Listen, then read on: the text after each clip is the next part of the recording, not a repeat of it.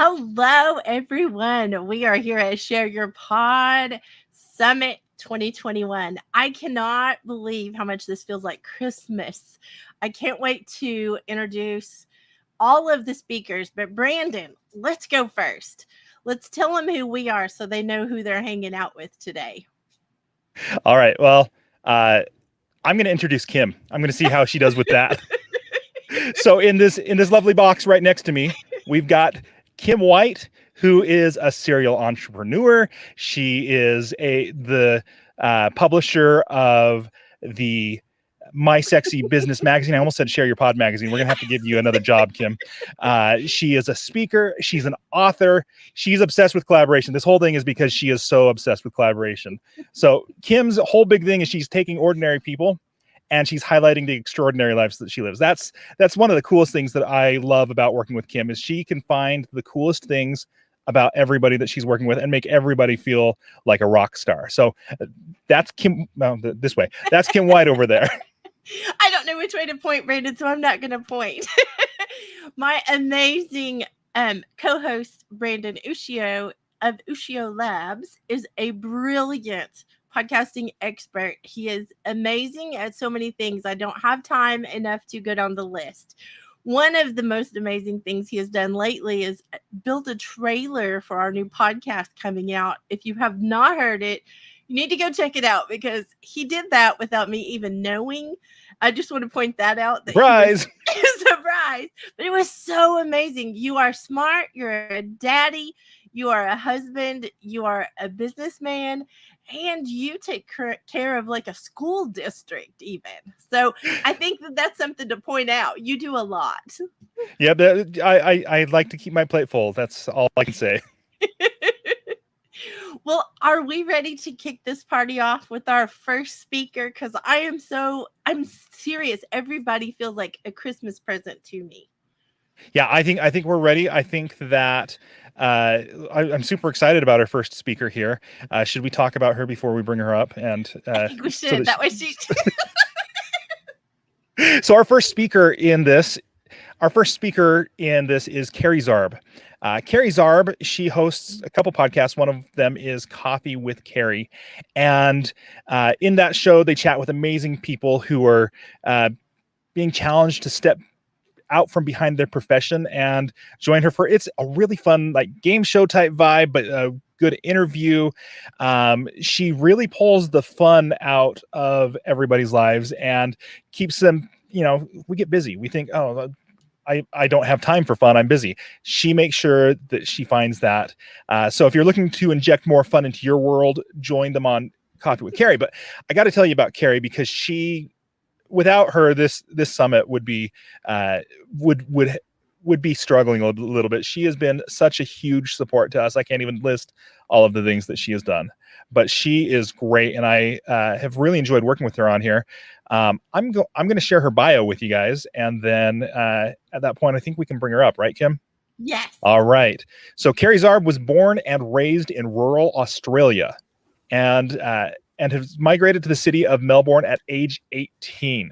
That's probably a shock to the system there. Growing up with hard-working entrepreneurial parents, Carrie saw firsthand what it looked like to be a business owner. Witnessing the long hours, Carrie opened her first business in 1999 and directly experienced what it was to be a business owner and quickly learned from the decisions that we need to make in business. Today, Carrie is the host of 2 podcasts and is passionate about both podcasting and small business, utilizing both her business skills, technical skills, and professional and fun sides across the 2 shows. Having been in her current business for almost a decade, Carrie helps other podcasters and business owners discover their passion, organize systems, and processes that lead them to success. Carrie is a qualified BAS agent and a Xero certified partner in Australia, working with clients on complex business figures to not only budget, but also cash flow forecasts to stay ahead in their businesses and finances. That's all way above my head. That's what that says. Carrie is really cool. She's known as the spreadsheet queen. She enjoys deep diving into the numbers that most people shy away from.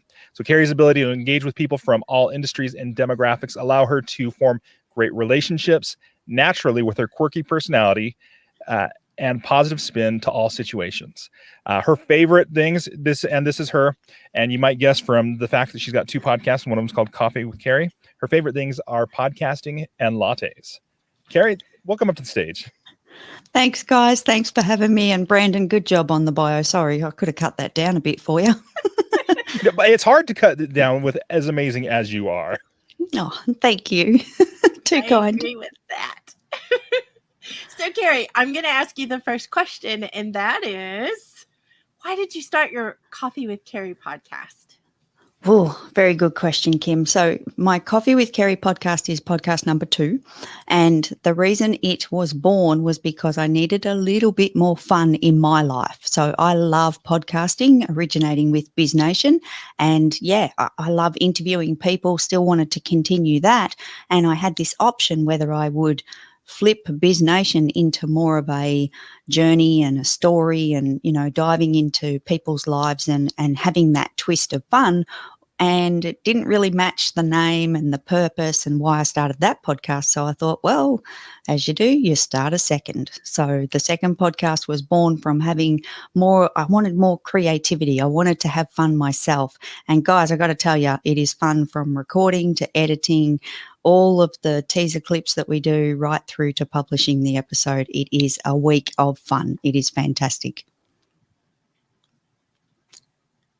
Carrie, that's awesome. I in this time, you've picked up a ton of expertise, especially having 2 podcasts in that time period. I want to ask you, what do you know now that you wish you would have known when you started your podcast journey? Huge question. Thank you. I think aside from all the technical stuff, equipment and, editing skills and all of that, it really comes down to knowing that it was okay to be myself. I needed to turn up as myself and bring it, and that was okay. I didn't have to really worry about people judging me, and I stripped away that fear of, what if people don't listen? What if people don't like me? And yeah, I just realized that it was okay to be me. So yeah. And you are a rock star. I just have to say, I'm going to give the kindergarten princess version of your bio. You love numbers, spreadsheets, marketing, podcasting, and having fun. That's like the simple math version. Good summary, Kim. Very good summary. And it's all true. Guilty as charged. So, Carrie, what else would you want someone to know about your podcast or even about you? What would you want them to know? I want to twist this around a little bit. For those that are thinking about starting a podcast, can I talk to that? I think the biggest thing is just start. Start somewhere. Like, yes, we want the great equipment. Yes, we want, the fancy microphone, and we want to have top-notch editing skills, or we want to have the money to outsource it. There are too many hurdles, there's too many things that get in our way to stop us from actually starting our show. So I just want to say to anyone out there that's thinking about it, it's a big task. It's not a 5 minutes to fame type of situation, but it's so rewarding. It's so enjoyable. So make your plan and start your show, because you will not regret it. If you are in any way, shape or form comfortable in front of the microphone or in front of the camera, just really hit it and get started on it, because learn the rest later. It'll come, you don't have to stress about that at the beginning, because join communities like what we've got on Clubhouse and get that information as you go along and learn. We all learn as we go. So it's fantastic. So I'm going to follow up with that right there. You said, just start, just learn the stuff along the line. What would you say the bare minimum that you need to just start is? You mentioned a plan, but aside from having a plan, what else would you need to start? I think, honestly, you've got to come back to some basics. If you can have a microphone to begin with, a lot of people start with their smartphones now. That's not such a bad thing, although we live in the world of microphones and all that kind of stuff. If you need to start with your smartphone, do it. if that's all you've got and you can't afford to, purchase and deep dive and you've got that itch and you want to get going, start with your smartphone for sure. So whatever you can get a hold of, level up to your microphone if you need to. If you've got a mic to begin with, that's great. Learn a few mic techniques and what you can actually do with that. But if you've only got a smartphone, start there. You won't regret it. Yeah, for sure. I love that. I am looking at my desk. I've got 3 different levels of microphones sitting in front of me. That's definitely the path that I took. Yep. I love it. So, Carrie, tell us something else that maybe no one else knows about you. Tell us a secret. Oh, there is one thing that I never speak of, and this might be surprising to both of you. I don't know if either of you know this, that I used to be in the fire brigade. So I used to go and put out fire. Yes, I used to go and put out fires. Absolutely. And I still do now, but just not in the fire brigade anymore. I love it. Yeah, now you put out numbers fires. Yes, correct. Extinguishers on both sides. I love it.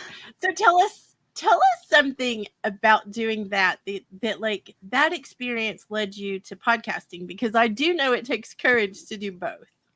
Oh, absolutely. Like the courage that was needed to, go through. There was basic training. There was late night calls because as a rookie firefighter, you got the pager system and you're on call 24/7, except for when you're at work. That was the only excuse not to turn up to the fire station is if you were at work.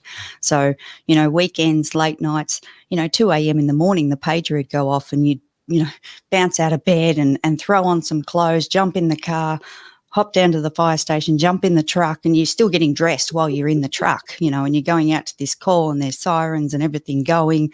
And yeah, getting on scene and, working out, like you obviously back to planning when you get on scene and what's going on. But yeah, the adrenaline was pretty fantastic. And at the same time, I learnt a lot. I learnt to work in a team, and obviously risk assessment and understanding the environment, because we were in a rural fire brigade. So it was very, grass fires, bushfires, that type of thing.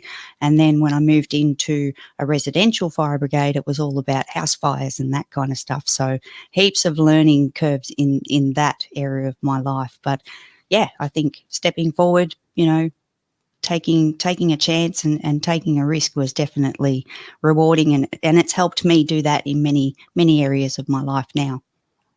All right, this is going to make some in the audience groan, I'm sure, but I can't help myself. I don't know how you were on the fire brigade, because right now you're on fire yourself. You're doing all these things. You can't run into a fire while being on fire. I will take your applause or your groans in the comments, people, I'm sure. But Carrie, this is amazing. This is, between all of these different tasks that you've learned and figuring out how to do those things. And I'm impressed that you were like, okay, we can apply these things in these other places. I want to know what, when you're out there, let's keep going along with this firefighting brigade thing, because I've talked to you so much and I had no idea. Do you, when you're going out there and you're doing that, you're not worried about how your teammates think you're working. You're not, because you mentioned, that one of the hard things was that you wish you would have known was not to judge yourself. People aren't looking at you when you're out there doing the work. People aren't looking at you about that. Is there any correlation there, do you think, from the fire brigade to the podcasting space? I think I've received the same feedback in just about everything I've done. And this is not to blow my own trumpet and put myself on a pedestal or anything like that. But in everything that I've done in my life, I've so dedicated myself and applied myself to, go the next level and learn more and find out more. So each and every time, no matter what it was, fire brigade, growing up on a farm, my first job, the podcasting, my first business and my current business, it's all been about the feedback that I've received and the people that have, commended me on the way I apply myself. I'm all in. If I'm doing something, I'm all in. So if you see me start a new project, expect great things, because I will just not rest until it reaches something pretty amazing. That's awesome. All in. I want to say you have been all in with your Coffee with Carrie podcast, and everybody is noticing. Like there are conversations coming up everywhere about what a rock star podcaster you are. And I just want to give honor where honor is due. Not only are you an amazing rock star podcaster, but you have rocked behind the scenes helping us pull off this summit. So I want to say that out loud one more time, that we appreciate you and all that you have done to contribute, not only as a speaker, but as behind the scenes helping us get stuff done. Oh, and guys, I have to say it has been my absolute pleasure. As soon as I heard that there was any need in any kind of, I didn't care what it was. As you know, I'll do anything. So I had to put my hand up and just, get it over the line any way I could. We are so glad you did. Yes. Thank you so much, Carrie. And thank you for joining us today. My pleasure. Thanks for having me. I'm so excited.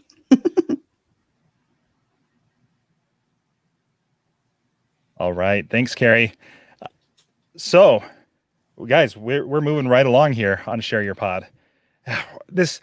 We really, I feel, I don't feel bad because everybody's to this caliber, but we are really setting the bar high for Share Your Pod, starting with Carrie.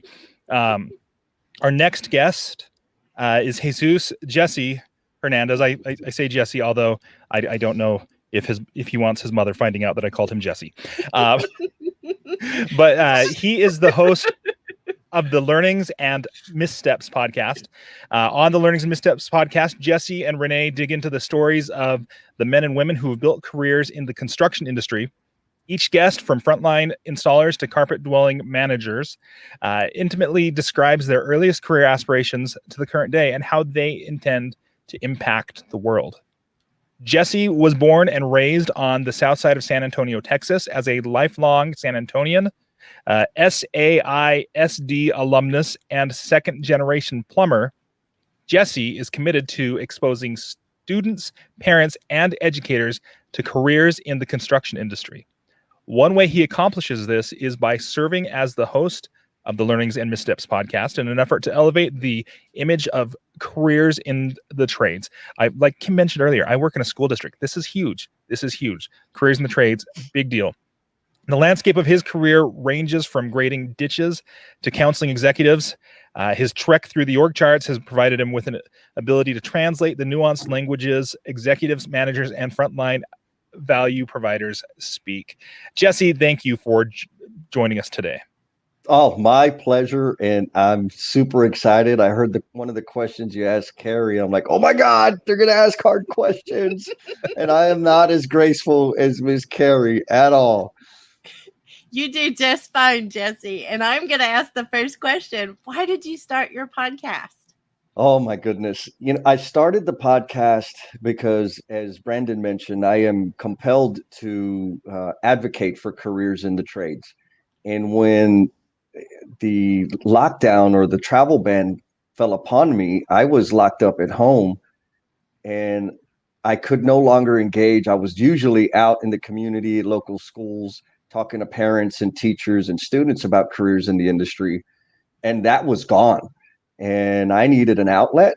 And I watched a biography of Danny Trejo. You ought to check it out. Machete, if you're familiar with Machete, that's Danny Trejo. And a message I received from what he was speaking was he does acting so that he can fund his passion. He wasn't doing it to be an A-lister leading man. And that just slapped me across the face and made me say, okay, stop pissing and moaning and do something. And I had previously been interviewed on a podcast. And so I hooked up with my buddy Adam Gates. I said, dude, what's it take to start a podcast? Because I got to get a message out. And boom, it's history. I love that. All right, Jesse, what is something that you've learned in this journey, in this process, that you know now that you wish you would have known back when you started? Because it's a whole process. There's a lot of stuff to learn. What's something that you wish you could have told yourself as you started this out? What I wish I knew back then was the appetite for the message. I was totally unaware that anybody even cared to listen to it. I had to, in my head, when I was reaching out to my network to be guests on the show, I felt like it was an imposition, and that I may be wasting their time because nobody'd be interested in hearing it. And what I've come to find out, that was absolutely wrong. And had I known it on the front end, I would have approached it with more confidence, and definitely taken the social marketing element. I would have had that set up appropriately, because the early guests, I think I underserved them in getting their message out, because I had social media accounts, but I didn't use the darn things. I love that. Why didn't you use them, Jesse? Well, because I usually, it's usually just goofing off. For me, prior to starting the podcast, social media, LinkedIn particularly, was really just about staying connected with my people professionally. Facebook was for me to be a big dummy and, say dumb things and post dumb things. And I wasn't on anything else. That's all I was using at the time. But once I got into this space, it's like, oh my goodness, I got to get rolling, because there's too many outlets. But anyhow, everybody uses and consumes content differently, and trying to figure that out so that I can share their stories. It's a different thing. Like, it's not social media for me anymore. It's really social marketing. And how can I use that to share and highlight these phenomenal people that we get to interview? So you mentioned, sorry, Kim, go ahead. Go ahead, Branden. Sorry.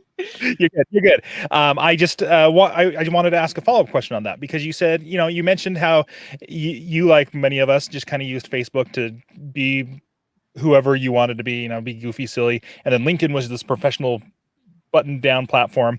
And then you said that, people use content differently, and that you've been figuring that out, and so that they could share their stories.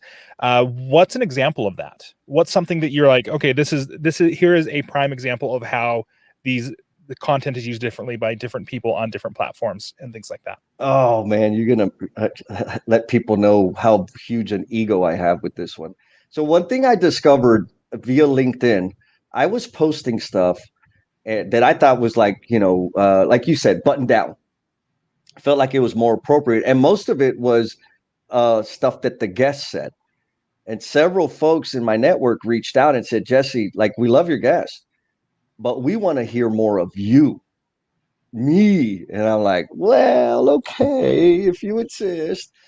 So I started like taking little snippets out of the interviews about when I'm saying things that I believe deeply and feel like that needs to be out there.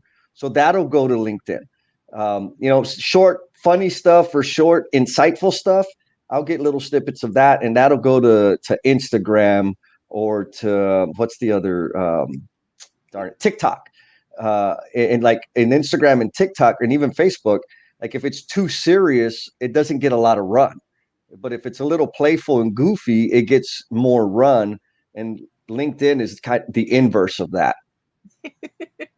Well, you are all over the place, though. I'm just going to say, I find your marketing very effective, because I find you everywhere. And, you have come at this with your own personality, which I love. You are very demonstrative. You are very fun. You are very intense with your energy.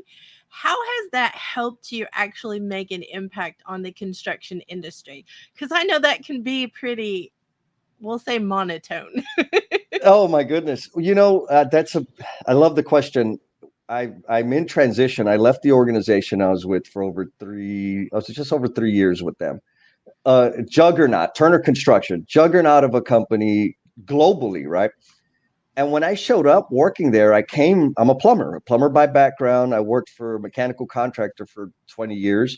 And I showed up kind of sheepishly, feeling like I had to ask for permission. And about a year into it, I realized, like, oh, they don't need that. They need, and people, Ian Smith, there was a couple of other people there that were like, Jesse, Lee Crump was another one. Was like, Jesse, we need more of you. Like, the way you show up when we're in smaller spaces, that's what we need. And I said, okay. So I had to get clear on what that meant. And it was the animation, the energy, my direct way of communicating and just saying, we got a problem. Here's the problem. And that unlocked a whole new audience. Like people were drawn to it because, like you said, in the space, it's pretty monotone. And as careers are, right, people are operating under self-preservation. So they're not really going to say exactly what they feel because of the implications it has on their career. And I'm kind of like quick and dirty. Like, what are you going to do? Call my mom? Like, if I hurt your feelings, I hurt your feelings, bro. And the more I lean into that, the more doors just seem to blow wide open. Well, you are a great example, though. Even podcasting, sharing your voice authentically has given you a platform to impact an industry by showing up as your real self. And I see podcasters who pull back from being their own self. They're afraid to do that. Like, how do you think podcasting changed you in that aspect? Like, well, that's the industry part, but how do you think podcasting actually changed that for you? So the way it changed it for me was like this convergence, because there was these things happening in my career that were signaling to me, be more you, like give yourself permission to be you. And when I got into the podcast, listening to myself, my baby brother Renee is my co-host. When we started recording, I was trying to, hi, this is Jesse with Learnings and Missteps, and, doing all that weirdness. And we would listen to it, and he's like, Jesse, you sound so stupid. I'm like, I know. And it was just, okay, let's try it again. Let's try it. And then finally we just started talking and captured that. And he's like, yes, that's what you need to do. I'm like, but I didn't do anything. So it was another indicator, just reinforcing the idea of just be your authentic self. And the haters are going to hate, let them hate. But the people that need the message are going to receive it. And if Jesse's your flavor, I got plenty of that for you. I can tell. I love that, Jesse. Jesse, that was, I love what you're saying there. Here in our last 30 seconds or so, I want to point out one line in your bio where you talk about you're able to translate the nuanced languages executive managers and frontline value providers speak, because they all speak different languages, don't they? Is that something you cover in your podcast? Then it's like when your boss says this, he's really saying that, or something similar? No, you've got to listen deeply to hear that exact thing happening. What I mean in translating is contextualizing the message that different people within an organization, because everybody kind of speaks a different code, and everybody's trying to get that information down to the people that are doing the damn work. And the people down there doing the damn work don't want to hear, well, we have an opportunity for improvement, and if we approach it strategic, blah, blah, blah, right? What they need to know is like, bro, we got to be done by 2:00. What is in your way so we can get it the hell out of the way so you can be done by 2:00? And because I've played through that stream, I can say it. I love that. I have in the work that I do, I've kind of followed a similar path in frontline to we call ourselves the grunts, but up to the people making the decisions, right? And we used to have a poster hung up that said, when the employees say that something's crap, what the management hears is, oh, this is great fertilizer and it's going to make our business better. And yeah, I love what you were saying there. Exactly. I love it. Thank you so much, Jesse, for being on with us today and being a part of this event. We appreciate you on the daily, but we appreciate you coming on and letting us highlight how amazing you are. Oh, y'all are great. Thank you. And good luck. It's going to be tons of fun. Thank you, Jesse. Thanks, Jesse. Oh, you were worried I was going to say some other words there, weren't you, Kim? Okay, just to be real and transparent, I'm on the back channel in the private chat going, no cussing, boys. Oh, that was a lot of fun. It's pretty relatable right there. Absolutely. And I am excited about our next guest too. He's another Christmas present, I think. I mean, all of these guys are, right? guys and gals. I think so. All right. So our next guest is, and you guys, if you're in Clubhouse, you know him, you love him. He's there all the time helping us podcasters out. Mike Ham from The Morning Spotlight with Mike Ham. So his show is a lot of fun. I was just recently a guest on it. That show is going to air in September, but the description is that you never know who's going to step into the spotlight. But by day, Mike Ham is a commercial real estate title insurance salesman. And while that may not sound too exciting to the average person, buckle up because this podcast is, and it really is. Whether Mike is talking or taking his audience to school by interviewing a high-profile member of the real estate industry, or adding a different kind of value by bringing on interesting guests that he thinks his audience will enjoy. When the mics turn on, the energy is high, the conversation is rolling, and you're sure to have a great time. Mike has called himself and has titled himself, and it has been validated by many. Mike is the coolest guy in title insurance. That's right. Mike Ham is a sales executive with Fidelity National Title Group, the nation's largest group of title companies and title insurance underwriters. Throughout his career, Mike has been an extremely active networker, forming the next generation of New Jersey networking group to give young professionals of all industries an opportunity to connect, collaborate, and grow together.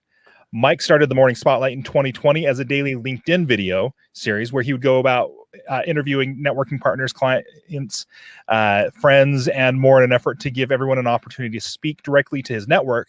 And after 3 months and 60 episodes, that's a lot of episodes right there, of the video series, The Morning Spotlight transitioned to a more traditional podcast format that it is today, which primarily focuses on real estate, but has discussed business, mental health, health and fitness, and more. He's interviewed high-profile members of the real estate industry, professional athletes and coaches, and others that provide his listeners with great insights on business life. Mike, I'm just the only umbrage I'm going to take with this, and I know it's because you submitted it before I was on your show. You didn't mention that I was on your show, but that's true. Yeah. Well, now that you have been, and I can't post that you have been on the show until you're actually on the show. You know, I gotta wait till September to actually put I had Branden Ushio on the show, just because it wouldn't make any sense. People are gonna be like, who's Branden Ushio? But once it does, I'm gonna put professional athletes, musicians, business leaders, real estate professionals, and Branden Ushio, because obviously they're all right there on the same I'm mollified level. Now, Mike, thank you. Wait. But no, I actually literally, I don't know if you could see this, but I wrote down Kim White on TMS, The Morning Spotlight, for a real estate marketing perspective. So that's a note that I made for myself. I will most likely lose this sticky, but we're going to try to get you on the show. I promise. I promise. You heard it here. Share Your Pod Friday at 11:33 my time. Love it. So we'll talk. I so appreciate just being considered, Mike. Yeah, of course. since you are the coolest guy. That's right. In title insurance and podcasting. Oh, thank you. That means a lot, because I'm coming. I mean, I'm the third one up here. Yeah, Brandon's getting a little upset there. It's true. It's true, Mike. Yeah, the third one up here, and like was a little bit nervous listening to Carrie and Jesse. I'm like, how am I going to follow this? But hopefully, I can do my best and then set a tone for the rest of this Share Your Pod Summit.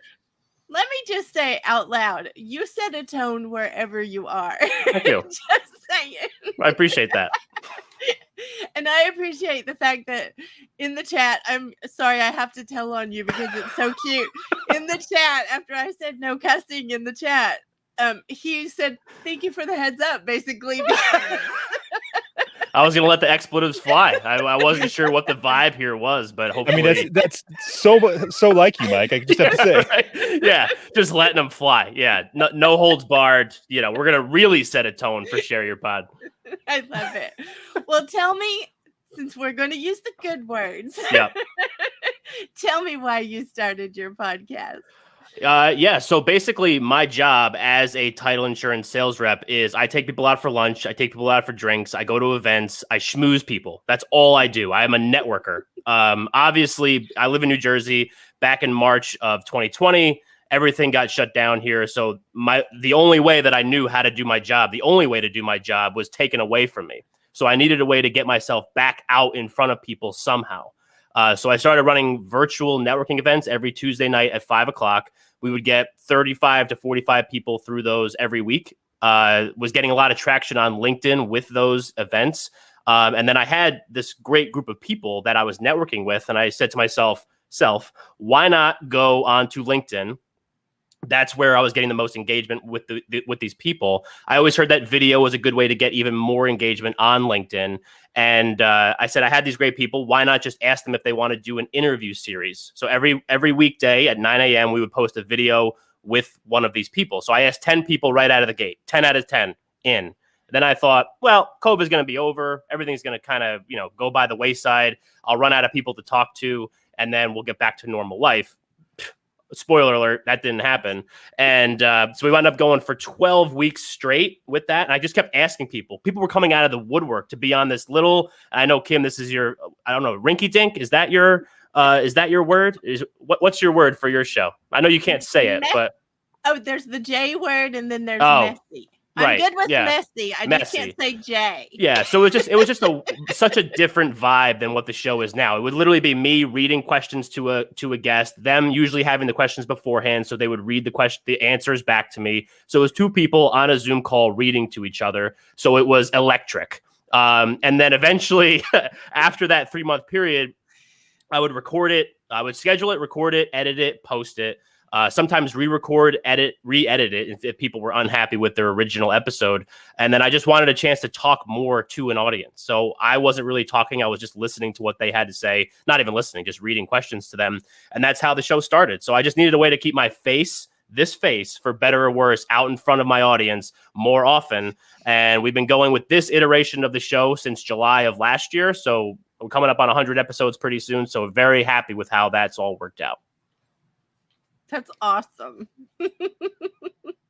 So, Mike, doing a daily show. You have done more podcasts in this time than a lot of people who are just doing the weekly shows. What have you learned in your process here that you wish you could have gone back day one, Mike, even the LinkedIn video series, and say, "Guy, you gotta know this. This is the information. What do you know now that you wish you would have known then?" Yeah. So Carrie stole my original answer. So be yourself. So I'm not going to use that one. I'm going to give you something else. And this, I think, fits the whole share your pod community. So I hope that you're ready for it.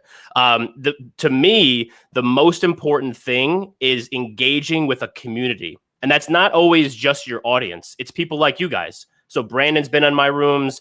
Kim's been in my rooms. Clubhouse has been a community that we've all benefited from. There's just so many different areas where you're able to meet people, engage with people, and not only communicate with your audience, because if you're resonating with people, if you're being yourself, generally you're resonating with a very specific audience. And if you're doing that, you need to engage with them. And that's what I did not do at the very beginning. I mean, the LinkedIn video series would get 1,000+ views almost every single time I would post it on LinkedIn. And we were doing it every single day. And, obviously we're not at that level now with this show as far as just listens on these different podcast platforms, because that would be amazing. We're just not there yet. But once I started this show, and then really once December, January rolled around, and I started learning more about how to actually be social, be social on social media platforms. That's why they're called that. Go on there. Katie Brinkley said that on my show, so I cannot take credit for that. But be out there and be engaging with your audience. Talk to people, all that kind of stuff. So I think that would be the most important part of what I should have known when I started, is figure out what the community is and talk with them, because you'd be surprised with how many people are actually part of that community. If you never ask, you never know. But if you do ask, you'll be surprised with what you get back in return. I love that. I love what you just said. I have to process it though, Mike. As the kindergarten princess, I have to sit over here and Yeah, it's totally cool. Yeah. Well, I think I was really impressed right there when you were talking about engaging with your with your community and not just your audience. Yeah. And I grabbed two things out of it. One of them you kind of mentioned already. You don't know who's in the space that you're going to need to know. So, you start talking to podcasters about a bunch of real estate stuff, and maybe their brother, husband, wife, cousin, sister are in the space, and they can say, "Hey, you need to know about this guy," and send them to your podcast. So that's huge right there. Yep. And you went on to talk about that, but I like the fact that you said community and not your audience, because the second way that I took that was, they're not just the people who listen to you, they're part of your community. Because I feel like community is more than just audience. So what have you done to kind of build this community and strengthen the community? Because it's a lot of work. Yes, it is. But it's more, the biggest thing, the number one thing is just showing up wherever you can and showing up as your, authentic self, if you want to say that. The more you're able to do that, the more you're able to attract people that are like you. Like the vibe, I'm a big believer in the vibe that you put out. That's what you receive. So if you put out a crappy vibe, I hope that doesn't fall under the cussing thing. Sorry, it just came out. I already said that word. We're good. Okay, good. All right. So if you put out that vibe, that's the type of person that you're going to bring back. If you put out a great vibe, like the three of us do, these are the types of people that you attract. So why wouldn't you want to do that? So I think that's the number one thing is, so when I started, I got myself involved with different communities like PodMax, and then Clubhouse was obviously a big one for me.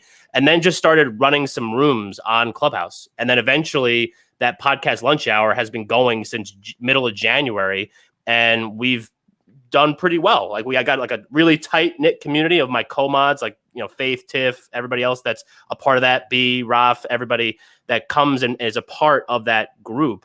And then everybody that comes in and contributes to that group on a daily basis. We're not doing it today out of respect for Share Your Pod, but that's what happens. And then all of a sudden you do this, you put yourself out there, you show up, you try to help people as best you can. I don't pretend to be an expert by any stretch of the imagination, but I'm giving people a space to get their questions answered, to talk with other people within that community, because it's not just me as like the guy and everybody else is like my peons of my community. We're all in this together. We're all trying to figure it out together. Some people have more information than others. So the more you're able, it's really just showing up and giving everybody a chance to talk with you and engage in those conversations. That would be how I think I've done that. You've done a great job of that. I will say I was in the 100th consecutive room that you had done, and I was so impressed by that. You have no idea, because consistency is something in podcasting and business and in our lives that attracts the right people, and it also shows you how faithful someone is. And so I was very impressed, still very impressed, Mike. Thank you. Just saying, even though I haven't been invited to be, It's on the sticky, Kim. It's on the sticky. And the stickies are a gateway into his mind, apparently. Yeah, so. There's literally no other way that you can get in this brain, but I'm gonna put it right here on my computer screen. Boom. So I will not forget. Mike, I do have to tell you though, in that 100th room, Kim starts messaging me, "Who is Mike? He's a big deal in the space, isn't he? Like, this guy is amazing. He's great." Like, so you're right. Like, you put out that vibe, and Kim was all like, "Yeah, this is right." It attracted similar vibes. It attracts the best. You should not be telling lies. I did not do that. No, not like who is Mike, but like I got to know who this guy is, because he's a big deal and he's going places. Who's Mike? Come on, who is this guy? Who does he think he is? Not like that. I said that wrong. What a fraud this guy is. Let me just say, you all are both hot messes. Let me just say that out loud. 100%. Yeah, I make no bones about that for sure. Well, I appreciate you being that hot mess and setting that stage, because it does give us a place to come and ask questions and to just engage and be a part of the community. So I, for one, do thank you. And I do know who you are, Branden.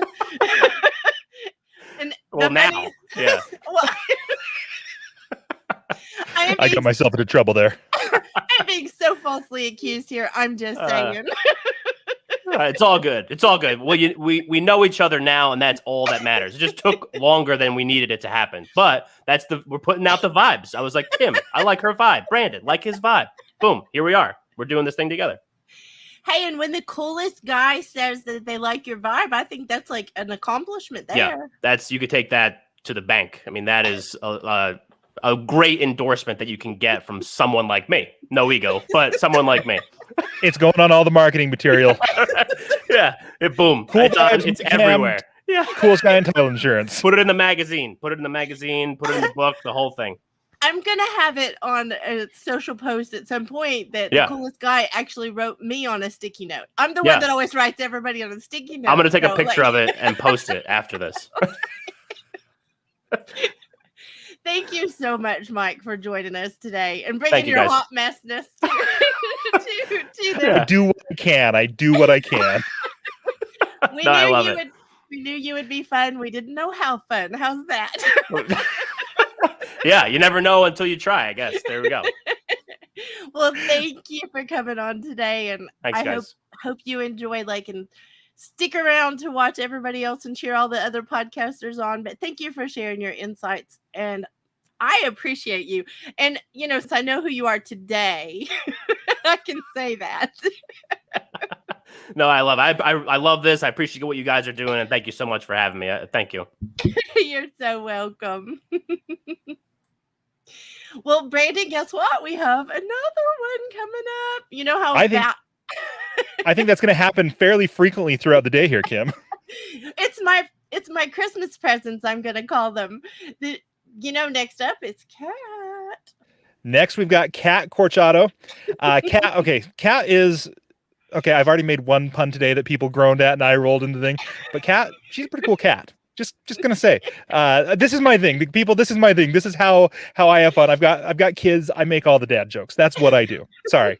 All right. So Kat Corchado hosts the Sisters in Service podcast, which is a podcast for women, men, military veterans, military spouses, Blue Star, Gold Star families.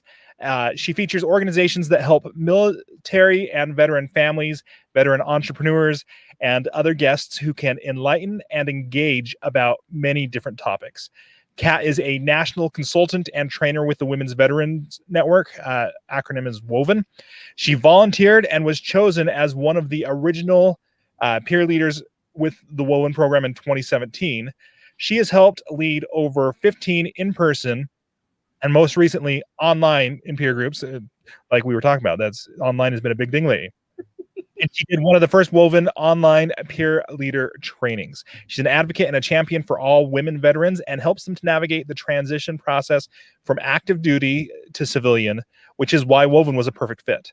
Prior to her position with Woven, Kat retired from the U.S. Air Force at Charleston Air Force Base, where she spent her career in communications and retired as a project manager in communications. Herding cats is what I think that translates to, Kim. In addition, Kat has spent over 37 years in the fitness industry as a personal trainer and a Pilates instructor to help women with their health and fitness needs. In addition to that, Kat is the host of the podcast and sister service Conversations for Women about women, veterans, military spouses, Blue Star and Gold Star families. Kat, thank you for putting up with my terrible puns. Thank you for being here. This is I'm so excited to be able to talk to you. I'm so glad to be here. Thank you, guys. Well, and Kat, you have insider information when I talk about herding the cats. I'm not talking about the cat. I'm talking about herding all the unruly cats. I totally get it. You know what? I will just have to say, just as a disclaimer, as Kim pointed out, I am a hot mess. I did not mean it's like I made the pun of being a cool cat. I did not even connect herding cats to that. We've just been talking about that. I'm not talking about herding Kat Corchado. I am talking about, I've been on the other end. I work under project managers from time to time, and I know the struggles they have to deal with because I'm one of them. And I thought I was the hot mess. You're just in really good company, Kat. That's what it is. Oh, okay. I like that. So tell me, let's just kick this party off because I can't wait to hear your answer. Tell us why you started your podcast.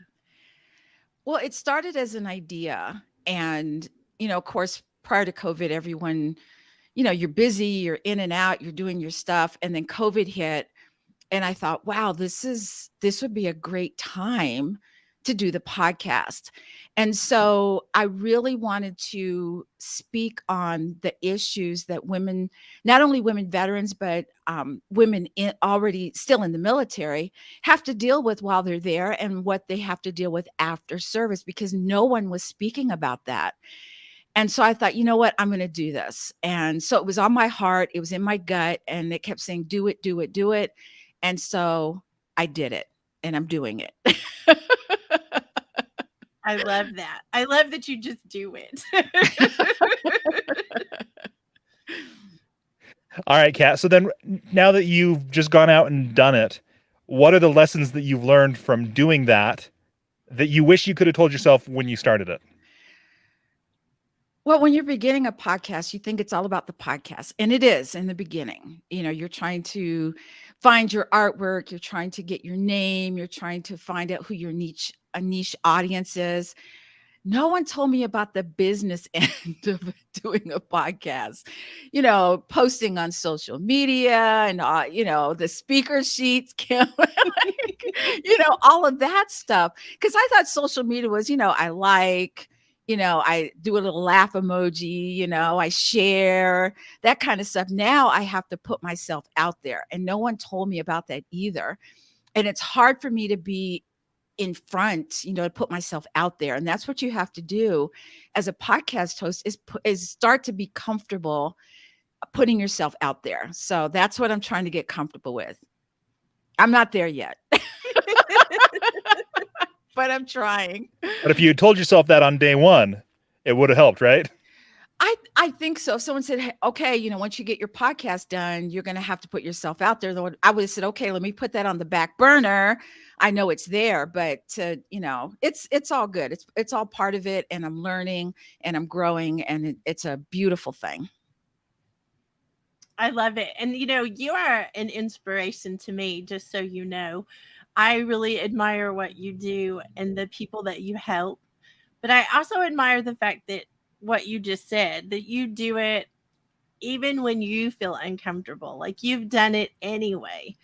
So even doing the speaker sheet, like what made you be able to overcome that fear? And how can you tell someone else that they can overcome that to do it as well? Sometimes you have to, when you fear something, you have to figure out what it is you're afraid of first. And then once you figure it out, just take tiny steps towards it. So I always knew that I wanted to be a speaker in front of people. And when you said, oh, your speaker sheet, and I'm like, holy crap, what's a speaker sheet? And then I found out what it was. And I went on and I was trying to create it. And I was like, oh, this is so hard. And I took a step back and I said, okay, let me do this. And it was a hot mess, the first one. But Kim helped me. She was really nice.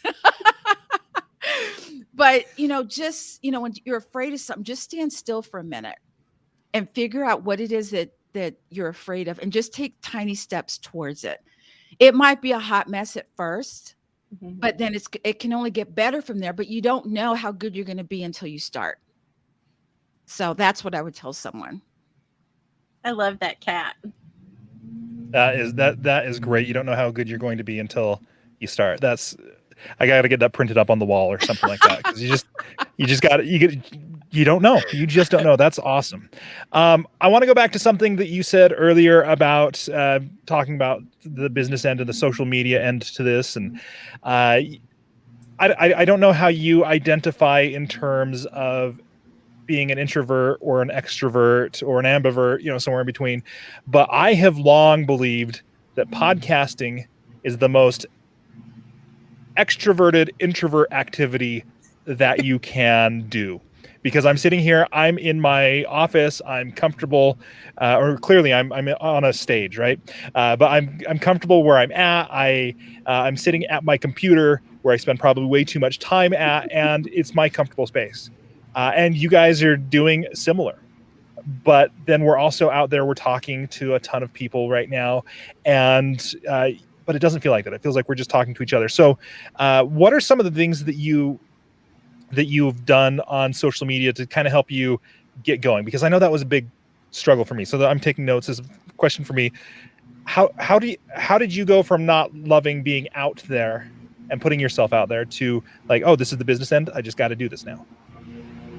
Well, I think one of the things that made me most uncomfortable was actually taking pictures of myself and putting myself on social media in pictures. I can't I hate seeing myself in pictures. It just makes me crazy. And so I realized that I'm actually going to have to do that. So my husband, bless his heart, he'll say, here, let me help you. and he will take pictures of me. He gets me to laugh, and he'll take pictures of me when I don't know. Because when you're staged, when they're like, oh, tilt your head this way and lift your chin and now smile, and you look like this really crazy robot person in a picture. On top of which, when I take pictures, I'm always the person that's yawning, or I blink when they click the shutter. Everyone else has a beautiful smile, and I've got my eyes closed. It's ridiculous. And so I just, he helps me a lot, and he'll take a bunch of pictures of me, and then he'll say, okay, just pick one and put it on social media. And most of the time when he takes the pictures, I'm like, oh, okay, I like those. I'll put those out there, So putting pictures out on social media was a big deal. Now I got to get my voice on social media, which is another scary thing. So doing reels and doing all of that stuff, I'm learning as I go, and it's going to be a hot mess, but you know what? It's okay. I love that. What do you say, Kim? It's going to be messy. Yeah, that's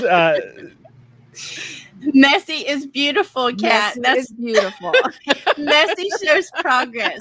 If you're doing the best you can do, then that is the best there is. Like, messy is good.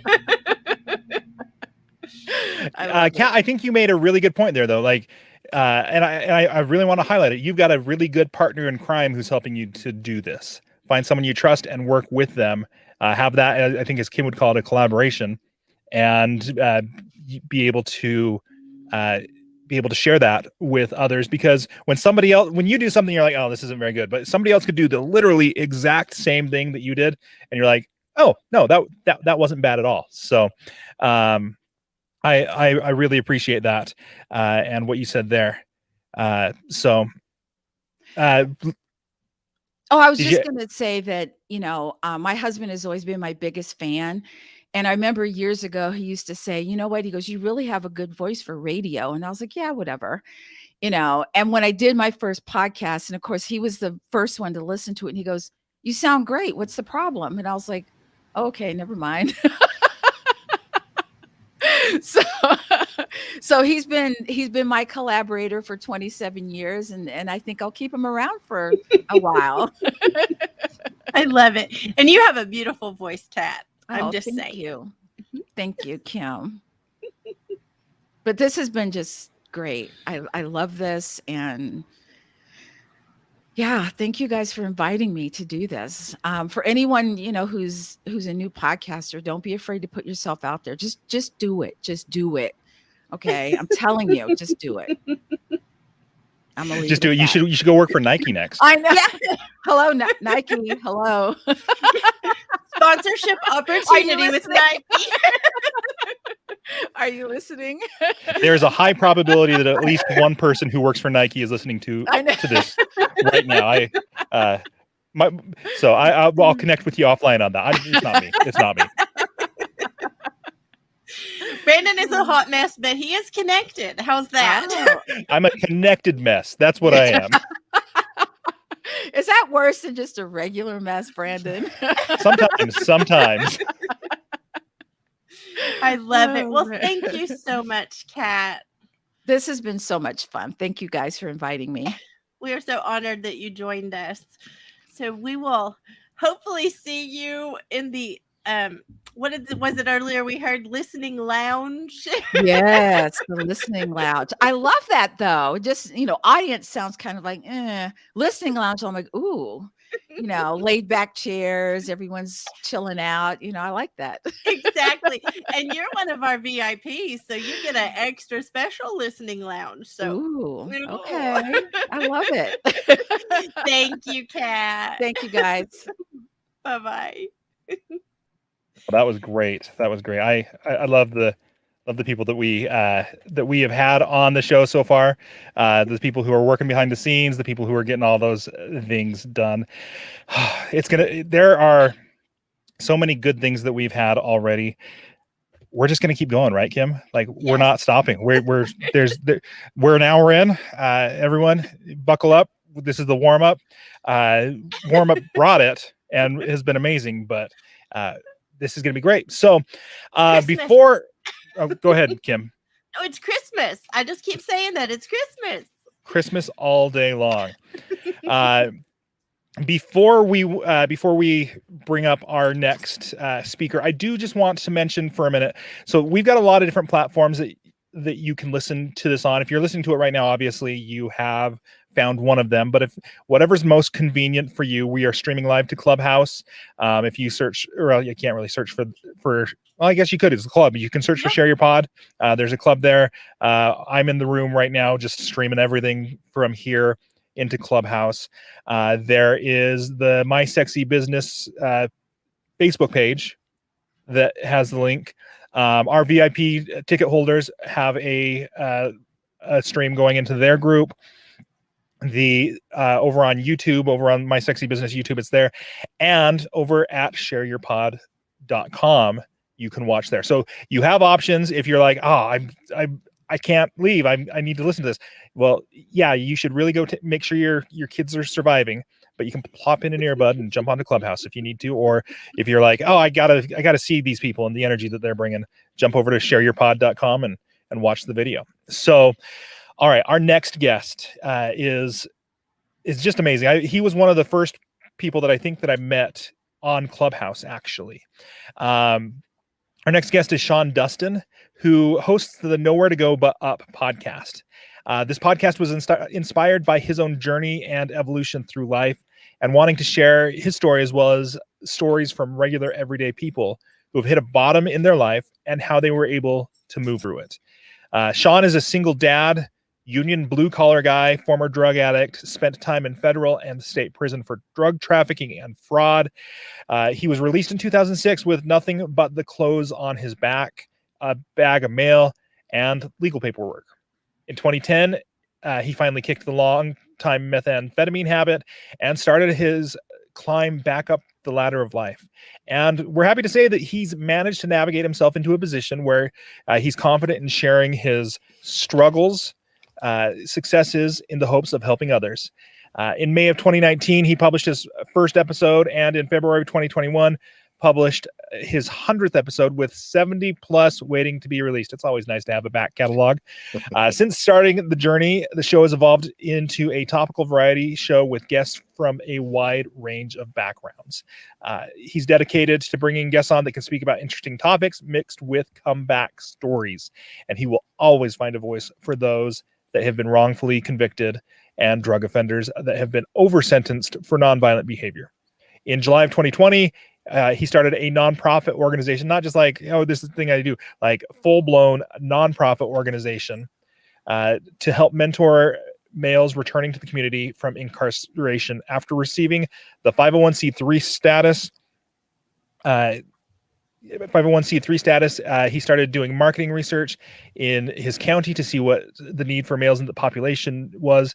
And after talking to probation officers, probation managers, and other community-based programs, he's narrowed his demographic down to transitional age youth, 18 to 24. That's such a crucial time period. So his goal is to provide a structured housing facility that would offer programming, mentorship, job assistance, life skills, training, transportation, responsibility, accountability, content creation training, a peer-run podcast, live stream show for the program, and a coaching and mentoring program based on the folks that are already in his networking of guests, many of which have agreed to help out. Sean, is there anything that you don't do? That was a lot. Jeez, I need to shorten that thing up. It's hard to shorten because you really have done all these things. Like you've had this amazing journey, which explains the title of your show, and then your nonprofit is doing just like crucial things. Like that 18 to 24 is probably the first half of the decade of decisions that people have to make. And so, Sean, that's really amazing work. Thank you for doing that. Well, thank you for recognizing that. And it's when you know better, you need to do better. And that can encompass a whole bunch of different things. And that's kind of where I'm coming from in a lot of the things that I do, because for a long time I didn't know better. And, I was doing all kinds of things that were wrong and not good. And now I can, be an example and also teach other people my path and my way, from the population of folks where I come from. So So having said that, Sean, why did you start your podcast? Well, that's a great question. And I am so glad that you asked it, Kim. You know, when I started my podcast, it was literally because Joe Rogan said so. Honestly, you know, I listened to Joe Rogan for about 3 years before I started my show. And, you know, he would always tell his guests on his show, you should start a podcast. You should start a podcast. And well, if anybody that religiously listens to a podcast, you and that host start a relationship pretty much, you know, and you really think that they're talking to you and you're spending time with them. You know, when they're emotional, you can hear everything in their voice. And so I literally thought, you know, he said it and I did it. And, you know, here we are over 2.5 years later, 135 episodes published, lots of speaking engagements, you know, lots of different, I think I've been on over 60 or 70 different shows in the time that I've started my show. So, I mean, you know, lots of great doors have been opened up through podcasting. You know, I think it's a very special, a special kind of content, right? You know, because the way that you have to listen to it, and especially if you listen to it, you know, very actively with earbuds in your ears, I mean, you're a fly on the wall of all kinds of good stuff. So that's really that's why I started it. But a little more so into that is that, you know, I had a story to tell. I've been through a lot of different things, from addiction to incarceration to all kinds of stuff, you know, bad behaviors galore, right? You know, I was this person and, you know, I was finding my way through podcasting, and I thought it was just be an amazing way to get my story out there, but find out how other people that struggled with things, like, how did you get through it? You know, and I wanted other people to be able to hear that because, you know, back in the old days, and that I'm going back to when we were in villages. I mean, that's literally how we had things, right? We were by the fireside. That's how we learned from people. You know, we learned through stories and through, you know, other stuff like that. And so it's very powerful.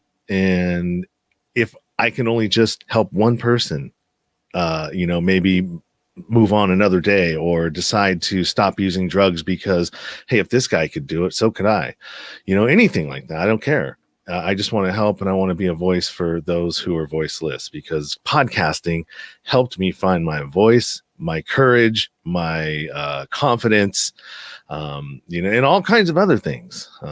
So yeah, that's why. I love that answer. Sean, that is great. I wrote down a couple quotes from what you said that we're getting some great little golden nuggets of advice from you guys. I can't say thank you for that enough.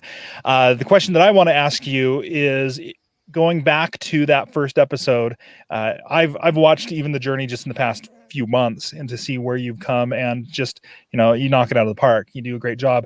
What is it that you wish you could tell yourself when you started this journey? What would you tell to yourself to help you to skip some of that pain in the learning process that we've had? Stop, go back. Don't do it. It's not worth it. Don't do it. No. So that is also a great question. But there's a lot of there's a lot of answers to that. For myself, especially, you know, I had no idea how. I just thought, like, you know, you listen to a podcast, it seems so easy, right? It seems, oh, I can record my voice and I can, you know, upload it to Libsyn, and yeah, that's so easy. I mean, Jesus, I could do that. And then once I did it, and then I started, like, well, I think it went to, like, I started with the Facebook groups, right? You know, you get on all of those and you start getting into the threads and trying to learn about, like, how to do this thing, because you're listening to other stuff, but what I'm doing doesn't sound like what they're doing. And so it's like, then you get into this whole rabbit hole of, like, okay, now I got to do this. And then you get another piece of information from over here. And it's like, oh, I need to be doing this. And it's just this thing, right? And then you got YouTube University as well. You got to get over to there, and, you know, you're getting all this information in, right? And then you're finding a lot of roadblocks too, like, paywall. It's like you're digging through some stuff, and it's like you get down and you feel like you're almost ready to get to a piece of information. It's like, bam, there you go, a paywall. You got to go back and figure out something else because you don't want to pay that, right? It's like, I'm not making any money at this. This is a hobby, and So, anyways, there's just so many different things that I wish I would have known. I wish more than anything, I probably would say the number one thing that I wish I would have done was treated it like a business from day one. And because now I'm like 2 years into it, just got an LLC, and like I could have, like if I would have just done that from the beginning, I would have been, maybe in a better position to take advantage of some of those PPE loans because now I'm sitting and doing my job, which is getting it really, really, really getting in the way of what I should be doing. Right. Those pesky day jobs. Yeah. I mean, they just, they kill motivation. They kill, dreams. They make some dreams, they kill other ones. But no. I love that advice that you gave about starting with a business, starting out intentionally. I like to tell people to start with the end in mind when I'm telling them to start their podcast. And I remember the first sponsorship that I got. I tried to look professional, but I didn't have any of the back end business stuff. And the first sponsorship that I got was they had such a hard time writing a check out to a personal person, not a company. And so that's some great advice there, Sean. I also really liked when you were talking about, it can't be that hard, right? Yeah. So I started my podcast after listening to a radio personality who did a podcast. I'm like, if these yahoos can do it, there's a lot going on there. There's a lot. Yeah, there's so many different legs of it. But one thing I do have to say, and for anybody watching, the RTP folks, like when I got to Clubhouse, and I got there in about January, I would say, I like I said, I've been doing all of the, the YouTubes, the Facebook groups, even I dipped my toe into Discord and was like, I don't even like how that goes, because it's really hard to figure out how these guys do their thing, like to even post anything there. So I got away from that. But anyways, it wasn't until I found RTP and the folks and everybody here. I mean, because when I say RTP, if we all know each other, right? So I consider all of us RTP, right? It's like a family. And like I remember the early days of the podcasting after dark, man. And I was thinking about this when I was taking a shower, not to be creepy, but what I was going to talk about. And it was, I remember when we would have the podcast after hours, right? And we would go into hours, man, like so late. Super late. Like we were just handing off the baton to Mod, right? All right, you keep it going, you keep it going. But it wasn't like for a marathon, keep it going. It's just that the conversation was great. And it reminded me an awful lot like when I was a kid, like in junior high, and I was on the phone all night long with my girlfriend, and we would fall asleep on the phone, right?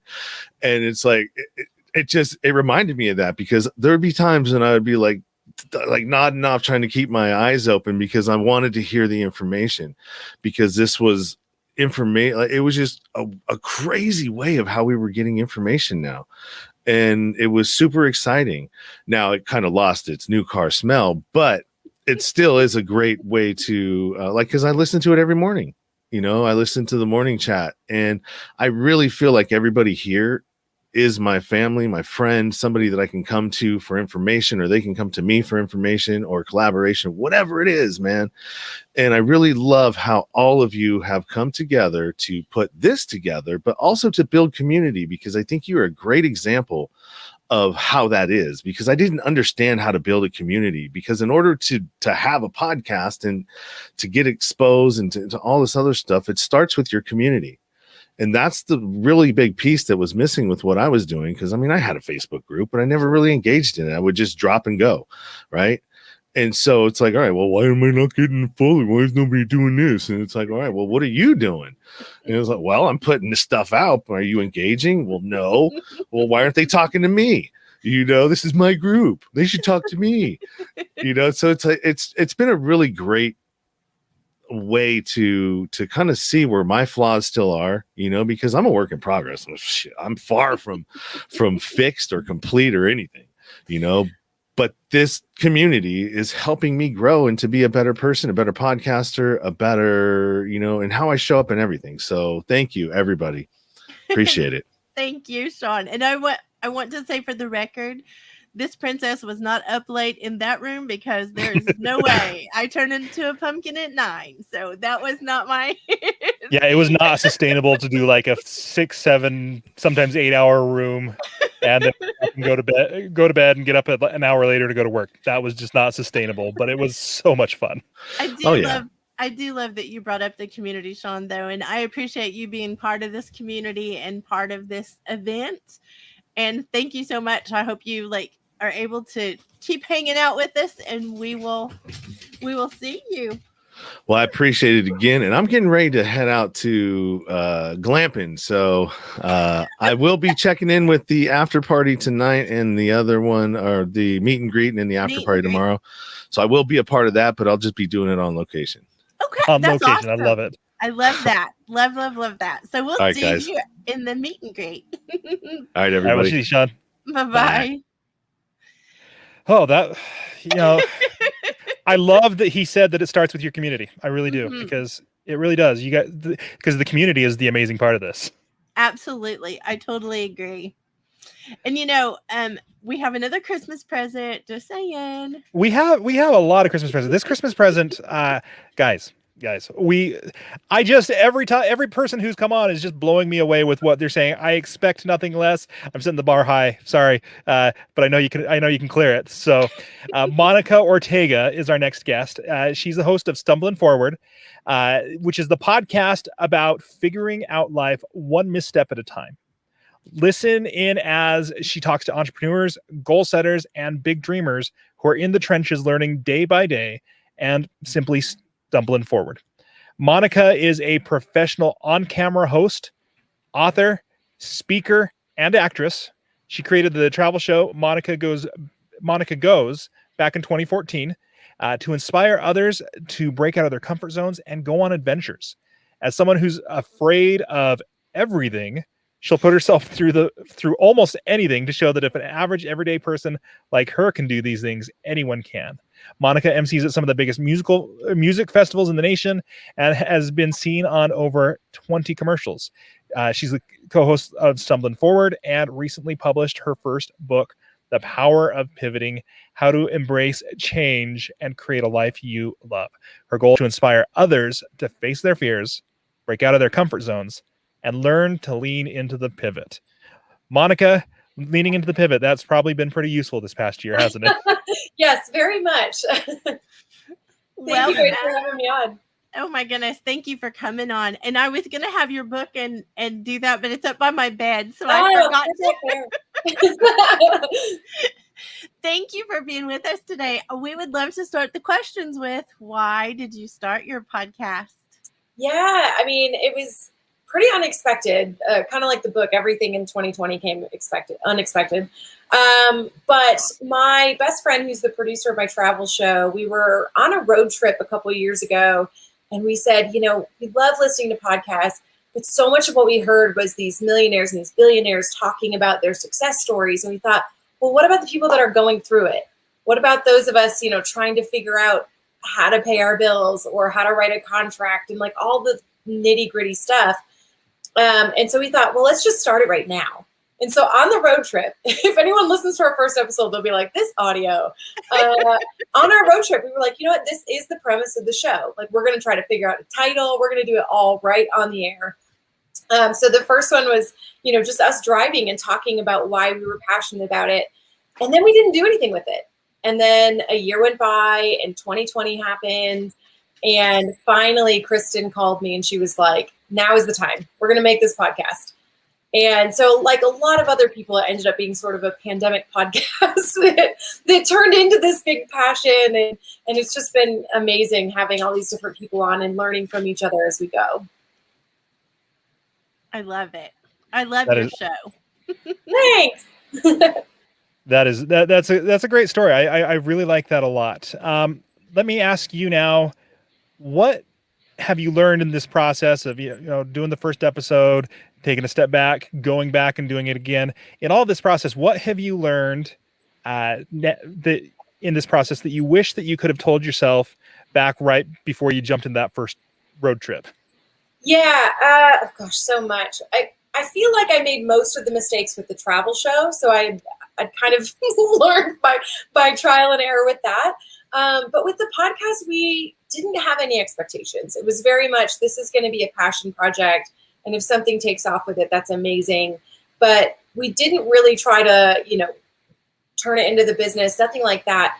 But I do wish I would have been better about time blocking in terms of like scheduling out guests, things like that, because it kind of became, hey, whenever you guys are free. And then I found myself working my schedule around it, and it sort of lost its passion for a little bit until I figured out how to really create that schedule around what Kristen and I are doing as opposed to around the guest. And then we're just kind of catching up. So explain that a little bit more to me, because time blocking, I really think that is the best way to do interview shows. Actually, if you go into Apple Podcasts, you can search for Share Your Pod. I think what we're doing today is the ultimate time blocking, where we are interviewing, over 60 people, including yourself, about this. What is there any tips that you have for doing this time blocking and deciding that? Yeah, batch work in general has changed my business. And I think because, so often as podcasters, we also have other jobs, other passions. It's really, really crucial to sort of time block in terms of, okay, for the next 2 hours, I'm working on just editing the podcast. For guests, they're allowed to sign up Tuesdays and Thursdays from these times, and we schedule 4 guests in one day, as opposed to them kind of going, okay, I can do this hour on Wednesday, and then I'm rearranging my schedule. So really getting clear on when you're going to do different parts of your business, whether that's your podcast, your passions, any other thing you're doing, can help you manage a lot of things without feeling like a crazy person and get it all done. That last part was really important. And get it all done. Definitely. I like that. I like that a lot. And I also really liked that you pointed out that you learned your mistakes on your first show. Yeah. I think a lot of people who've done multiple shows have done just that. It's like, okay, I started with what I thought I wanted. Lots of lessons to learn there, and then version 2, show 2, however you spin it, you get to not face those same struggles again. Yeah, I was actually impressed. Sean said it, 2 years in, he made an LLC. I just got mine yesterday, and it's been 7 years, so he's way ahead of me. I love that you share that, Monica. One thing that I love about you, and I have to just go back and say this, is that your transparency is very motivating and inspiring for so many people, because you have not hidden your pivots. You have not hidden those, and you have done quite the contrary. You have put them out on the front porch. Oh, I've said my bank account totals. I've everything. I'm very clear about the struggles that come along with following your passions, but how it's worth it. Well, how does because I do have insider information. I want to say that out loud. So I am asking a directed question that, not to confuse you, that I don't know the answer, but I would love to hear the connection between your podcast and your book and the whole pivot process. Yeah. Because that is an amazing piece of your puzzle. Yeah, it's funny. Actually, from Clubhouse, I ended up hiring a business coach, because when the book came out, I ran into, I've got a travel show about facing fears. I've got a book that talks about pivoting and divorce and career change. And I've got a podcast about entrepreneurship. And I thought, I need somebody to help me make these pieces fit.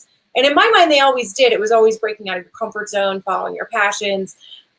So what we did with the business coach is it turned into masterminds and coaching, but then we nailed it down to adventure retreats. So it's this combination of, we face our fears in the afternoon, rock climbing, whitewater rafting, but then in the morning, we're dealing with the mindset portions. We're dealing with, the entrepreneurship struggles and goal setting and helping people chunk out their time and really set them up for success. So that is my big passion now, the travel show, the podcast, and then these adventure retreats where we kind of do it in person with people. So that's how I've sort of pieced it all together. But it is it is still a bit of a mess. That's why I said it's important to time chunk, because even now I'm like, what am I doing in the next hour?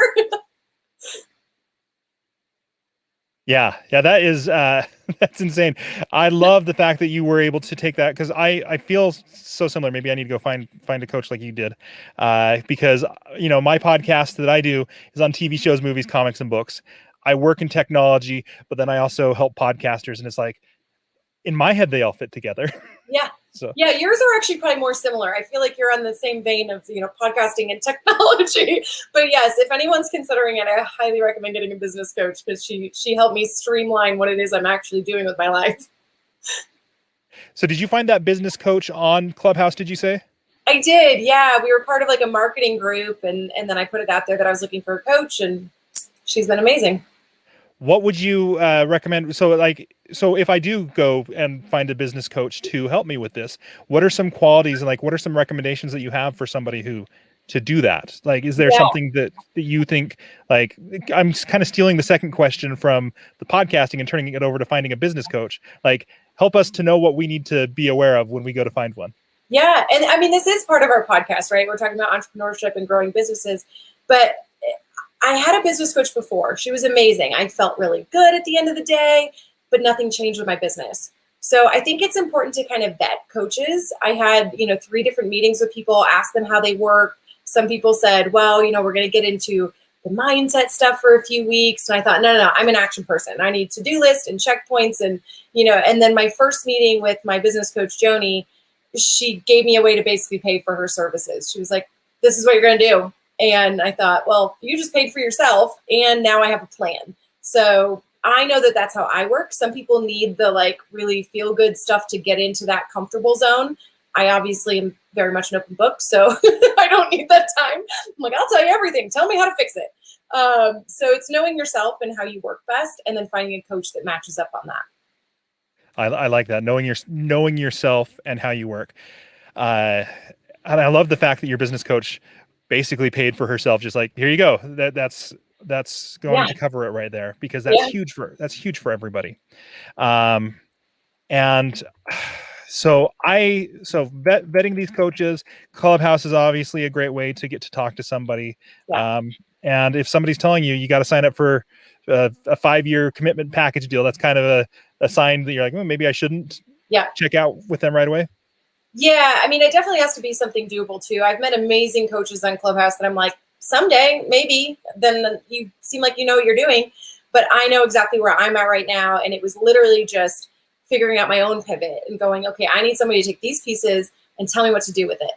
And, once I found that in a coach, that's all I really needed. It didn't matter if they charged $10,000 or $200.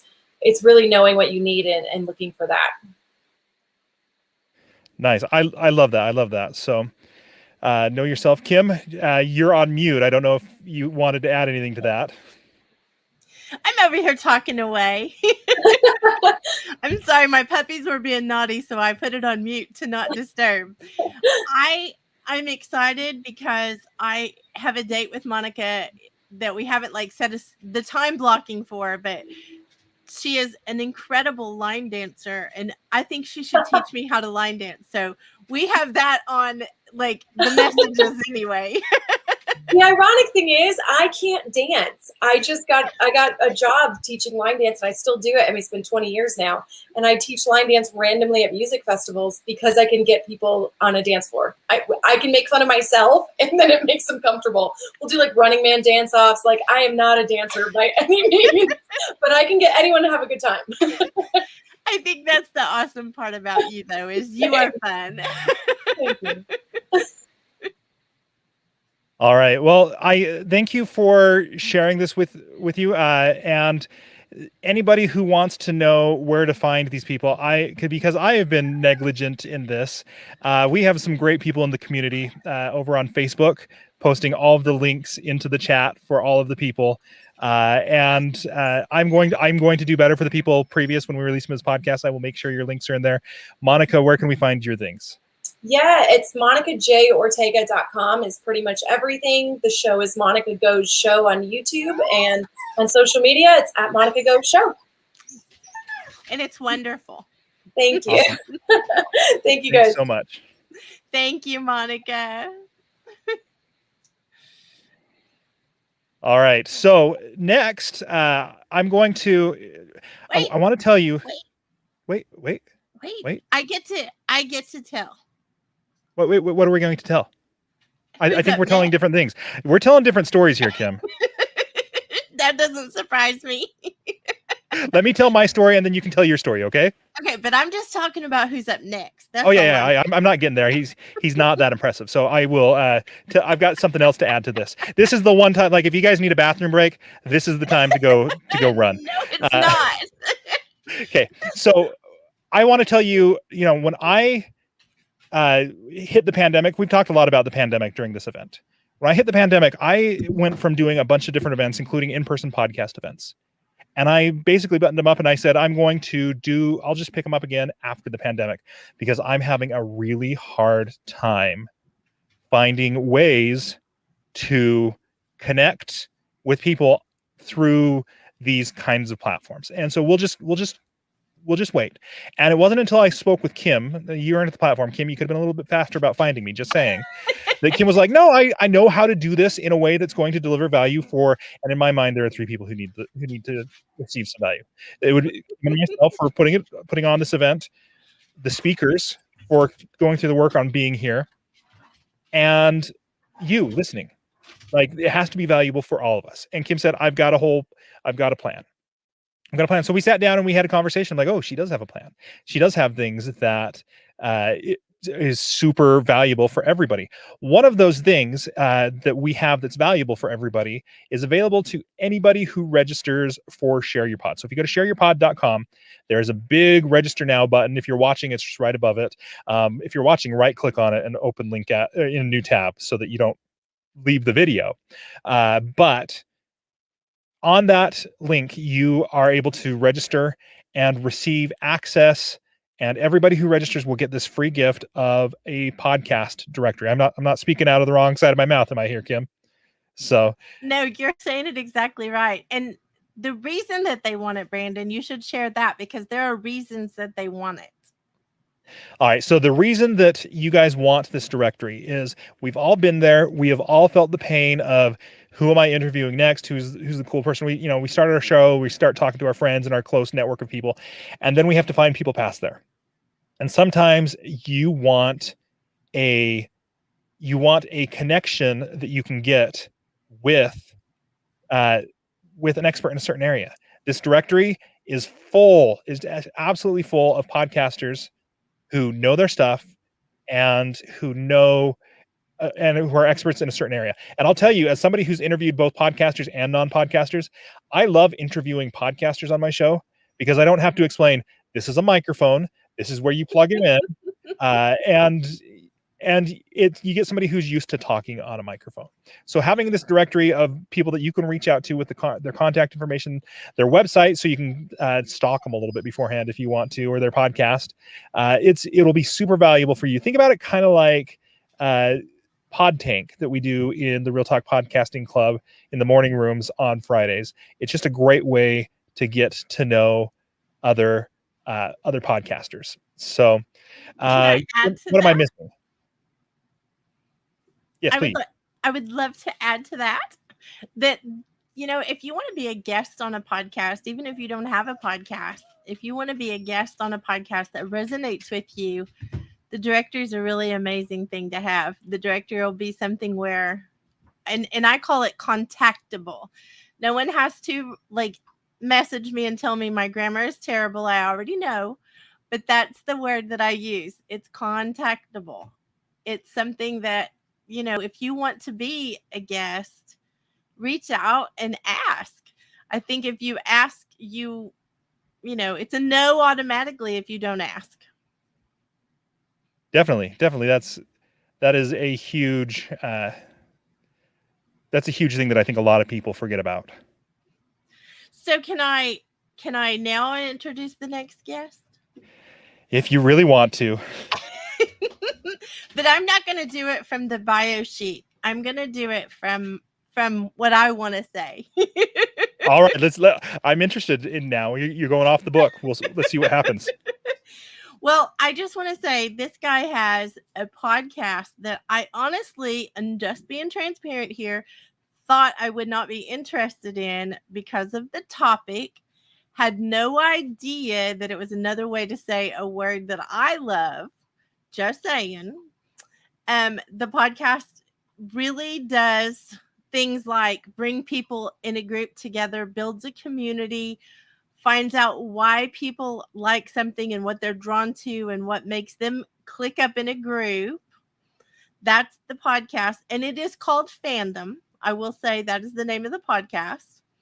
And it's all about the things that people do together. And I think it's safe to say community and collaboration are another way to talk about the things that they talk about. But one of the hosts of that program, of that podcast, is a guy that I have had the opportunity to work with for quite a bit now, much to his chagrin, I'm sure. But he is a 4-time daddy with a new baby. He is a great husband. He really does help the entire school district and takes care of multiple schools, does all kinds of IT, all kinds of tech, on top of building communities, building, the experience for people like me who need help with podcasting. And he's super brilliant with things to the point that he probably could take over the world, I think. But I'm a little scared if he does because I might get banished and I don't want to be banished. And let's see, what else can I say? He is faithful and diligent to show up to do things, and trying to think of all the other good things. He's a great guy. He's a super amazing collaborator. And his name is, and he is this also is a certified. He has a certificate to prove that he has the sexiest voice on Clubhouse. That's the other thing. And his name is Branden Ushio. All right. Well, you make it really hard to live up to a bio like that, Kim. I'm just saying. I will send you your check for saying all those really nice things about me a little later. Kim, I love that you mentioned that you didn't, based on the topic, you didn't think you would be interested in my podcast, but then as we have discussed it, things have gotten a little bit better. So, do you want to ask me the first question? I would like to, yes. Branden, why did you start your podcast? All right. Well, I think that to understand why I started my podcast, you have to go back to when I was 10 years old. I was a Cub Scout. I was if you're not familiar with Cub Scouts, once a year they do something called a blue and gold banquet, which is, a nice meal and an activity. And it was just really cool. And that year, the theme for the blue and gold banquet was Knights at the Round Table. And, I don't know what it had to do with scouting, but it sure was fun because I loved medieval times, knights, wizards, all of those things. And I thought, this is a great theme. And then imagine 10-year-old Branden being shocked when 2 knights in full plate armor walked into, or it's just one of them was probably chainmail, one was probably plate, I don't know, but 2 knights in full armor, they walked into the room and they put on a fight for us they swung their swords at each other, blocked it with the shields. I thought that it was just amazing.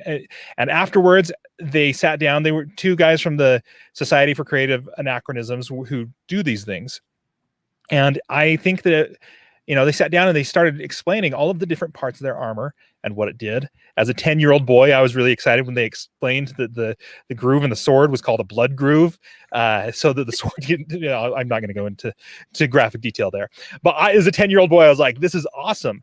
And then the thing that really, has stuck with me since then was the fact that they explained what heraldry was. And this was the symbols and the colors and the things that they would paint on their armor and their shields so that when they're out on the battlefield, their allies would know who was who and who was on their team. And so I think part of the reason that stuck with me was at 10 years old, I was also being bullied pretty bad. Not just by kids, but I actually had a teacher who would like bring me up to the front of the classroom and call me dumb, who would tell me that I was lazy, tell me that I was stupid. And when a teacher makes fun of a kid, that opens the door for all the other kids to make fun of the kids. So a couple years went by, and I was not in a good space. I know I was a kid, but I look back at that. I honestly feel like that was the darkest time of my life. My life has been pretty good since then, if that was the darkest time. But it was hard for me. And so I'm going out there, I'm on this battlefield of life, and I don't have any allies. I don't have anybody rushing to my aid on the battlefield, like these knights with this heraldry, right? And so fast forward a couple years, life was not great in elementary school. It didn't get better. Got up to 7th grade in my area. 7th grade is where junior high starts. And I went to a new school, and my parents were excited for me. They were like, it's great. You're going to meet new kids, a new beginning. It's going to be awesome. But I was over here sweating the small details. And I told, and I told my parents, okay, but I got there and I was worried, who am I going to sit with at lunch? The people who know me at this school want nothing to do with me. And then I don't know. I've already said I'm an introvert today. I'm not going to go just sit down with some group of strangers that I have no idea who they are. There's a pecking order in social life at junior high. And so I was stressed about it. And I was stressing about it all morning. I got to English class, which was the period just before lunch. And I had no idea what I was going to do. I sat through class. The teacher did the normal first day syllabus. This is what you're expected. This is how you get these grades, blah, blah, blah, blah, blah, blah, blah. And then she went on to say, in this class, we also spend 15 minutes every day explaining or doing silent reading. You could be explaining that it was important that, kids read. And so we spent 15 minutes every day reading. She said, it's the first day of school. I get it. You guys probably didn't bring books. There's a bookshelf over there. From now on, though, you're expected to bring a book. I'm a nerd.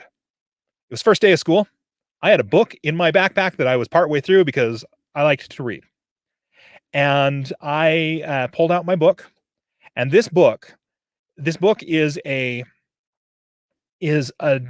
adaptation of a cartoon series, which itself was an adaptation of a Japanese anime. And so it was obscure. Like, people did not know that this book existed. It was not a thing that anybody outside my family I had ever heard them talk about. So I pulled it out and I started reading, and the kid in front of me turned around, looked at the book, and it was like, Robotech, what part are you at? And I was shocked. He knew what my book was. And so we started talking about Robotech in only the way that like fans of Robotech could talk about it.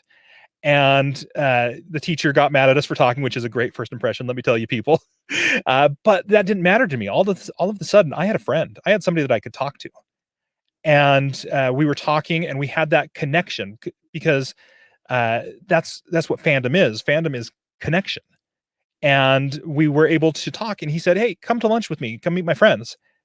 And my biggest problem that I had for that entire day was solved right there, because Joe introduced me to his friends. His friends had no idea what Robotech was. We were both just a couple nerds in their eyes. But they knew Joe. They thought he was cool, and Joe said that I was cool. So they let me in. I sat down, had lunch with them. For me, on the battlefield of life, that book cover was my heraldry. It was the symbol that was painted on my shield to show my allies, hey, there's somebody that you need to protect. And Joe ran across the battlefield and connected with me. And for me, that's really what fandom is all about. It's that connection. It's that us rushing to each other's aid because we are connected in some ways. And so when I started my podcast, I will tell people, and this is another true story about starting my podcast. I started my podcast because my wife was sick of me talking to her about nerd things. She's not a nerd. She was sick of it.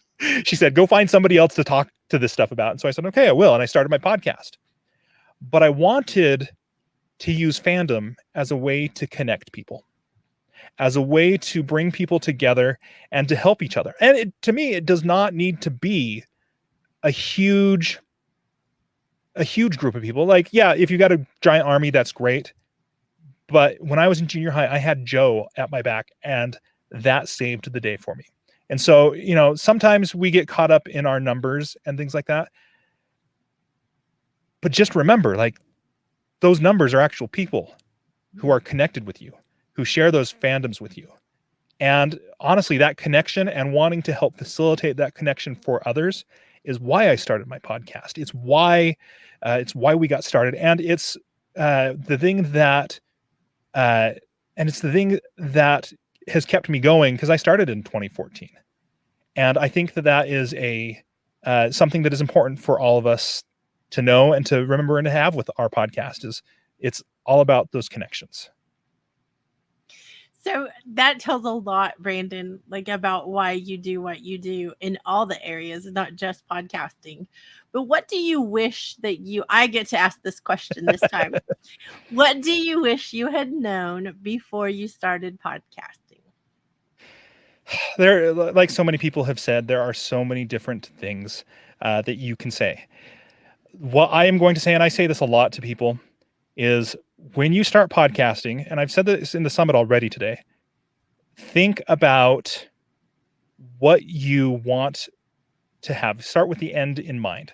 When you start with the end in mind, then you can go about and you can have that strategic plan to have your podcast be part of that and to help you to achieve that end.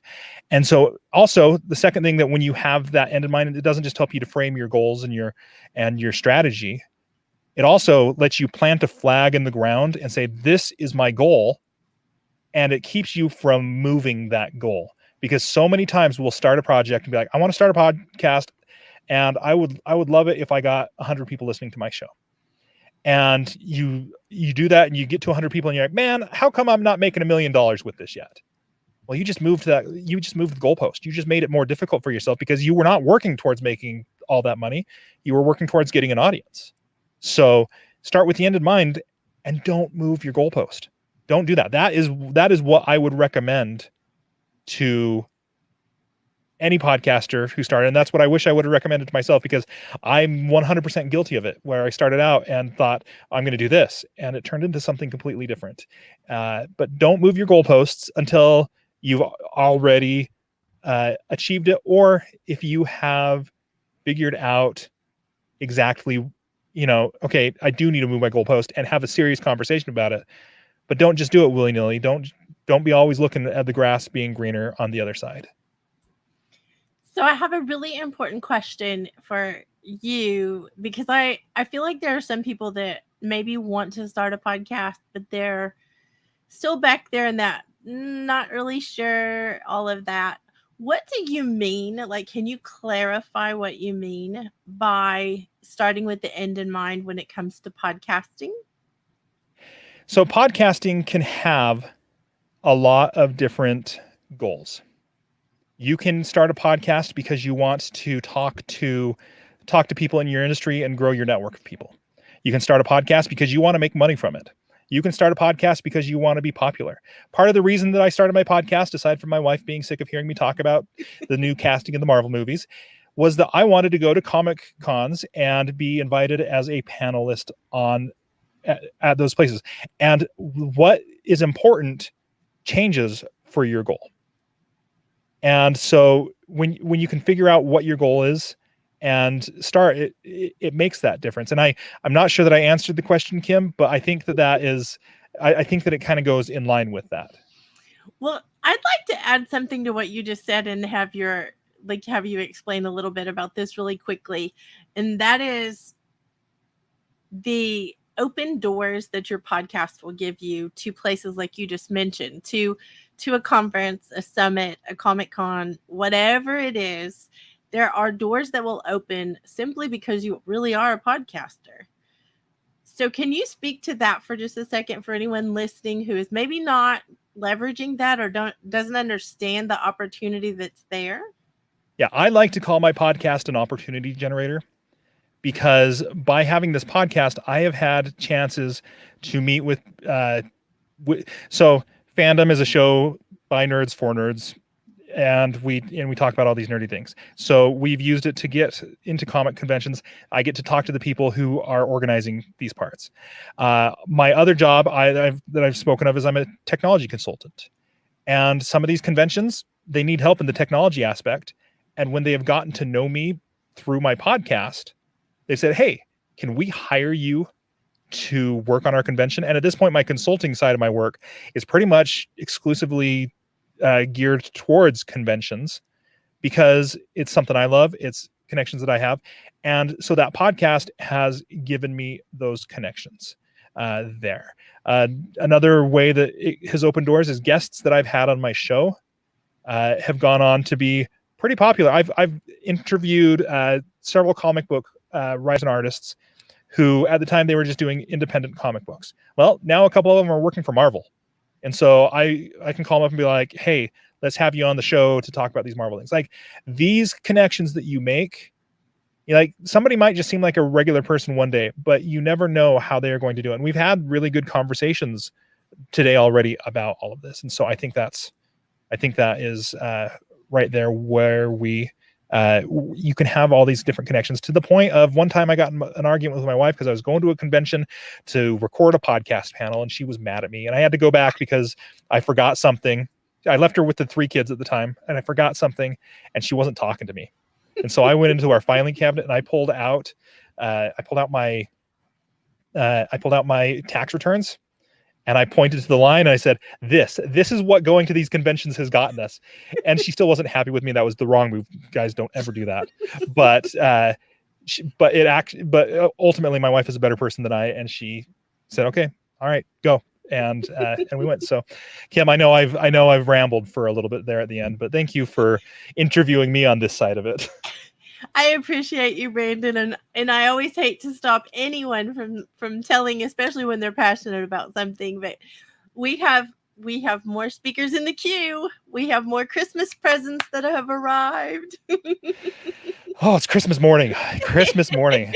All right, I am really excited to let you know about the next speaker. Not just because it's not me, but also because. She is an amazing person that I've gotten to know over there on Clubhouse.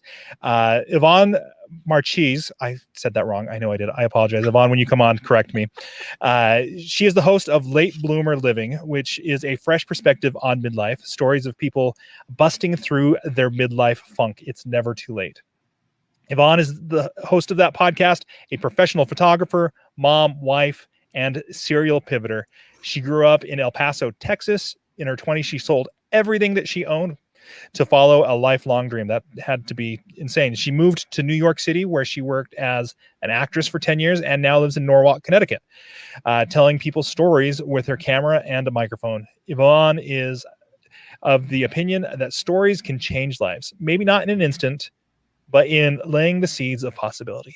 She's someone who works every day to embrace big, scary, beautiful change and believes that it's never too late to pursue a dream. It's that belief that led her to start a photography business in her 40s and a podcast in her 50s. She's on a mission to redefine society's ideas on aging and exploring how to live a life by design. Yvonne, thanks for being on here.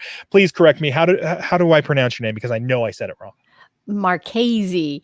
Marchese. I said it and I was like, oh, I know it's not right. I've heard her say it and it's not that. I have people who call me cheese, so it's totally fine. I get it.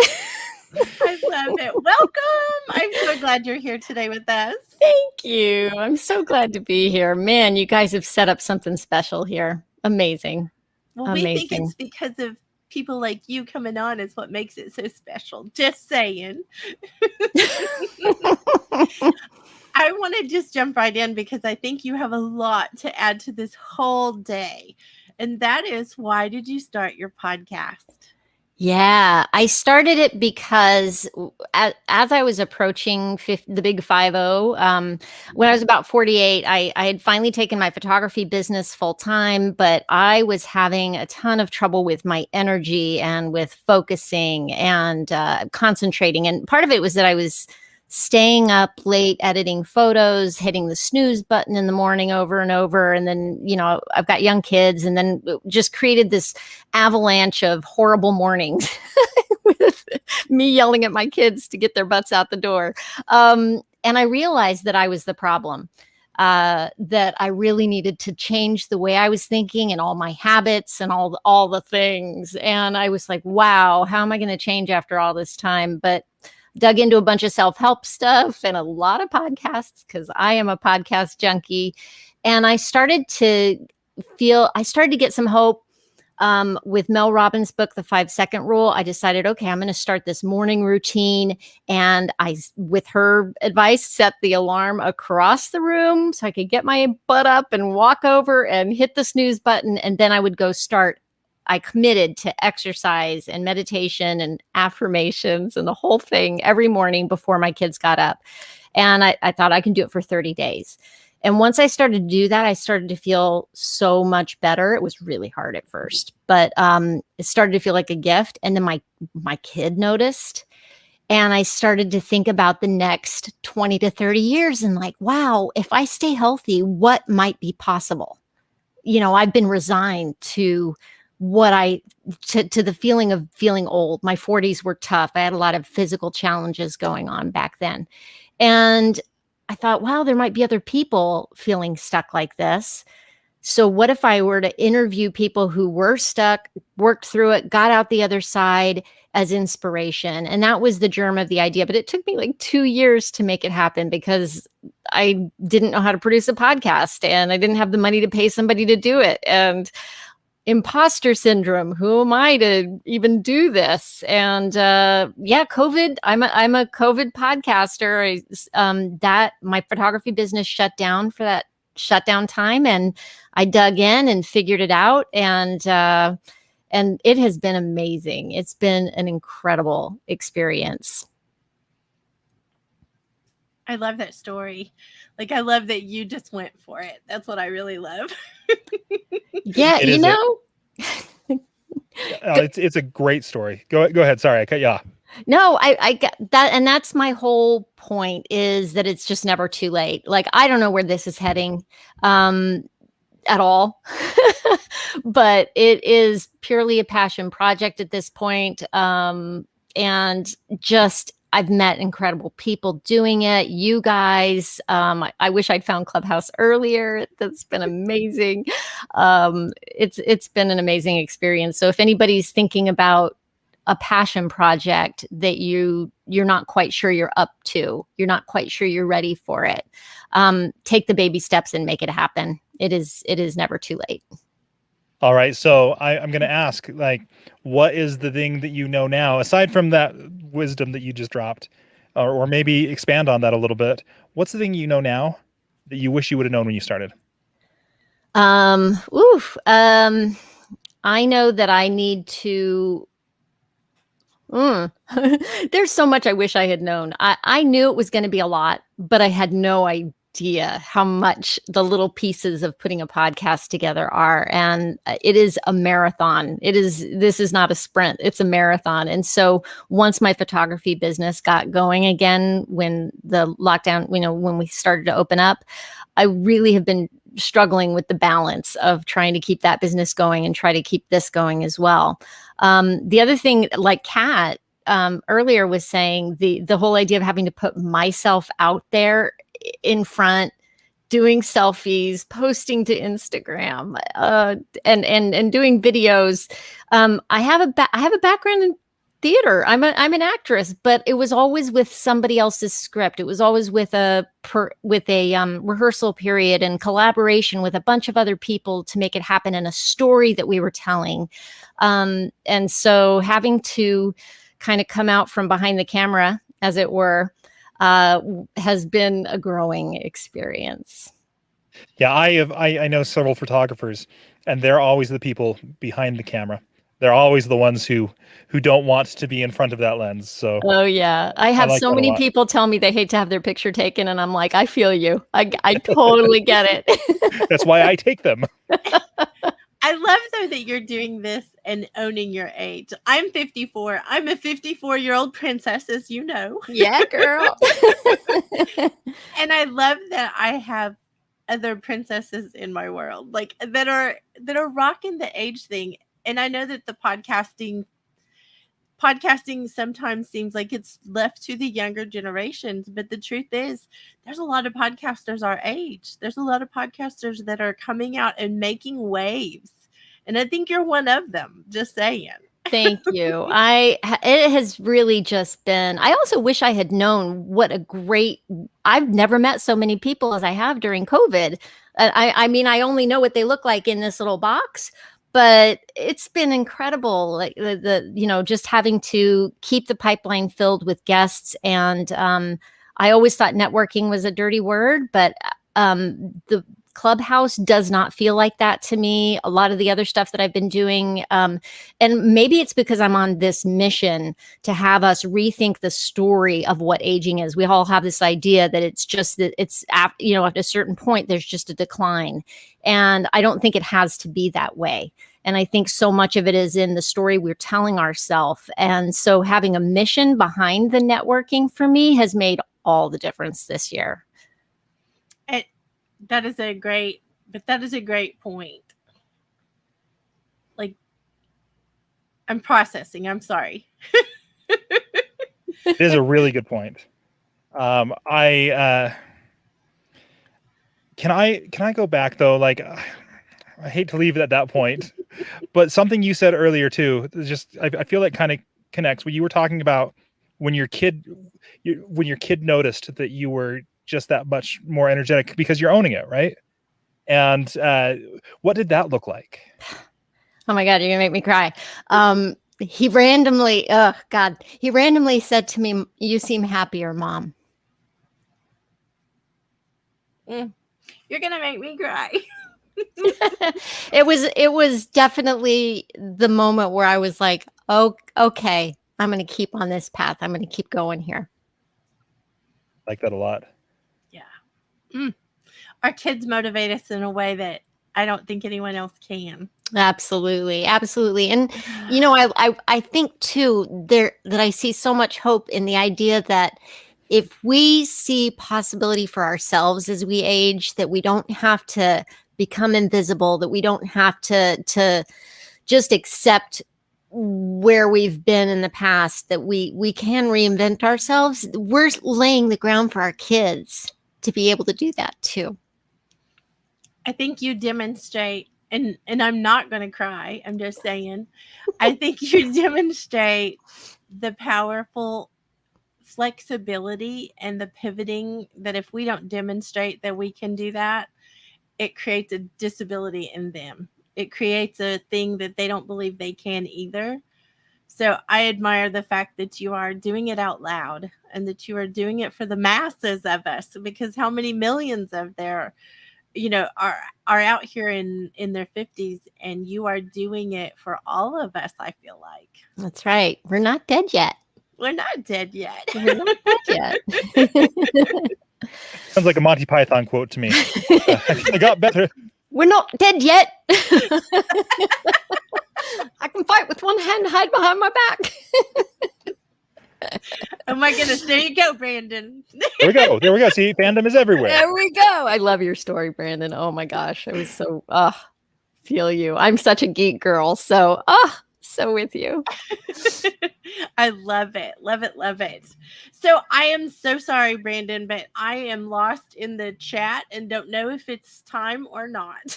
Yeah, we have about 30 seconds. So Yvonne, this was great. I've really appreciated things. And I love the fact that we can go from crying to quoting Monty Python in a conversation with you. Story of my life, man. Story of my life.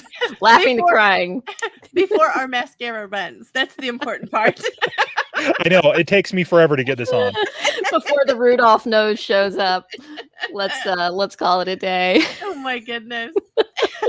All right. Well, thank you, Yvonne, for being on here. You have such a powerful story. Thank you, guys. So appreciate the opportunity to be here. Thank you. All right. Well, with that, I took a little long, and I apologize for that. I was busy checking some other things, didn't realize that there was some shifting that had happened. And so we're going to jump right into our next guest. Anand Ditani is the host of the Journey Onwards podcast, which he began in 2021. Where he gathered the stories of his family from the previous generation, his dads and his siblings, who had grown up in East Africa, mainly Uganda. And he wanted to create a chronological collection of their memories growing up there. and experiences of coming to the UK, which for many was due to the forced exile of Uganda Asians in 1971. The purpose was for these recorded conversations to live on for future generations as a gift to his family so that they could have a first-person account of their ancestors' life stories. Since then, the podcast has really evolved, and he's began to identify his own purpose and what he wants to present to others. As a child of immigrants, he gravitated and related to children who shared similarities in their upbringings. He was born in London to Indian parents who, which may or may not come as a surprise to you, were both born in Kenya, and it's the story of East African Indians. Just like them, he found their way to the UK and provided his initial inspiration to start his podcast. Aside from living in Wales for 2 years, he grew up, studied, and started working in London, but with a keen interest towards traveling both solo and in groups and exploring new cultures. He's traveled to over 50 countries in his early 30s, and has spent 2 years living in Shanghai. He's the host of The Local Beings on Facebook, and he's got a desire to hear people's stories and the role it's played in their inspiration and ambitions. Anand, thank you for coming on. I'll tell you, I have a soft spot in my heart for your stories because of my immigrant great grandparents, but to hear the stories passed on, it would be amazing to hear it from their own voices. Thanks for being on here, Anand. No, thank you so much for having me. And I've been listening in, and I just want to say that this is an incredible thing that you guys have put together. And end to end, 2 whole days of so many people speaking, and just the genuine interest that you have in everyone. I'm just glad to be a part of it, really. Oh, we're honored you're here. I love your podcast. I'll just be honest. I think one of my favorites, the first one I listened to was you interviewing Roman, and it was so good. I love it. So thank you. And the first question is, why did you start your podcast? Yeah, it's a good question. I mean, and that's why I love this forum, because it's such a strong sort of path that I've been on, where I didn't actually start off wanting to carry on doing podcasts on a regular basis. I wanted to put it in a podcast forum because that it was easy to share, right? So I had my family stories, and I actually got the idea of one of my best friends who may be listening in. If you are, hey Kumar. So it's his brother who did a very similar thing for his family, and I thought, this is amazing. I want to do that for my family, because I know bits of my family's background, but I don't know the whole end-to-end story. When do I sit down with my mom or dad and ask them, tell me from when you were a child to now, everything, what was it like growing up there? Why did you leave? How did we end up in the UK or in London for me? So I thought, I want to gather these stories because I'm sure my family and my cousins will be interested, and they loved it. But what was amazing is when I started talking to my friends about what I'm doing with my free time in lockdown, and I'm doing this, there was so much personal interest, and they weren't just saying it because I'm a friend and they wanted to be like, oh, hey, that's a nice thing. They were like, this is a great idea. I would love to do that with my family. So I thought, well, if I heard the idea and loved it, and I've done it, and all of the people I'm speaking to, they all love it in their own capacity, because it made them realize, I don't know about my grandma's journey, even though I'm so close to her. I've never sat down with her and talked about it. So then I wanted to think, I want to scale this. And that's why so it's gone through a few bits of the journey. I ended up meeting you guys and speaking to you, Branden. You gave me some great tips. Real Talk Podcasting have literally done me wonders and given me probably 6 months of information in 3 weeks or less. What they've been able to do for my podcasting journey has been amazing. And then for Roman to be like, hey, I'll help you out. I'll come on your show. Then I started speaking to other people about their journey. And then I just found out, because I love hearing people's stories, especially when it's really shaped who they are. One thing I always say is, if you go into a movie an hour in, you can't really place a judgment on it because you don't know what's happened in the hour before. You can't watch 10 minutes and think, oh, this is rubbish or this is great. Same with someone's life. Like when you first meet them, obviously first impressions are such a huge thing. But until you really know the previous decades of their existence, you don't know the whole story of the person to form a really solid opinion. So I just think it's so cool and amazing to hear someone's entire journey. and then form an opinion and figure out what drives them. And then I love hearing about ambitious people, and everyone who's coming on Share Your Pod is super ambitious. So that's what's allowed me to carry on. It was never the plan in the first place. Well, I want to say before Branden asks the next question, I think we're related because I love hearing people's stories. Like, I love to know where they came from. I think that it does shape where our journey goes. So I love that you share that, Anand. Yeah, 100%. So, Anand, what have you learned in this journey, and your journey onward, that you wish you would have known from day one that would have just opened it up and made podcasting just that much easier for you? So can I cheat and say two things? Yeah, feel free. If not, we'll probably ask you a second one anyway. Yeah, fair. So one, I think. Let's start with probably the shorter one. So one of the main things which I realized later, and I think it especially came when I began this season 2, where I was interviewing people who weren't my own family members. So it meant I didn't already have an understanding of who they were as a person. I didn't have enough of that personal connection, especially when we were in lockdown. So I wanted to do a bit of background research on them. And so I'd ask them to submit their bio, but then I always wanted to do that little bit more, to be like, oh, hey, so I also found out that when you were 10, you went to this school and you studied that, what drove that? And then, to hear them be like, wow, you've really cared about doing your research about me. It fulfilled that passion. So I definitely recommend that. But what I wish I knew was not over engineering the basis of the conversations. And I think some people may disagree, but for me personally, when I tried to structure too much what I was going to ask them, what I wanted to get out of them in the questions, having a list of questions to ask them, when I'm speaking to them, I was so focused on making sure I didn't miss out any of the questions I really wanted, that I could tell the lack of flow in the conversation, where they would say something amazing, and when I went back to edit it, when I'm editing it, I know I'm not thinking about other things, right? And then I was like, oh, I really wish I asked them this, which I knew if I just had a normal conversation with them, I would have. And so I think for people who are listening, who are maybe starting off earlier, if you've started a podcast, you probably have a strong interest in that area. So you don't need to fake the interest. So for me, when I realized, okay, let me just learn things about this person, but not script my questions, and it became more of a conversation, then I actually asked the questions I wanted to. It showed I was genuinely interested, where my mind wasn't wandering at my screen of like, oh, what's the next question I want to ask? It just naturally progressed. And people who listen to my podcast hopefully will notice that as the journey has gone on, there's so much more of a natural flow and a genuine interest on my part of asking the questions that the listener also wants to ask. So that was a huge lesson, which I guess I had to learn over time. But, in the beginning, I just didn't have the confidence in my hosting ability. Am I going to keep the listener engaged? And then as I was like, yeah, I'm good at this, I'm receiving great comments from people who are listening, I can do this more naturally. So that was something I wish I knew earlier. Don't over engineer it. Can I just... go ahead, sorry, Kim. Branden. Well, I was going to say, I would love to point out, Anand, that your confidence level and your conversational style is very notable. Like, Thank you. It has changed, and I love it, because that's the thing that is hard to listen as a listener, is hearing the pain in the trying to do all the things that you're supposed to do right versus the conversations that are so amazing. So I appreciate you sharing that.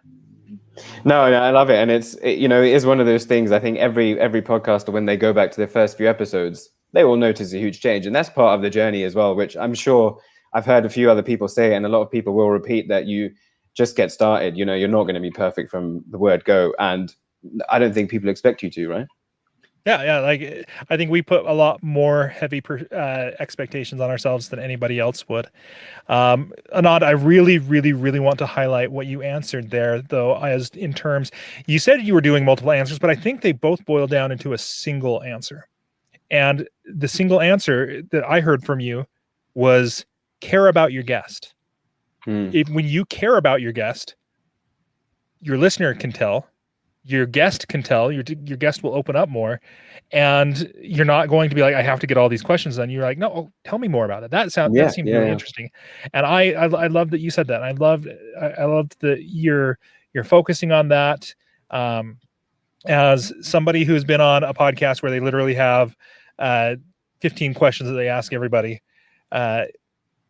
sometimes you feel a little bit like a number, but when you really care, like I can tell as you're talking about, you really care about these people and their stories. I mean, who else goes out and finds their bio plus what they've can find out there on the internet? You do a really good job with that, Anand. So yeah, definitely, I love that answer that you gave. And if I'm wrong, correct me, but I really feel like it boils down to you care about your guests. Yeah, no, for sure. And I didn't actually say the second point, but you've definitely nailed it and actually thought about it in a way that I didn't, which is, I've invited you here not for me to show off my interviewing skills, but I've invited you here because I want your story to feature on my show because I think it's great. Yeah. But just quick, I know there's a time limit. So just the second point, which has really helped me. And I know with people that I've spoken to who kind of want to start something and they've seen I've done a podcast and they're like, oh, wow, tell me how to go about it. For me, especially, and Branden, you gave the introduction. So in the beginning, I was interviewing members of my family. Then I was interviewing people like Roman who have their own immigrant story. But something that I began to realize is I don't have an immigrant story because I was born in London. And sure, I lived abroad for a while, but I'm the child of immigrants, as you mentioned. And what the key message in that I found was I fit under this third culture bubble where the culture I grew up in is different from my parents' culture and it's different from some of the cultures I've lived in. So that's a third culture kid. So that's who I am and that's who I relate to. And so many of my friends are like that. So I realized for me, I want to bring to the surface the fact that we are, like, everyone will know a third culture kid. They're commonized, but they are different to a lot of the people around them.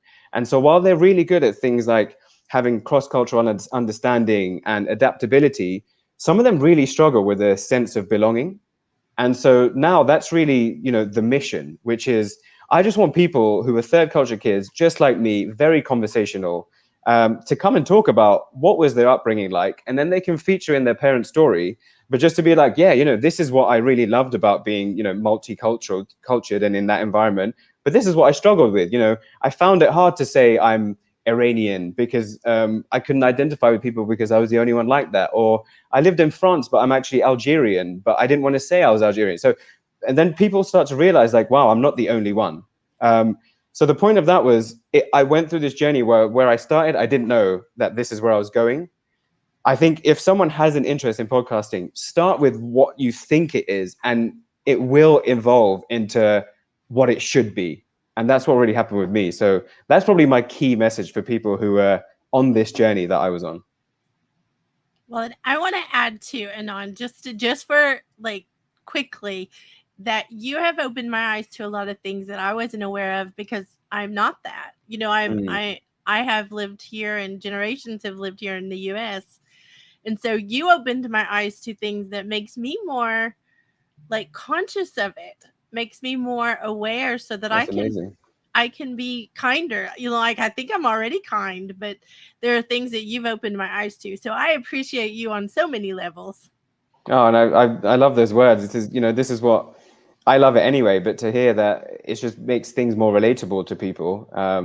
It's amazing. We're all in this one world and we're globalizing. So we're just getting closer. So thank you so much for those words. You're so welcome. Thank you for being on with us today. Thank you guys so much. And I will still be here listening in and cannot wait to hear the other guys. We are appreciative of your supporting all the other podcasters too. Thank you so much. Speak soon. Thank you. That was great. Thanks, Branden. Thanks, Kim. All right. Well, I didn't want to say this where he could refute me. I think he has an unfair advantage with an accent like that. Definitely has a great voice for a podcast. So, all right. I'm going to introduce our next guest. We have, Kim, why did you give me all of the pronunciation duties? I will try. Please correct me when I come on. We've got Angelica Valesio Goncalves. I don't speak Spanish, and I apologize. I'm going to just pull her up now and let her say her name. All right, Angelica, can you please unmute yourself and tell me how to pronounce your name? Valesio Gonçalves. Valesio Gonçalves.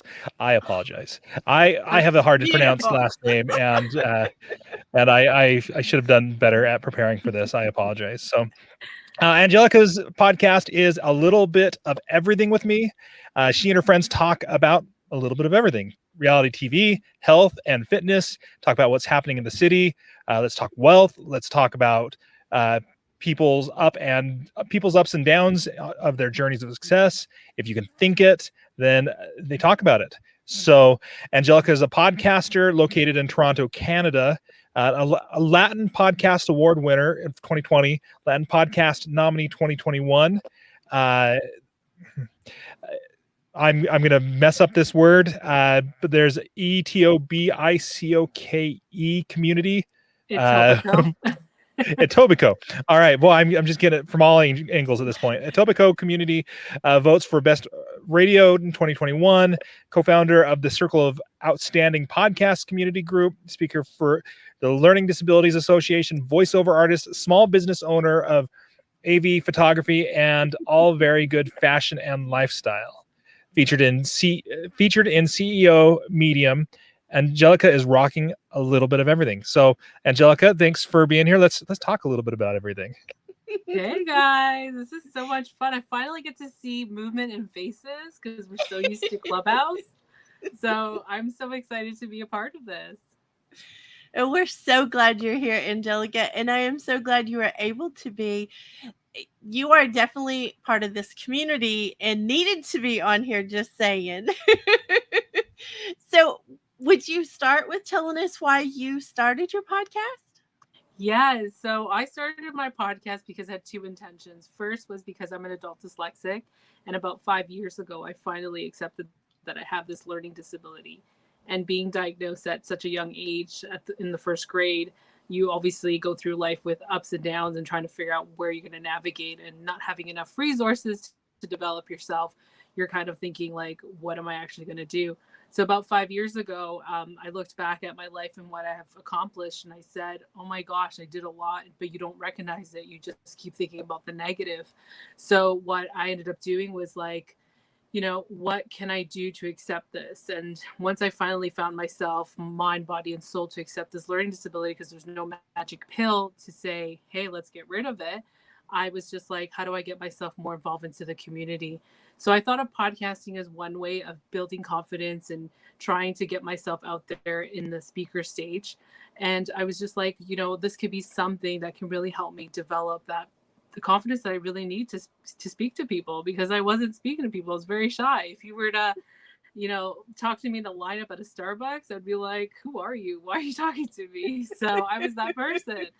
And, the other part of this too was because I have PCOS and dealing with infertility. I can't have kids and anything. So my naturopath recommended me to find a hobby that's involved with myself, self-care, self-love, and really just focus on yourself, because, we go through a lot of stresses in life. We have full-time jobs, we have our environmental stress, we have everything that stresses us out, and we don't realize it. So she really told me, you got to find something that you love.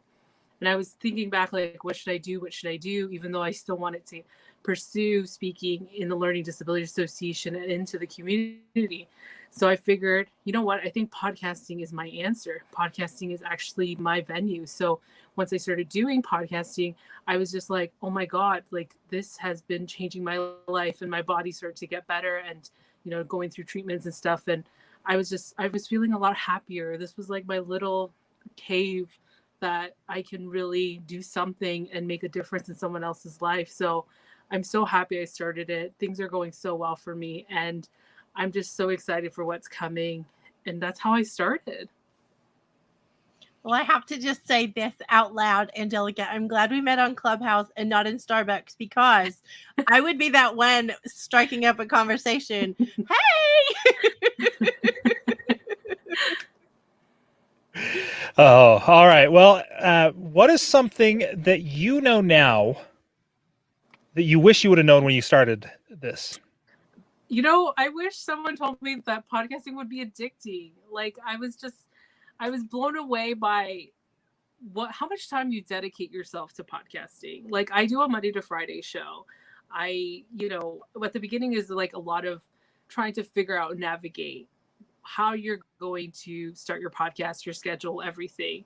And you do your little research here and there, but once you get started, it's like marathon running. I used to be a marathon runner, and once you start completing your first race, you do your second one, you do your third, and it keeps going. All of a sudden, you've done like 15 races in 1 year, and you have all these medals. You just want to keep going. So that's how it was for me for podcasting. I wish someone told me to be addicting, because yes, I work a full-time job, and I dedicate my podcast during the week, and I used to interview 5 to 10 people a week, even more than that. You're just like in this groove. You're in this like moment, in this momentum of just, I want to do more. I want to do more. And it's like, I wish someone told me like, you would love it so much that you can't give it up. And that's with the Daily Show. That's a lot of work, and that I'm glad it's addicting. So when you say it's addicting, Angelica, can you give someone who is maybe not podcasting yet a little bit of your fire in that way? Because I agree it's addicting, but can you share a little bit about what that actually looks like? Oh my gosh, addicting meaning like you come home from work and you really don't care about anything else, and you're just strictly podcasting for hours on end in the evening. I know it can sound overwhelming. Like it's literally like a part-time job. You're on your podcast for like 20 to 30 hours a week somehow, and you're just like crunching it. It's just, I developed this love and passion of interviewing people and really just getting their stories out. And when I do solo episodes, I've got so much to talk about that I just want to put out there. So it's like, you need to learn how to slow down as well. And I've enjoyed the journey. It's been 2.5 years. I've accomplished so much, and a lot of great opportunities have come up, but you're just like, you just keep going. You want more. I crave for more. I have goals that I want to accomplish, and I'm just trying to keep pushing myself to my limits, because that's just me. That's my personality. And whoever's starting, I don't recommend the Monday to Friday schedule unless you're really up for it. I'm a one-woman show. I do all the editing. I do all the marketing. I do call on my guests. I email them to confirm their interviews and everything. So it is a lot of time, but then you forget about your family. You forget about that you do have other people involved in your life that need attention. So I do tell people just to take it easy, slow down. Don't force yourself doing all these things. Like, I know a lot of people are just like, oh my God, I need to get an editor. I need to get this. I need to get that. I started off with an iPhone 8 using my platform Anchor for 6 months, because we all know that statistic that was released earlier this year, how people start their podcasts and after 6 episodes, they give up. So I wanted to make sure I've actually enjoyed the process and the journey in order to start investing into the podcast. And I treat it as a business. So it's definitely, that's something I always tell people, just really enjoy the journey and please just have fun with it, because I'm loving it. I love that. I love that a lot. So we've talked about how you have accomplished a lot, and in our last couple of minutes here, I just want to ask about all of the different awards that you've won with your podcast. How does that happen? So as a podcaster who wants to be considered for awards, what's the process look like for some of those? So a lot of organizations in Canada and the US, or even internationally, I always encourage podcasters to look what's in their city. You Google search podcast awards in Utah. I'm Canadian, so I don't know all the states. So I'm sorry if I call it out as a city. So Google search podcast awards and your state, and it will pop up a whole bunch. This is the time. This is award season. Nominations are supposed to be submitted in. So the beauty of this is that you get to submit your podcast. A lot of them require a link to a specific episode that you find was the best produced and that relates to your podcast. And then it's like an academy. It's like an Oscar academy. So I always encourage podcasters to go out there. Yes, there is a registration fee, because a lot of these people, again, they're not doing this full time. They do this production part-time, and they have judges that they hire who've been in podcasting for more than 10 years, analyzing your episodes to see if you fit the bill and into the nomination, of course, into the actual winner, right? So I always encourage people to check what's going on in your area, because again, this is the time, if you're listening and you're watching, this is the time where award season is fast approaching for podcasters. There's about 3 of them happening that I know that I was entered into the US market and entered into 3 of them. Yes, there's a fee again, but it's so rewarding to see that someone else is that you don't even know who they are and who've been in the podcast industry for so long, really just listening to your episode and seeing if you qualify into that category. So with the Latin Podcast Awards, because it's international, and being bilingual, I was qualified to be entered. And once I entered and go through the process, now they start their whole entry in the beginning of the year, because they have like so much involved in the background that they need the extra time. And then the show's not happening until October. And I was nominated in 4 different categories. So I was just like, this is freaking fantastic. And then again, this year, I'm nominated for another 4 categories. I don't know if I'll take home the bilingual award again this year. Who knows? And then there's the community, Etobicoke Community Votes, which my amazing podcast family and community group has nominated me for the Etobicoke Community Votes, which is a local businesses can vote. So the community can vote on to local businesses. And I'm categorized under radio stations. And these radio stations have been around since I was a kid, and I've been listening to them growing up. So it is a tough competition. But the fact is, being nominated is what's really rewarding. And that's all the hard work that I put into it. And I'm so thankful to everybody to really support me on this journey. I love that, Angelica. And, just the fact that you are so grateful, and the fact that you put yourself out there to be nominated, knowing that you're an introvert and you wouldn't have talked to me in the Starbucks line. I think that that's really impressive. I can just see that, Kim. I can just see that happening. I would have given you my old side eye look like. Well, just for the record, just for the Share Your Pod Summit record book, it wouldn't have slowed me down. If I thought you were amazing like I do now, I would still have pressed in and go, you can keep looking at me like that, but we need to talk. So thank you, Angelica, for honoring us and being with us today. And thank you for the heads up for everybody that's listening that this is awards season. Yeah, it definitely is. Jump on it. If you're considering starting your podcast, definitely just do it. Just do it. I just did it. I said, you know what? I'm just going to go for it, see how it goes. Honestly, don't worry about investing anything. Just really enjoy the process before you start investing. Because I've heard a lot of people in horror stories where they invested all this money because they saw in magazines, $200 mic was great. But then guess what? They don't like the process. They give up. And then what happens next? So really enjoy the journey. And I do want to say you guys on Clubhouse, the Real Talk podcasting group, has been fantastic. And I love joining you guys in the morning. And I'm so happy I'm actually working from home because I get to hear you guys.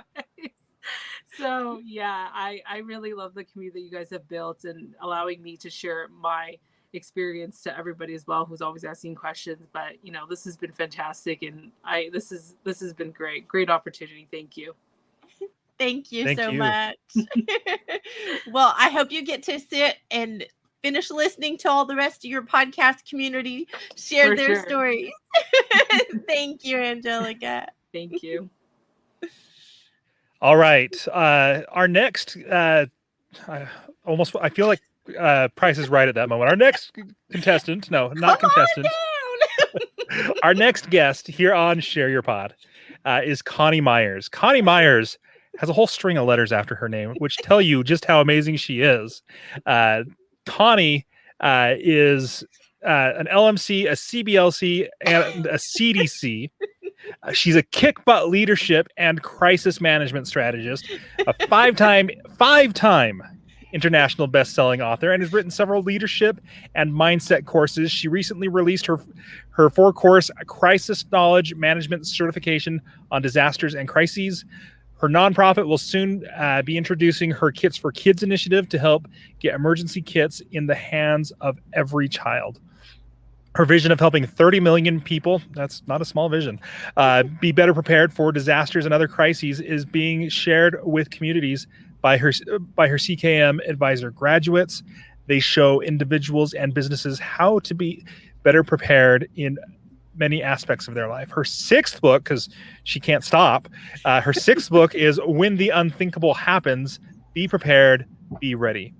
It's releasing soon, and her monthly series of ebooks, monthly series now, wow, is How to Persevere in Troubling Times, provides information on specific information for preparedness, survival, and recovery. Her Kick Butt Leadership podcast, which Kick Butt is when mindfulness meets vision, opportunity, and engagement.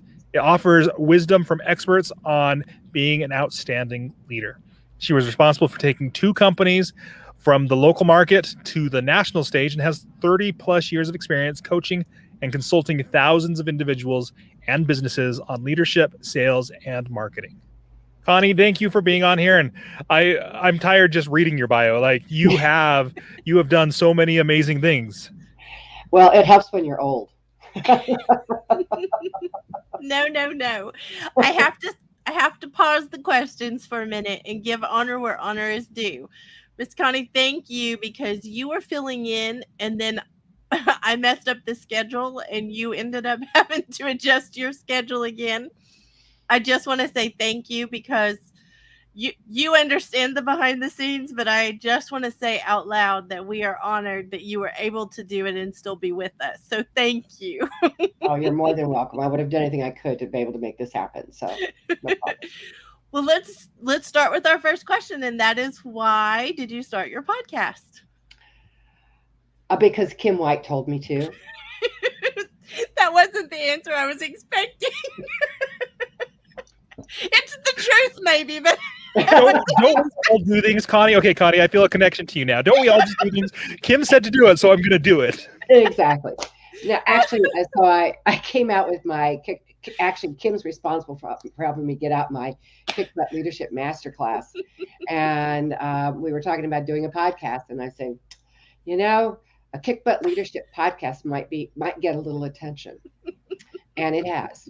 Yes, it definitely has. It's so funny. So maybe could you tell us the second reason you started? Okay. Well, I'm truly big into mindfulness thinking and leadership in a lot of different parts, lots of different industries, and that mindfulness is kind of like an afterthought. It's not something that leaders really think is important. And it's kind of like maybe a nice thing to do, but not something that's a must-have. And I wanted to get out there and talk to people about people that understand why mindfulness thinking is so important as a leader. And what's interesting is I started my Kick Butt Leadership podcast, and I had several people from the East Coast that didn't know who I was or wasn't in my industry or anything reach out to me and start sending me amazing people to be a part of my podcast, people with TED Talks and 7 or 8 books and professors and you name it. And it was all because of Kick Butt. So that's it's been a great avenue for me to do some amazing interviews. I love that. I love that a lot. Just the way the connections have come from there. What is it that you have learned that you wish you would have known when you started Kick Butt? Well, I kind of agree. Was it Angelica that was just before? That she didn't know how addicting it was. And I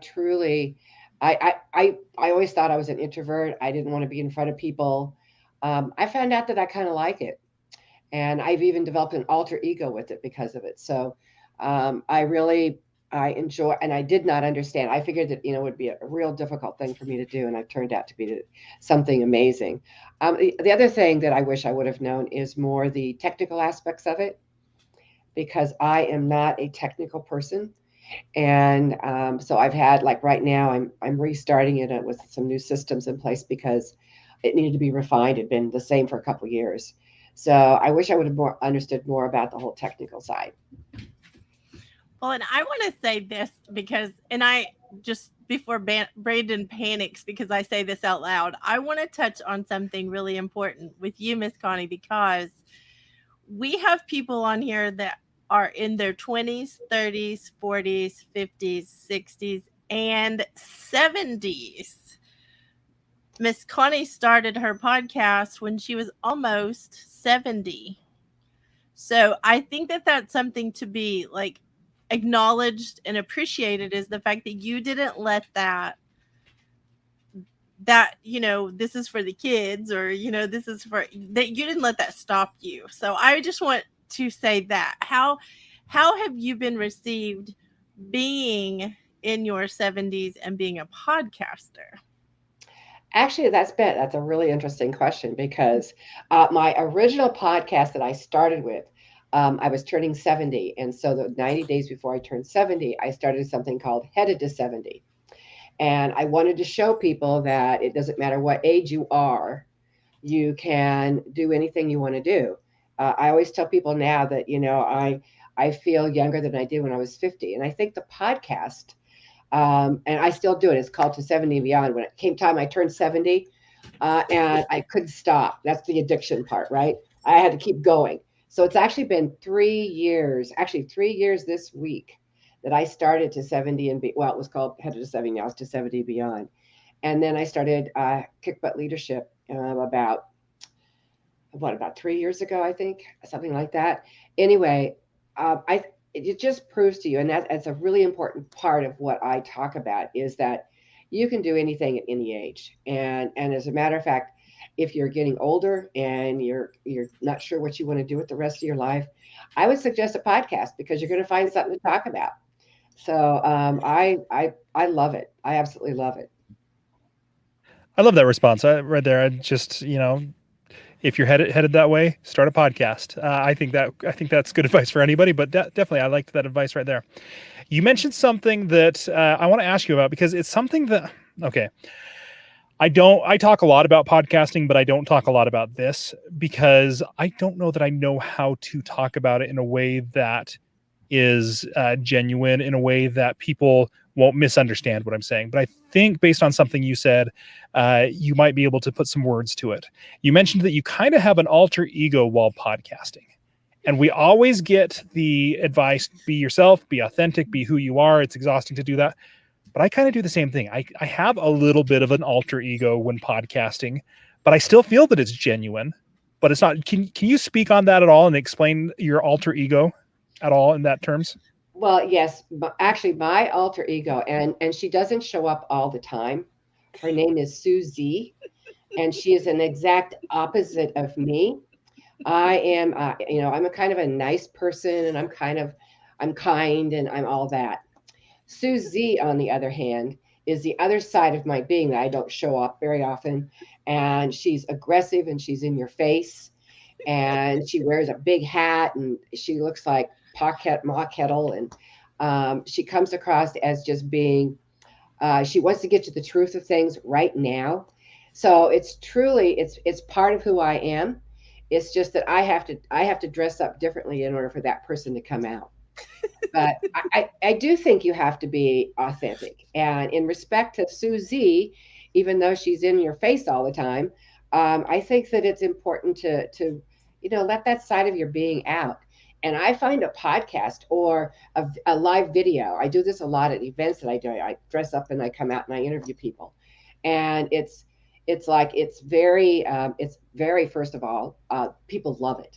They love because they know who you are, and then they see you in this other respect. But you're just being yourself. And I think you're absolutely right, Branden. I think it's very important that any part of your life, you need to be authentic. And particularly on a podcast where people are really drilling in and looking at you. And they want to make sure that you are who you say you are. So I think, but you can have an alter ego to the extreme of Susie and still pull it off. I like how you said she's part of who you are. It may not be the part that you let fly all the time, but it's part of you. Miss Connie's super fan, in case you didn't figure that out, Branden. I am learning right now. I love it. Well, I think that, you've also said something else about the tech part. If you could go back to the beginning, I know you would do it differently, but would you just automatically find a way to delegate it, or would you want to learn it? Because like for me, I don't even want to learn it. I just want to delegate it because I know that's not my thing.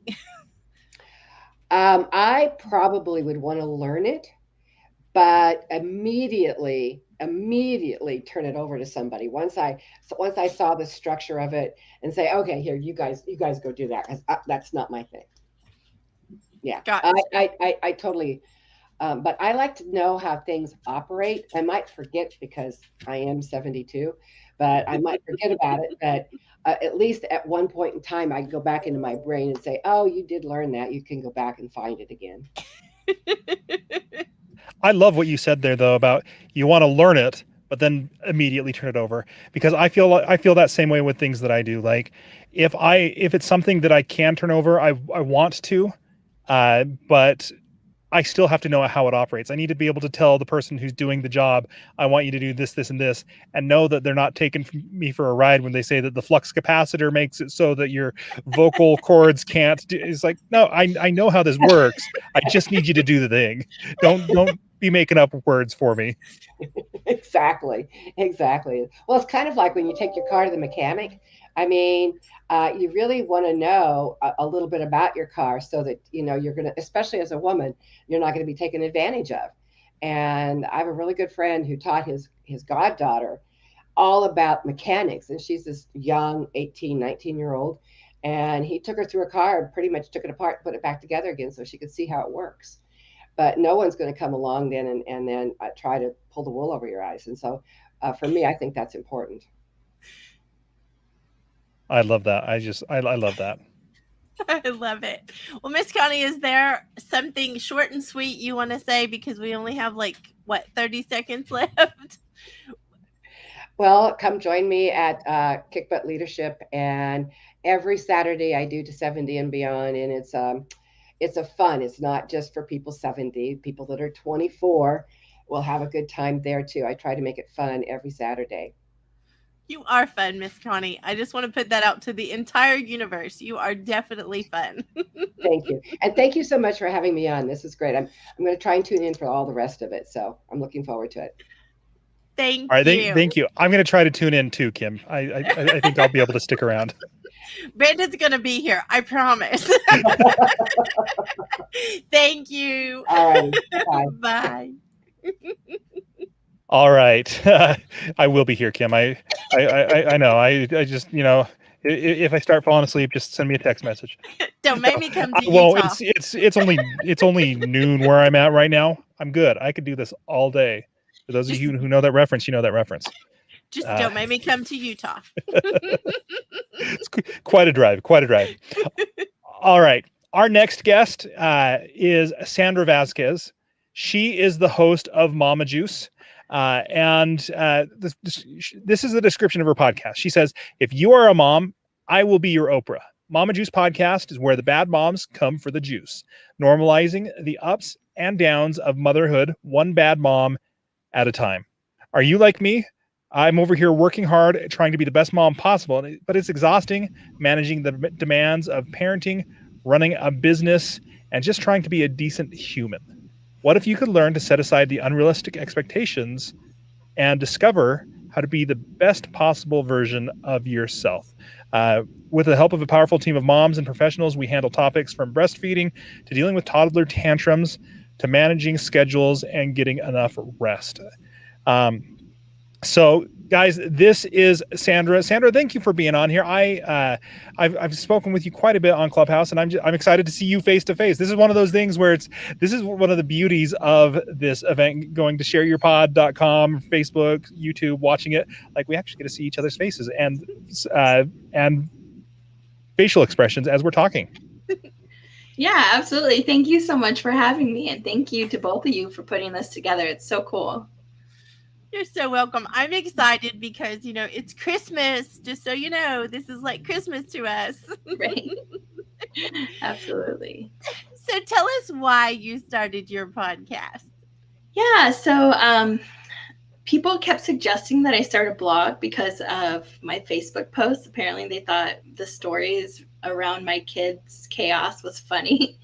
And it was kind of at the end of the whole blogging thing. I know some people still blog, but you have to be in it already, And so I tried jumping into that. It didn't work out. And a family member was like, she's like young and hip and I'm not. And she's like, people are really into listening to podcasts. And I was like, why did I never think of this? My whole life, throughout school, throughout work, everything, people always said, Sandra, you talk a lot.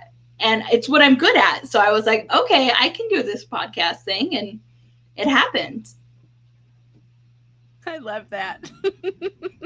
That's great. I have a daughter who talks a lot. Maybe I should get her on a podcast. That's yeah. I like Anytime somebody tells me, you know, oh, my kid keeps getting in trouble for talking, I'm like, she'll be okay. I promise. I love the how you were listening to someone young and hip, though. You are young and hip to us, so. It's true. It's true. All right. So I'm going to ask you now what you know now that you wish you would have known when you started.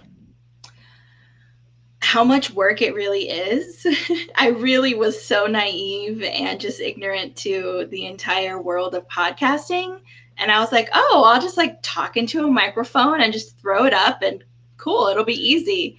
It is a lot of work. And I also, it's kind of like 2 in 1, but I also wish I would have learned to kind of batch a few episodes before getting started, because it's like a race if you don't every single week. For me, I do weekly. So it became like a race for me. I'm laying up in bed at night trying to finish the podcast, you know, at midnight, and have to be up with the kids the next day. And so once I started batching stuff, it was just a game changer. That is so true. Like, not just so that you are ready for the next episode and you're not racing on that. Personally, for me, I found that when I batch things, I can kind of just get in the zone. Mm-hmm. And as I'm in the zone, I do better work. But when I'm constantly jumping from, I'm going to do this, and then I'm going to do this, I'm going to do 10 minutes of this, and then 10 minutes of this, and then tomorrow I'm going to do that. It would take me a half hour to get myself into the zone, and then a half hour to get myself back out of the zone, right? And to do a 10-minute thing. And then all of a sudden there went an hour of my day. So I love that you said that, Sandra. That is huge. So just for those who have not started podcasting or don't understand, what's a simple definition from you, Sandra, of batching? Like what does that look like for you? Yeah. So, you know, I was doing interviews almost daily, but I was only releasing episodes once a week. And so I could get ahead probably like 2 or 3 episodes when it came to editing. I make a unique thumbnail because I also put stuff on YouTube, writing my descriptions, deciding what tags I want to use, all those things, so that when I upload on Thursdays, I have it set. I can put a day and a time that I want it to go live, and it's there. I know it's going to happen that day, and I don't have to worry about it. So I try to stay at least 2, maybe 3 ahead of the game, so that they're just there waiting to go live, because it was really it was really hard before when I was just like running the clock down to the last minute. Do you have any advice on when you're doing that and getting those in advance and having a handful in the queue? Do you have any advice for people? Because when I batch record and record a lot of episodes, I have a hard time being all like, oh yeah, on Friday I'm going to go do this thing, and then it's like, oh, we're publishing this episodes in 3 weeks, and so it's not Friday. It's about a month ago I did this thing. Do you have any tips on keeping track of time frames and things like that? Yeah, I haven't really run into that too much, just because of the topics that I talk about. It's more, we talk about, you know, situations in life, not necessarily like recent or on a timeline. But if I do feel like something was kind of more mentioned as far as when things happened, I try to just push that ahead and move other ones that aren't sequenced as much to the back. I started with a co-host actually, and I had to remind her every time, because we would record on Mondays and then upload on Thursdays, and she'd be like, "Happy Monday," and I'm like, "It's not Monday." So just like kind of had to talk to her about cutting that part of her, you know, dialogue out of there. So just kind of doing like that. I personally keep it in my mind that, don't mention a day, don't mention a time or anything, for that reason, because that way I can stay ahead of the game. But yeah, if there's one where it is mentioned and it would seem odd to do it 3 weeks out, then I would just bump that episode up. Okay, I like that. I like that. There's a podcast that I listen to that kind of points that out, because they're like, we record at one time and you listen at another time. So they don't say good morning, good afternoon, or good evening. They say good generic time of the day to you, listener, because that's cute. That's the case. Yeah. Kim, did you have something you want to say? You are on mute. I wonder why you just went on without me. Yeah, I just plowed right past you, Kim. I'm in charge now. Dang, Branden. I just wondered if you could speak to, because I know there's lots of mamas out there that want a podcast or want to do things, and they look and they think it's just too much or too hard. Can you speak to that a little bit? Because I'm an empty nester. So my youngest is probably older than you. But I think that it's awesome to watch your journey and watch you with your babies on social media and listen to your, struggles. And I'm really hoping that some of us older mamas can help if we have a clue of how to do something that worked. But I do wish that you would speak to those mamas about podcasting. Yeah, absolutely. Like others have said, make sure you love it. I love it. I feel better when I do it. When I've taken hiatus, that joy is missing. And so we make time for the things we love, right? And I do work full time in corporate healthcare. I have 3 kids, all 5 and under, born in a span of 2 years because I have twins. My life is crazy. I added 2 dogs. I don't know why, but I did that. And I am pretty much a single mom. Their dad is disabled. And so I have a lot on my plate, and I do it because it brings me joy. And so if you're a busy mom and you've thought, I really want to do this, do it. You have nothing to lose. If you do it and you realize it's too much work, I'm not into it enough to keep going, then you just put down the mic. But it can be done. You'll find the time, because if it brings you joy, you deserve it. And that's what I have to tell myself. Sometimes I'll be on my phone doing stuff for my podcast, and my daughter, she's going to be 6 this year. And so she's like, Mom, put your phone away. And I'm like, I'm sorry, baby. I just have to post this thing for Mama Juice, and then I'll be right there. And sometimes I feel guilt for that, but then I remember my life revolves around my children, and as it should. But if I need to take out 10 minutes of my time from them to post something that I need to get up for my podcasts, it's okay to do that, because it brings me joy. And when I'm happy, my kids are happy. So if you want to do it, girl, do it. I love that answer. It's almost like the airplane analogy that everyone always uses. When the airplane's crashing and the oxygen drops, they always say, put the oxygen on yourself first and then on your children, because Right. If you don't take care of you, you can't take care of them. Exactly. And I was struggling before to find joy, even, and this is something I'm very open about on my podcast, even within my children. And it's because I wasn't fulfilling myself. So everything I did just felt like, got to get up and go to work. I got to go pick the kids up from daycare. But now that I have these little moments to myself where I can do what makes me feel good, all those things that I have to do and the time with my kids is so much more enjoyable. Like when you find that in your life, whatever it is, if it's not podcasting, if it is podcasting, it's an amazing feeling to just be like, I'm so happy that I can enjoy my kids more. I love that. And sorry, setting the example of joy for your kids is really important. I don't think anyone ever told me that when I was young. So it impresses me greatly that you're saying that to other mamas, because you are young. So thank you for sharing that, because I do think that that's important. That's a really good point, because my mom is an amazing human, but she was a single mom. My dad passed away when she was pregnant with me, and she spent all her time working, 2 jobs sometimes, and she never really did anything for herself. And I've seen what that has done to her.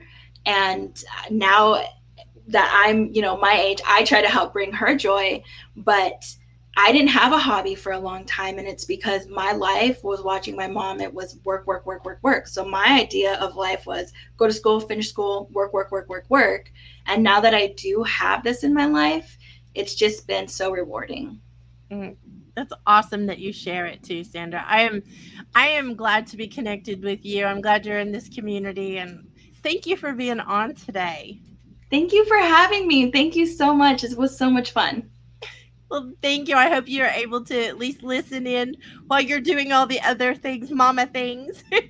Absolutely. Absolutely. Thank you. Bye. Bye-bye. See you, Sandra. See you, Brandon. Thank you for being here. Guys, this is okay. And I mentioned this and I said, I'm going to get better at this. And then I promptly did not. I have not been asking everyone where to find where they can be found. I will tell you, they can all be found over at shareyourpod.com. They can all, you go to that website, you scroll down, all of our speakers are highlighted there. Yeah, and you can click on their podcast. The name of their podcast is underneath them. It will take you over to their show. And that is one great way. If I did not do a good enough job, like most of these speakers, in highlighting where they can be found. But you can find them all over at shareyourpod.com and with links to some of their resources there.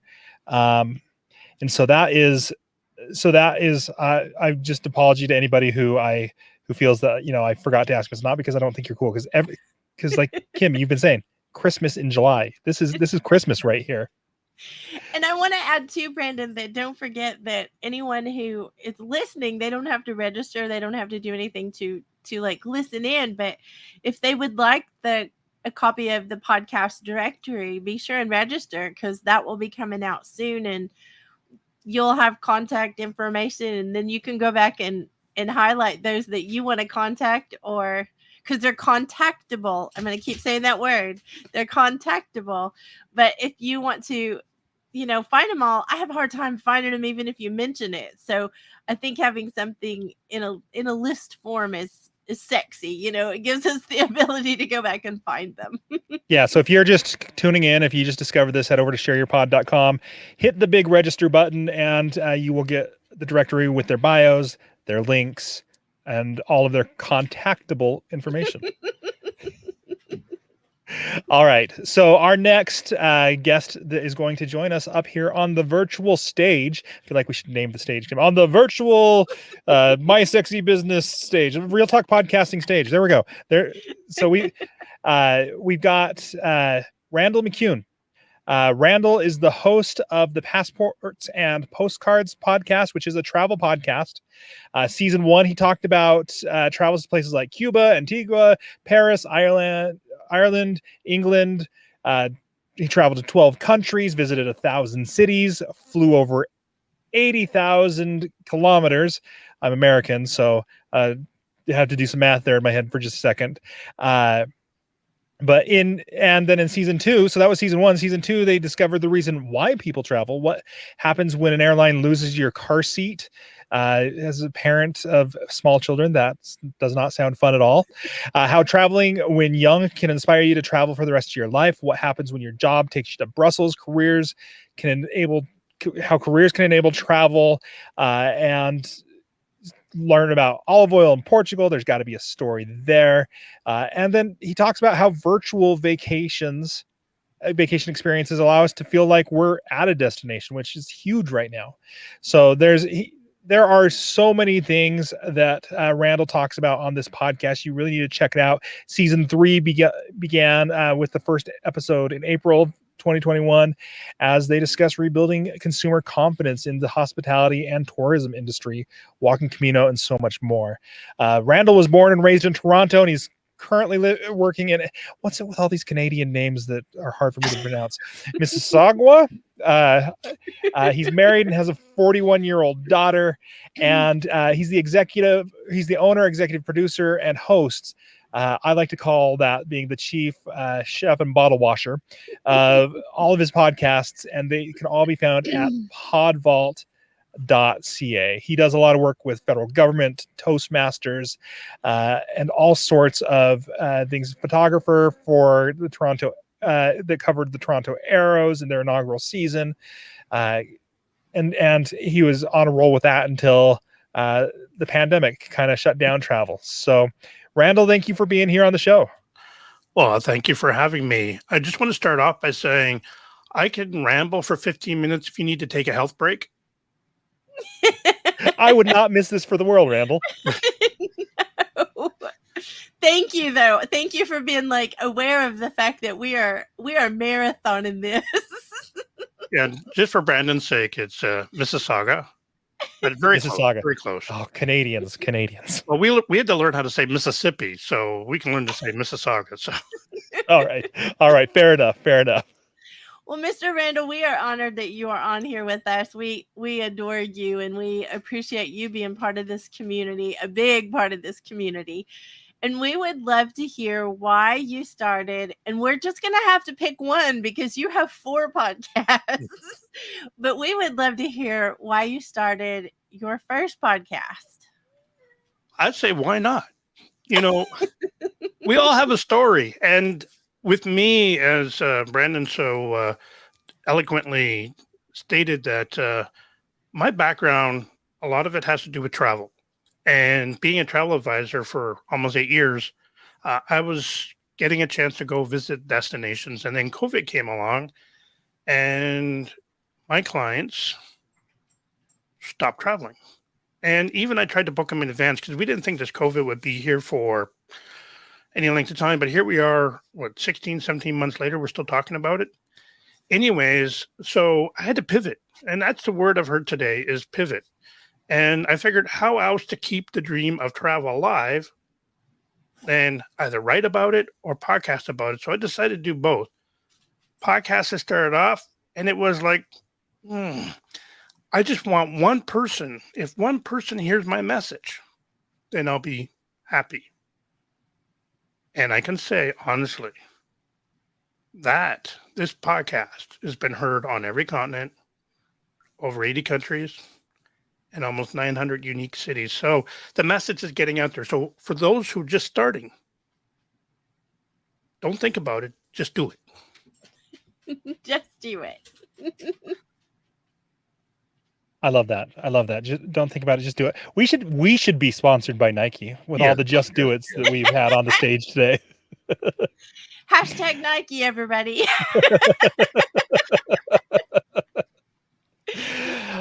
All right, Randall, I'm going to ask you, like you've been bitten by the bug. You've got a ton of podcasts. You've got a ton of podcast experience. What do you know now that you wish you would have known when you started podcasting? For me, I think what it is the experience of having a guest and overcoming that fear of asking someone to be a guest. I know at the beginning, I wouldn't have asked anybody to be a guest on my show. I figured here I am, a new fish in a pond, a little fish in a big pond, I should say. And I would not ask a guest to be on my show until I had like millions of followers. But no, I had a friend approach me who's a buddy, and he said to me, I think your podcast would sound better with a guest. Can I be a guest? I'm thinking, I don't know if I want a guest on the show. But to be honest, like, to tell you the truth, since it's been going, I've had amazing guests. And if I had known this right at the beginning, I would have skipped maybe the stories about my journeys because to me, they're special to me. They may not be special to the listeners. Although I must say, one of the early podcasts I did, which was called Cuba, and More Cuba, seems to be my number one podcast because I think a lot of people want to know more about Cuba, and especially my neighbors to the south in America, in the United States. But that's what I learned. I learned that, and if I had known right at the beginning that guest was the way to go, day one, I would have had a guest. And I think what it does is it's a genuine conversation between two people. And we can talk about any subject. And I've listened to a lot of podcasts that conversation keeps people listening. And that's my answer to that one. I like your that you know what your episode, like your strongest episode has been and why. I like that you know that. So I have to ask the question, and I'm jumping ahead of Branden. Sorry, Branden. But I have to ask the question as to, is it an obsession or an addiction, or what word would you use, Mr. Randall, for having started 3 more podcasts? I think it is the gratification of actually people listening. So I have a story, and I tell people this all the time. Here in Greater Toronto area, where I live, we've been in lockdown probably the longest in North America. Only way to communicate people is online. So I had the time, like I do have a full-time day job, that's a given.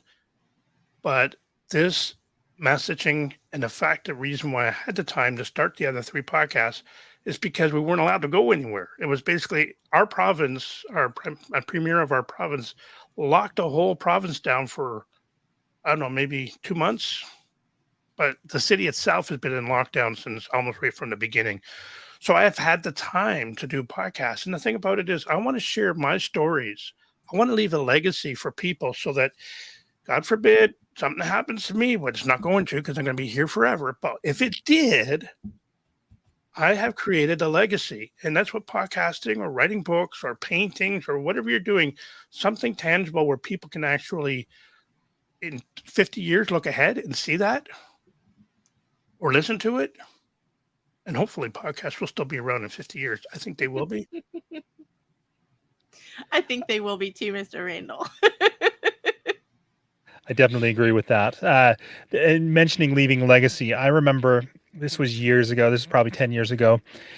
We were at my in-laws' house, and my mother-in-law had found a tape and was like, "Oh, I don't know what's on this." Put it in the tape player that was on her counter, and it was her dad's voice. So I'd never met her dad, and so my wife's grandpa, and my wife and siblings' grandpa, and his voice started coming through the speakers, and it was amazing to see everybody walk from the different parts of the house because they heard grandpa's voice, and they came in to listen to it because he had left that behind. So you with your podcast, leaving that legacy behind, that is that's going to be a powerful thing. Like you said, hopefully nothing happens soon, but none of us get out of here alive, right? Right.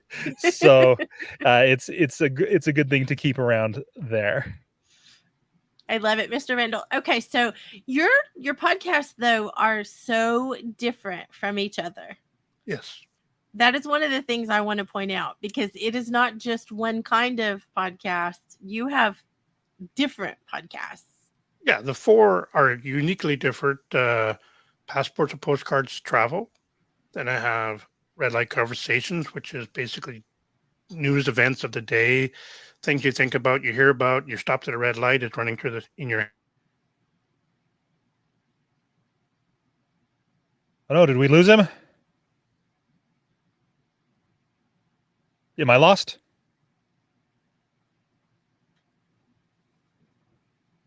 Kim, can you hear me?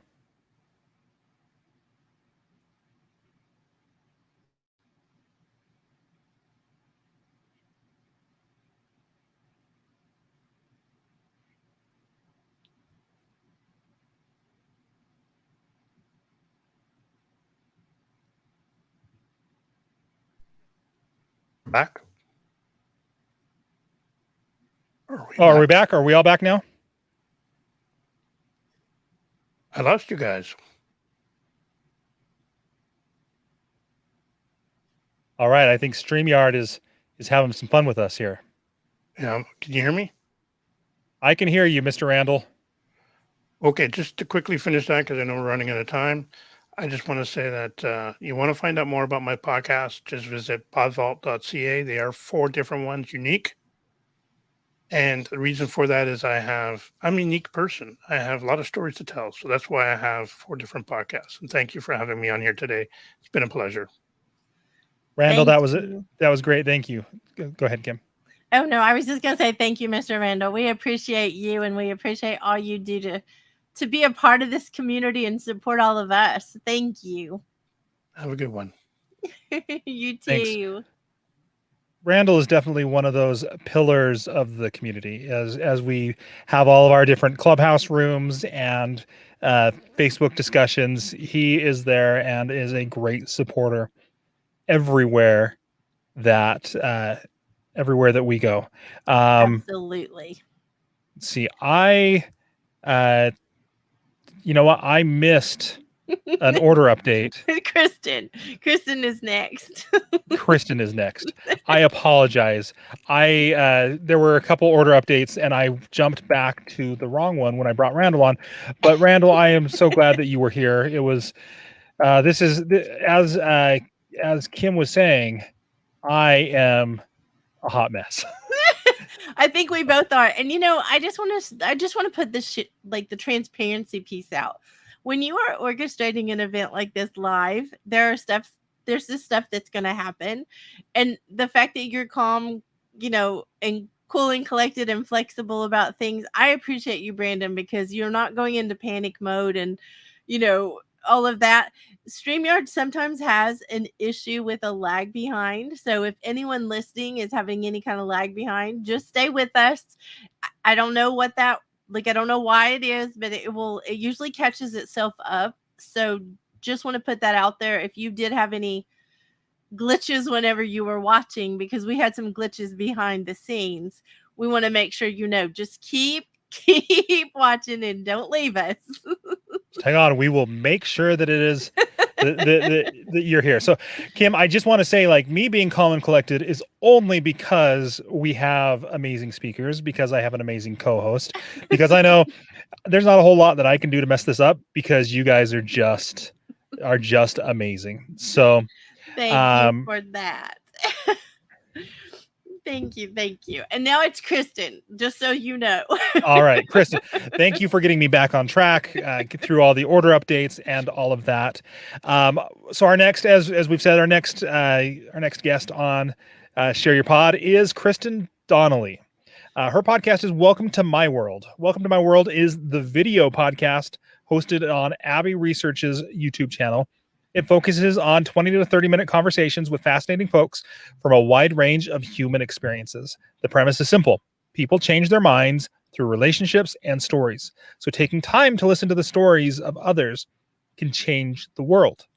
The series so far has explored everything from the importance of pronoun choice to being Jewish in America, to creating art in active and frozen conflict zones. Whatever you have to talk about, Dr. Kristen wants to ask you about it. Dr. Kristen Donnelly, she is one of those people with all the letters after her name, MSW, MDiv, PhD. She knows what she's talking about. She's a TEDx speaker, international empathy educator, and researcher with 2 decades of experience in helping people understand the beauty in difference and the power in inclusivity. She is one of the good doctors of Abby Research, COO of their parent company, and an unapologetic nerd for stories of change. Kristen lives outside of Philadelphia with her husband, where they're surrounded by piles of books and several video game consoles. You got the important things there, I can see. Thanks for being here, Kristen. And she's fun. Well, I do my best. Thank you so much for having me. Thank you for being with us. I get the honor and privilege of asking you the first question. Okay. Why did you start your podcast? Such a fun question. So, since I talked to you guys, I've actually started a second podcast. So we'll focus on Welcome to My World today, but we also have another traditional podcast. And so I started Welcome to My World for the simple reason that I love talking to people about their lives. And every single element of data that I have about how to help people get along better is to essentially force them to listen to someone's story and understand the context that someone's coming with, and everything. My very first conversation was actually with my younger brother, who's my business partner, talking about what it's like being in a family business and if it's weird for him to, be in charge of his older sister. And then I had a great conversation with somebody about, the importance of gaming in Japanese culture. And then since then, so we publish them twice a week. I just recorded episode 60. This has only been going since March, and I've already learned so much.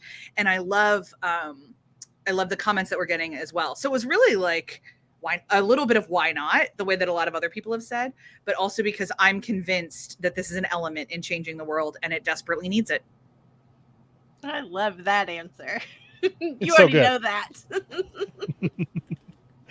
that. What do you know now that you wish you would have known when you started both of these podcasts? Well, for the audio one, I wish I would have understood that when I tell advertisers 30 seconds for their copy, they're not going to time themselves. But for the video one, I wish I would have known how popular it was going to be to get guests. I definitely thought it was going to be a lot of teeth pulling and a lot of favors of friends. And so I didn't have systems in place for any sort of screening in my applications because I didn't think I'd be getting people I had never met.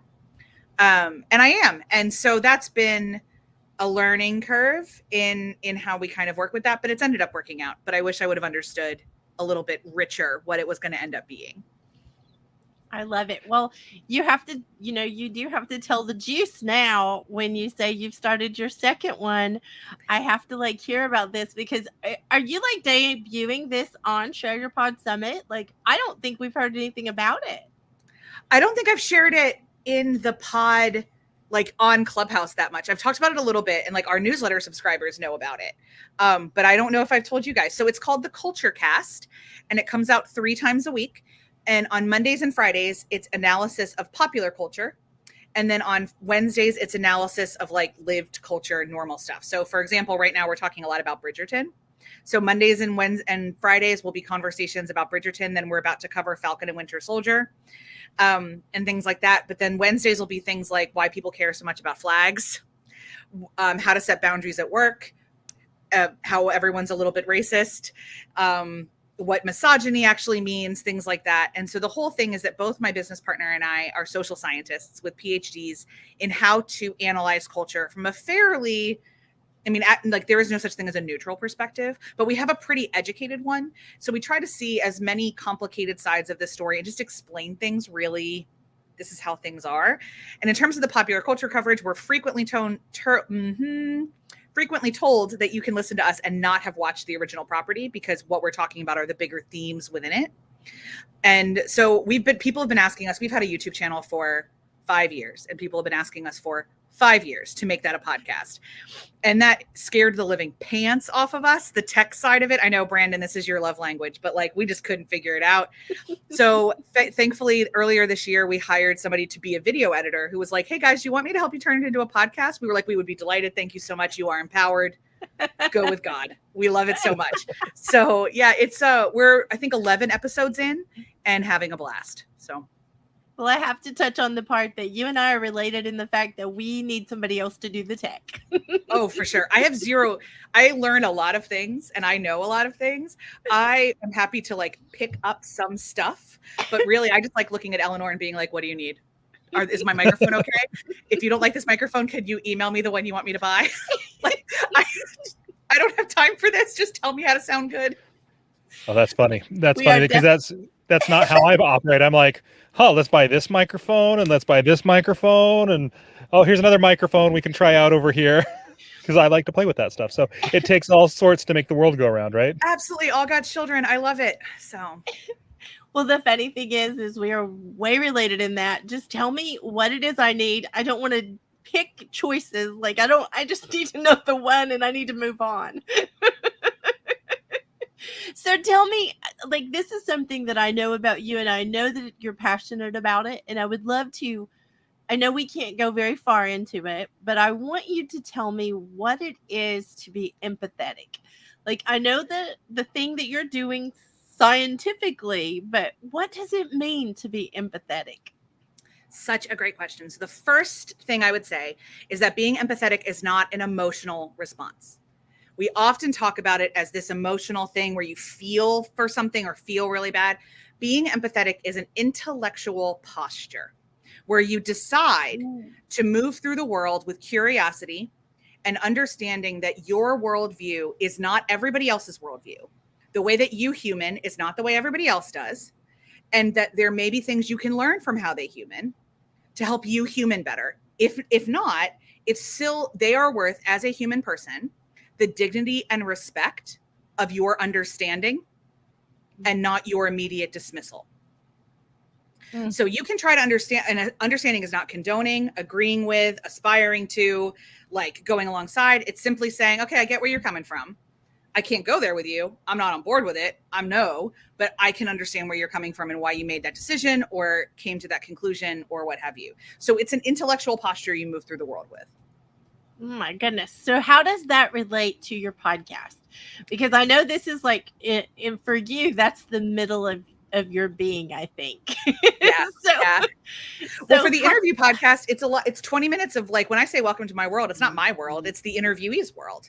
So you spend 20 minutes, 25, 30 minutes with somebody hearing what life is like for them. Like, I don't do the kind of very generic stuff. I've often gotten really into it with people. And I love doing interviews and really showing up and asking questions. I don't do any prep. I don't do anything. I just see where the conversation goes. And I rely on I've been interviewing people for professional reasons for approximately 15 years. And so I rely a lot on that and kind of move with it. And so the goal is just to spend 20 minutes looking through the world through someone else's lens. And the Culture Cast is the same way. Let's present to you all of these intellectual things where you can consider the world from a different angle in bite-sized pieces. So tell me one word that would sum up you and your podcast. Tell me just one word that would be like the word. Curiosity. Curiosity. Didn't even have to think about that. No. That's one of my buzzwords. Curiosity and empathy are like the two things I talk about the most. So I read an article that told me about a study that I obviously know must be true because of confirmation bias about how people who spend time in fiction tend to have more empathy for those out in the world. I have this philosophy and this theory as well that podcasts can also play a part in that, even though not many of them are fiction. As you listen to other people's stories, do you think that there is any scientific merit for that? Because then I will be able to say, I had a PhD tell me this. Do you think podcasts can fit in that study at all? Absolutely, because what that study was about stories. It wasn't really, because it was based on Harry Potter for the record, and adolescents that read Harry Potter versus adolescents that didn't. But what it's based on is stories. And we as human beings change our minds about the world through stories and relationships. We may change behavior through being shamed or through statistics, but we change our mind through stories and relationships. And that's what podcasts are, is stories and relationships, especially because audio is such an intimate medium. You feel as though you are in a relationship often with the podcast host of some fashion. And we can talk about parasocial relationships at another time, but it can absolutely be a really, really lovely, absolute empathy builder. Totally. I listen to podcasts for that reason. And obviously I run 2 of them for that reason. So yes, Branden, you are endorsed. All right. I have a scientific endorsement, people. Listen to podcasts. It will make you a better person. Yep. Wait, can I get one of those for being sexy? Like, can I just get an endorsement for that? For sure. I can't give you a scientific one because we haven't done the data yet, but I give you one just by being yourself. I love it. But I would like you to do the data because I want proof, Well, we'll talk about that offline. Thank you so much, Kristen. Thank you guys. It's been a joy. We appreciate you being a part of this and a part of the community, and what an honor. Thank you. Thank you. Have a good day, and I hope you stick around and listen to your other podcast buddies. Oh, that's in the plan. Can't wait to hear it. Thank you. Thanks, Bye-bye. Kristen. This was great. Bye, everybody. Bye. Oh, we have so many people. You're right, Kim. This is Christmas. This is just Christmas. It is Christmas. It is absolutely Christmas.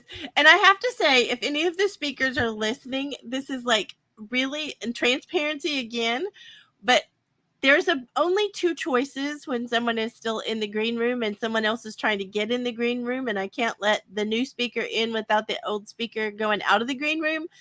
The only option I have on there is, and this is literally what StreamYard says, is kick them out.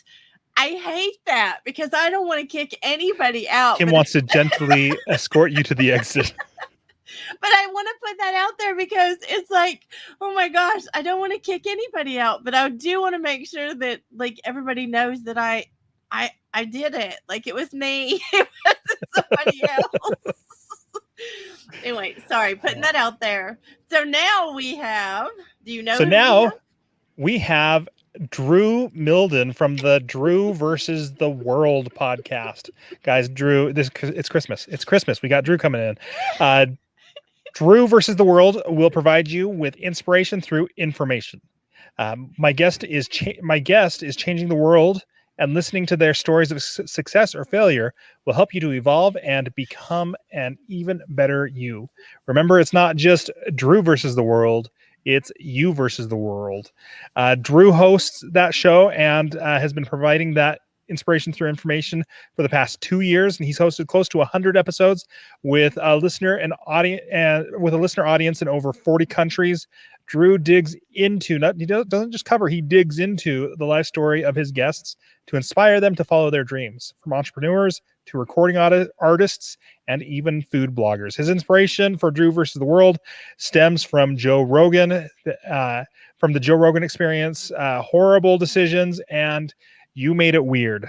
Drew was born and raised in Brooklyn, New York, and currently lives in Charlotte, North Carolina, with his 2 kids and future wife. Drew, welcome to the show. How you doing, guys? Hey, Drew. Hey, everybody. It's great to see you. Am I sounding good? Do I sound clear? Yeah. Yep. You sound good. Awesome. You do sound clear. I can't believe you guys have been doing this for over 3 hours. This is amazing. We have It doesn't feel like that. The amazing thing is it does not feel that it has been that long because you guys are just all so cool. It's Christmas, Drew. I told you this morning. It's Christmas. I'm gonna make it rain. You're so funny. So I get to ask the first question, and that is, why did you start your podcast? Great question, Kim. So first and foremost, I started my podcast because I love podcasts. That's the first and I was on at a job where I worked overnight, and all we had was the ability to listen to either the winter Christmas classics going over the PA, or you get to get headphones and you can listen to the music as you like. So my choice was to listen to podcasts. So I started with this podcast called called The Nerdist, and then I kind of like branched out because all these different people kind of connected to him, and then that's when I found Joe Rogan. I found Bert Kreischer's podcast. I found You Made It Weird. I found all these different podcasts. So I was like, this is something I really enjoy. So moving out into the world, I was like, there has to be something that I can do that's artistic that also can add to that craving I have for analytics. I was like, I love talking to people. I love chatting it up. Why not create a podcast? So that's how Drew versus the World kind of came together. I was sitting on my friend's couch, all of them are creatives. One was a rapper, one was a graphic designer, one was a videographer, and they all were doing something artistic. And I really wanted something to do. And I was like, I can't draw. I can't do video. I hate editing. So I was like, what can I do? I can talk my behind off. So after looking at a plethora of different studios, I chose one, and I still didn't use that studio. I sat down on a couch with one of my closest friends. His name was Randall. My first episode, and we literally connected lapels mic to our phone and downloaded recorded our first episode from two iPhones, and that was the inception of the Drew vs. the World podcast. So it was just out of pure love of podcasting and wanting to talk to people who interest me and that I have interest in, and I know that my audience can learn and evolve from as well. Well, Drew, not to make this about me or anything, but I guess I'm not interesting. Well, that's Kim, the only thing. I didn't want to say it, but no. Just lean into it, Drew. Just lean into it. This is yes and baby. I just have to say, for everybody listening that doesn't know, Drew is one of my favorite people, and we we are, I guess ornery would be the right word. And I have to tease him. I can't help it. So anyway, Drew, sorry about that. No problem. You know I like a good sting. All right, Drew. I get to ask the follow-up question. What do you know now that you wish you would have known? What is it that you're like, man, this would be completely different?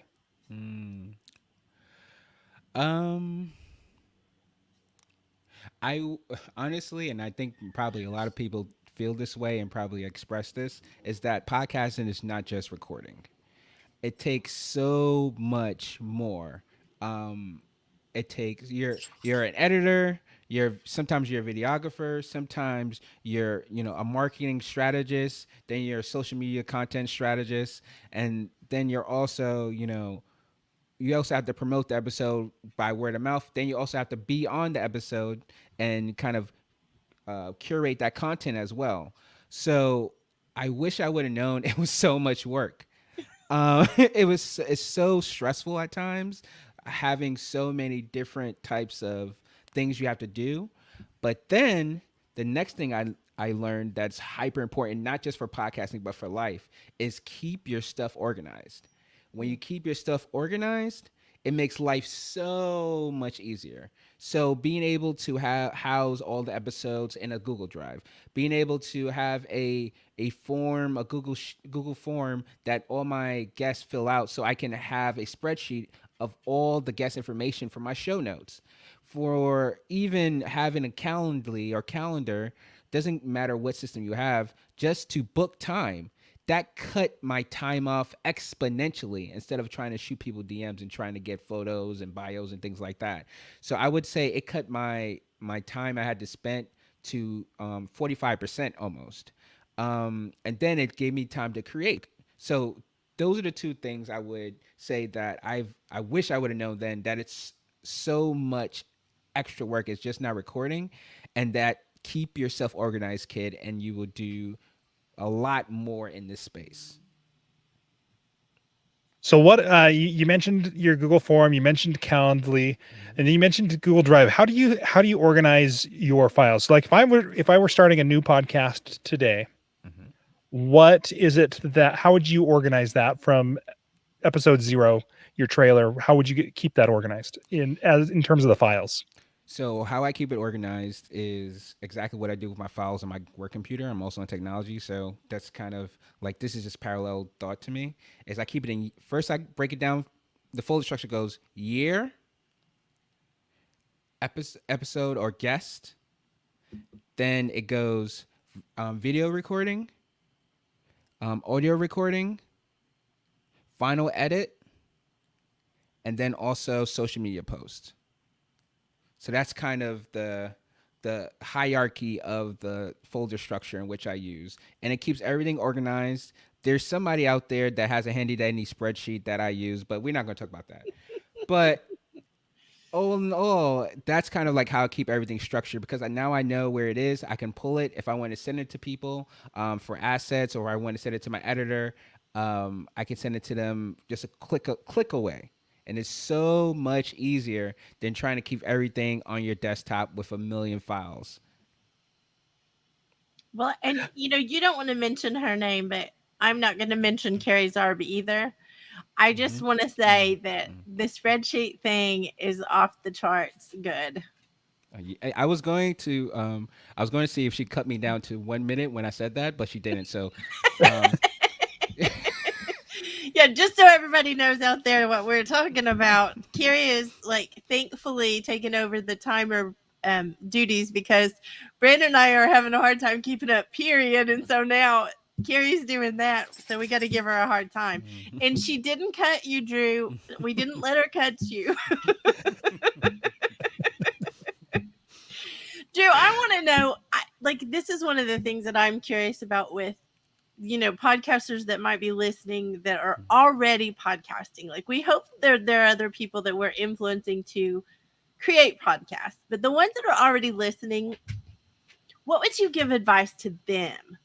What would you say to them besides being organized, besides using the tools that you just said? What about the passion side of things, because I know you're really passionate about podcasting. Oh man, I was just having a conversation about this. Is that if your heart's not into it, you're not going to do it well. So that's just in life, right? But I think the thing that keeps me passionate about it is the trying new things. I have a motto in my life: try everything twice, right? So for me, it's always try something new. Try some new social media strategy. Try some new formatting of your episodes. Try something, that frustrates you, because another motto of mine: diamonds are made by pressure. So all the pressure that you can give to your podcast and to your strategy and to your episodes makes you a better person. So I would say, for current podcasters, to keep your passion, don't stay stagnant. Don't stay in the little bubble of the world that you're in currently. Go outside of it. Reach out to people who excite you. Reach out to people who scare you. Reach out to people that have different viewpoints as you. If you have guests on your episodes, get somebody that has a controversial opinion and try to talk through that. And that will enlighten you on, you might not care what that person says, but it will at the end of the day enlighten your side of the opinion as well, because now you know what the other side thinks.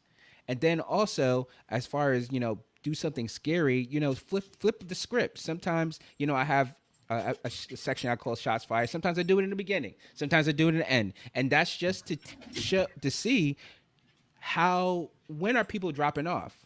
And that's just a data thing. Like, okay, now I'm going to look at the analytics. People are dropping off in the beginning of shots fired or at the end of shots fired. So that's kind of to keep your passion. Always keep moving. Always keep changing. Always keep evolving. Always keep growing. Don't stay stagnant. Just make this fun. And I heard a lot of people say this: make it fun. At the end of the day, this is not, for some people, it is paying your bills. But for people that are just in it right now and just, at the beginning or at the point where you're trying to monetize, have fun with it, and it will come. If you build it, they will come. And that's how I'm going to leave it off, because I think I just need a good old movie quote at the end, just to wrap this thing up. Just a mic drop. We'll just let that mic drop, right? Oh, it's a pretty sturdy mic. That's a pretty sturdy mic, Drew. I think you're probably okay, especially if you just put it on your lap, just inside baseball there. If anyone's going to do a mic drop, your lap is a good place to drop it. Thank you so much, Drew. We are honored that you came on to be with us today. I'm honored that you guys chose me. Honored that you guys had me on these great other podcasters. Thank you so much, Kim. Thank you so much, Branden, for allowing me to speak my piece. Again, give me the platform. Drew versus the World podcast. And I'm out. You're so welcome. Thanks, Thank Drew. you. Bye, Drew. And we know he'll be sticking around. Man, we've had some amazing guests.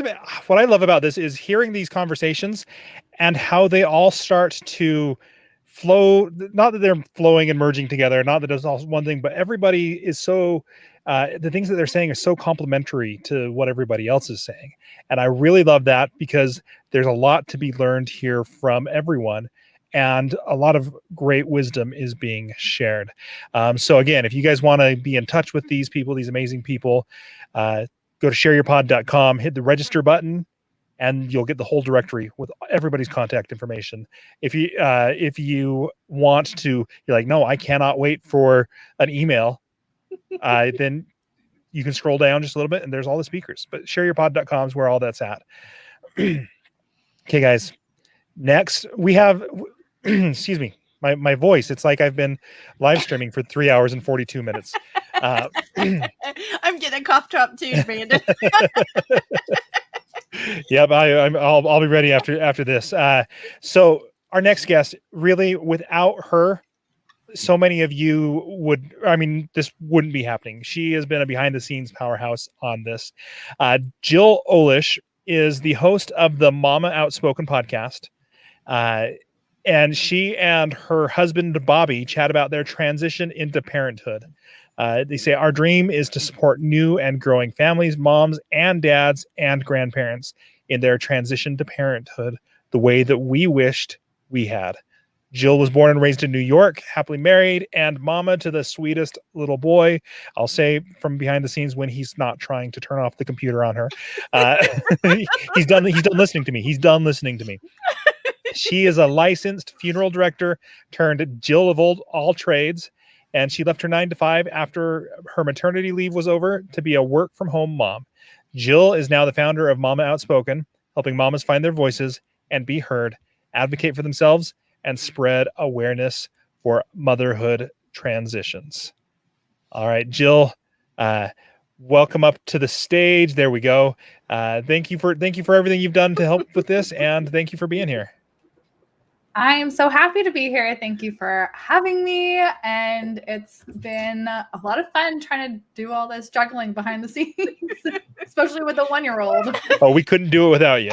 No, we could not. And I left her down a little bit longer because I knew she'd be arguing about it. But she seriously, Jill, I'm going to say publicly, and it's going to be recorded, and it's going to be like forever known that you were such a huge part of this conference happening. I cannot say how grateful I am. You are amazing, and you are the exact epitome of the My Sexy Business team. Like, you are that. Thank you, Kim, for your kind words. It was a lot of fun. I'm glad to have this kind of experience underneath my belt now, and get better at my next summit one day in the future. So now I know what it's like on a larger scale versus my little one I did a few months ago. Well, you will crush it because you have the mad skills. So I'm gonna ask you the first question, but thank you for everything you have done. Why did you start your podcast? I'm gonna copy Connie on her answer because Kim told me to. It's so relatable. So relatable. Oh my goodness. It's funny though, because even before Kim had said that it's something I should be doing, my husband and I have frequently had conversations after the baby had gone to bed while we're just hanging out. And we get really into these conversations. And obviously over the last year, it's been about our child and parenthood and marriage. So one day we're like, we really should go ahead and record what we're talking about, even though it's ridiculous, some of the stuff we talk about. And then I was directed into the direction of starting a podcast. And I thought about who my favorite were that I had listened to during my pregnancy. And I thought, well, who better else to do it with than my actual husband, the other person that we actually do this with on a nightly basis. So that's how we kind of started with Mama Outspoken and the podcast for it. And that's what we do now is we get on there, we share our highs and our lows for the week. We are big craft beer fans, so we also talk about what we're drinking during the episode. So if we kind of do more than one in an episode, it gets a little silly by the third episode recording. But that's when my husband comes out of his shell too, which is nice. And then we go into a topic and we kind of give both of our sides on how we see it from each perspective as a father and a mother. I love it. When I've listened, I love it. I like that a lot. My my dad, my grandpa passed away when my dad was in high school, and he did not have somebody who would give him that information. And so he's been, as I've been parenting, he's always tried to give me advice. And I love what you're doing, because some people just don't have somebody to help them along that path. So that is amazing. I'm going to ask our second question. What do you know now that you wish you would have known then? Oh, I tried to do a little bit of research about the equipment. That's beyond me. I've reached out to a few people with Real Talk Podcasting and gotten some advice, but I think it's the content building and actually recording, sitting down, getting my husband to sit with me and recording an episode. But the hardest part that I did not realize was going to be everything else that's after that. You don't just post it when you're done recording. There's so much more, all right, editing is one thing, but then now I got to come up with graphics. I got to come up with show notes and a blog post off of that. Granted, it's really easy to do, but it's time consuming when I really only have about 3 hours a day that I work on my business. So it's something I did not account for with the time consuming part of it after the fact into my schedule. And I wish I would have done that before starting it so I could have planned better. You did not have a good example. I will say that. Your episodes are only like 5 minutes long. Mine end up being like 25 to 30 minutes long. Okay, maybe I set a good example and you didn't follow it, Jill. Make them really short. So I want to go back to that though. It's easy, but it's time consuming. You have to have learned some tricks along the way to speed the process up a little bit. What has been like? Drew talked about using Calendly saved him, and some other processes saved him like 45% of the time.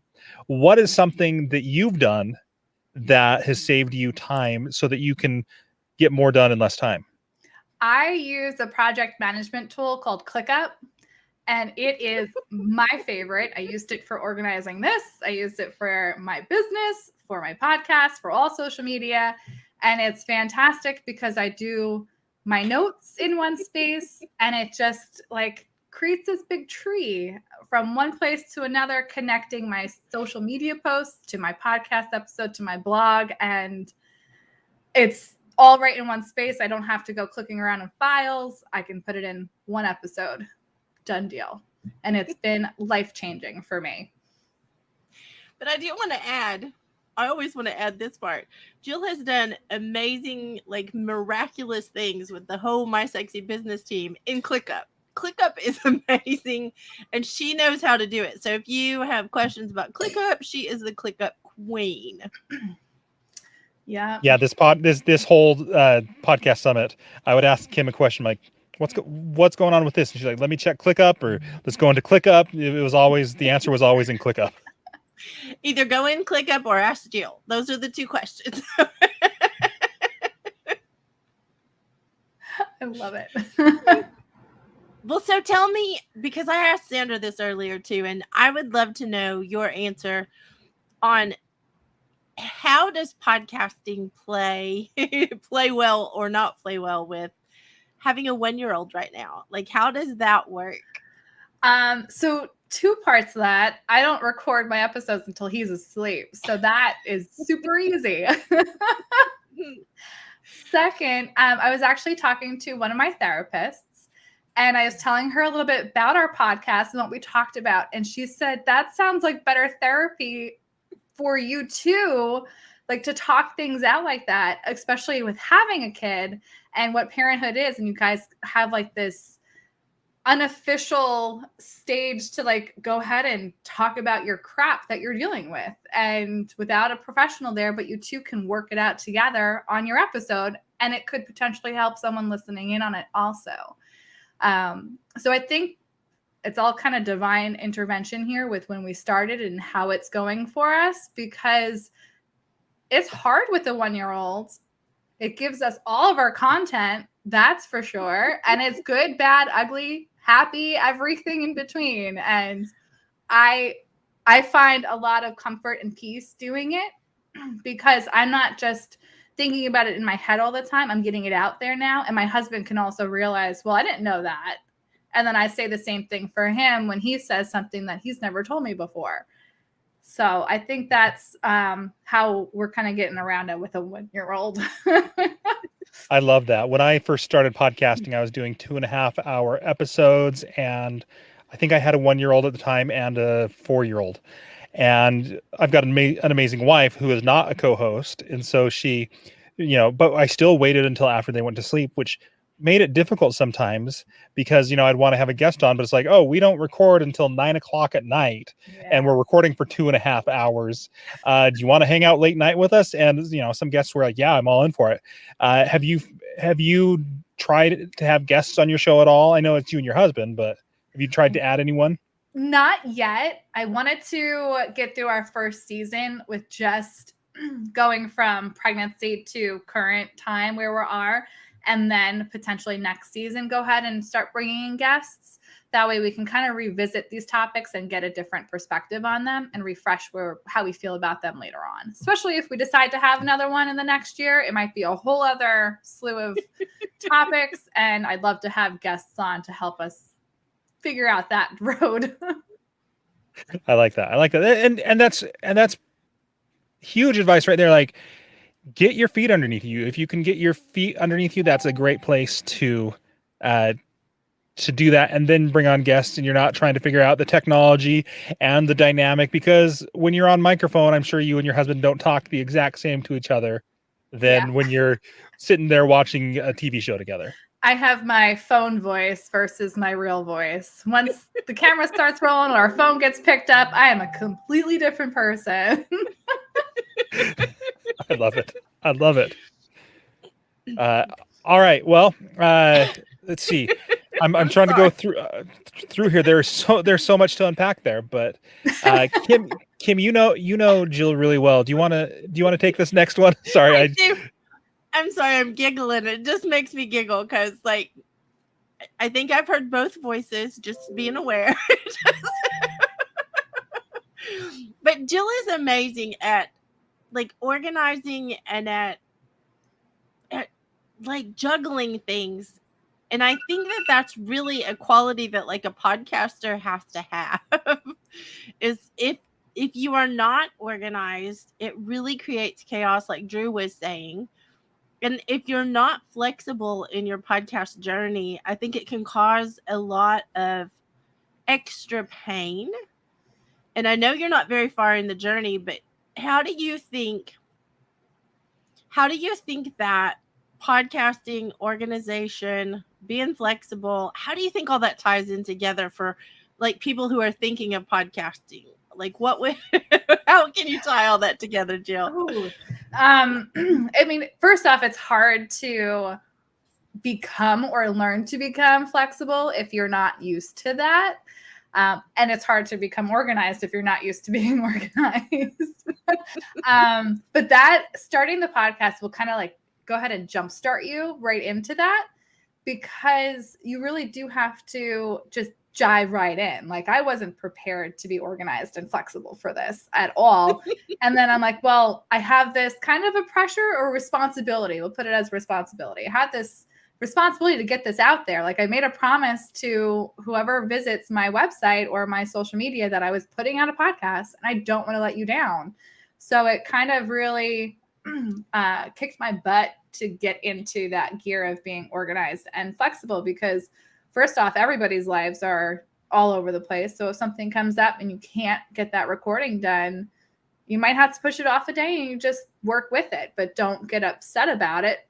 It's going to happen, and it's going to happen on your time when you can do it. I mean, mine didn't come out until yesterday. I'm supposed to put it on Wednesdays, and it just didn't get done. So got done eventually.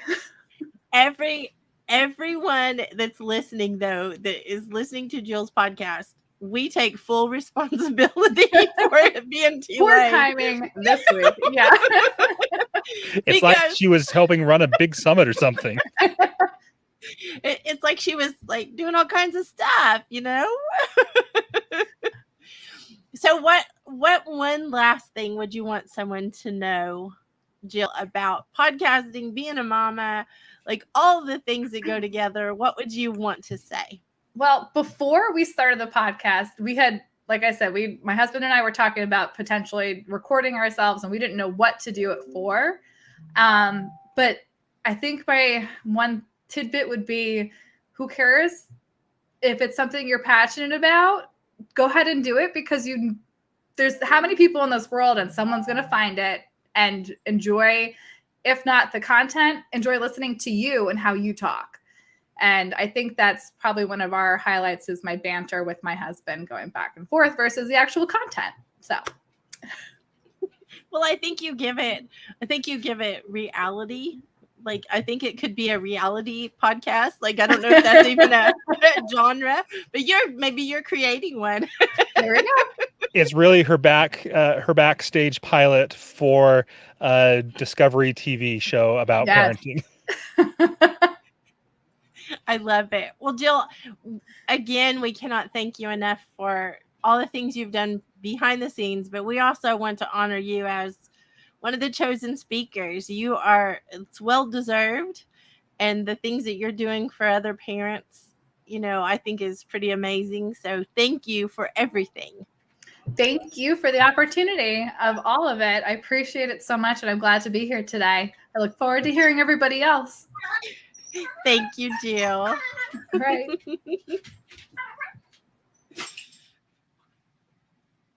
All right, All right. Branden. She just as a reminder, people, register for, if you're watching this, wherever you're watching this, go to shareyourpod.com and register so that you can have contact information for all of our speakers. Jill just said she's going to start having guests on, so you might want to be able to get a hold of her. All right. Well, we have we have a couple.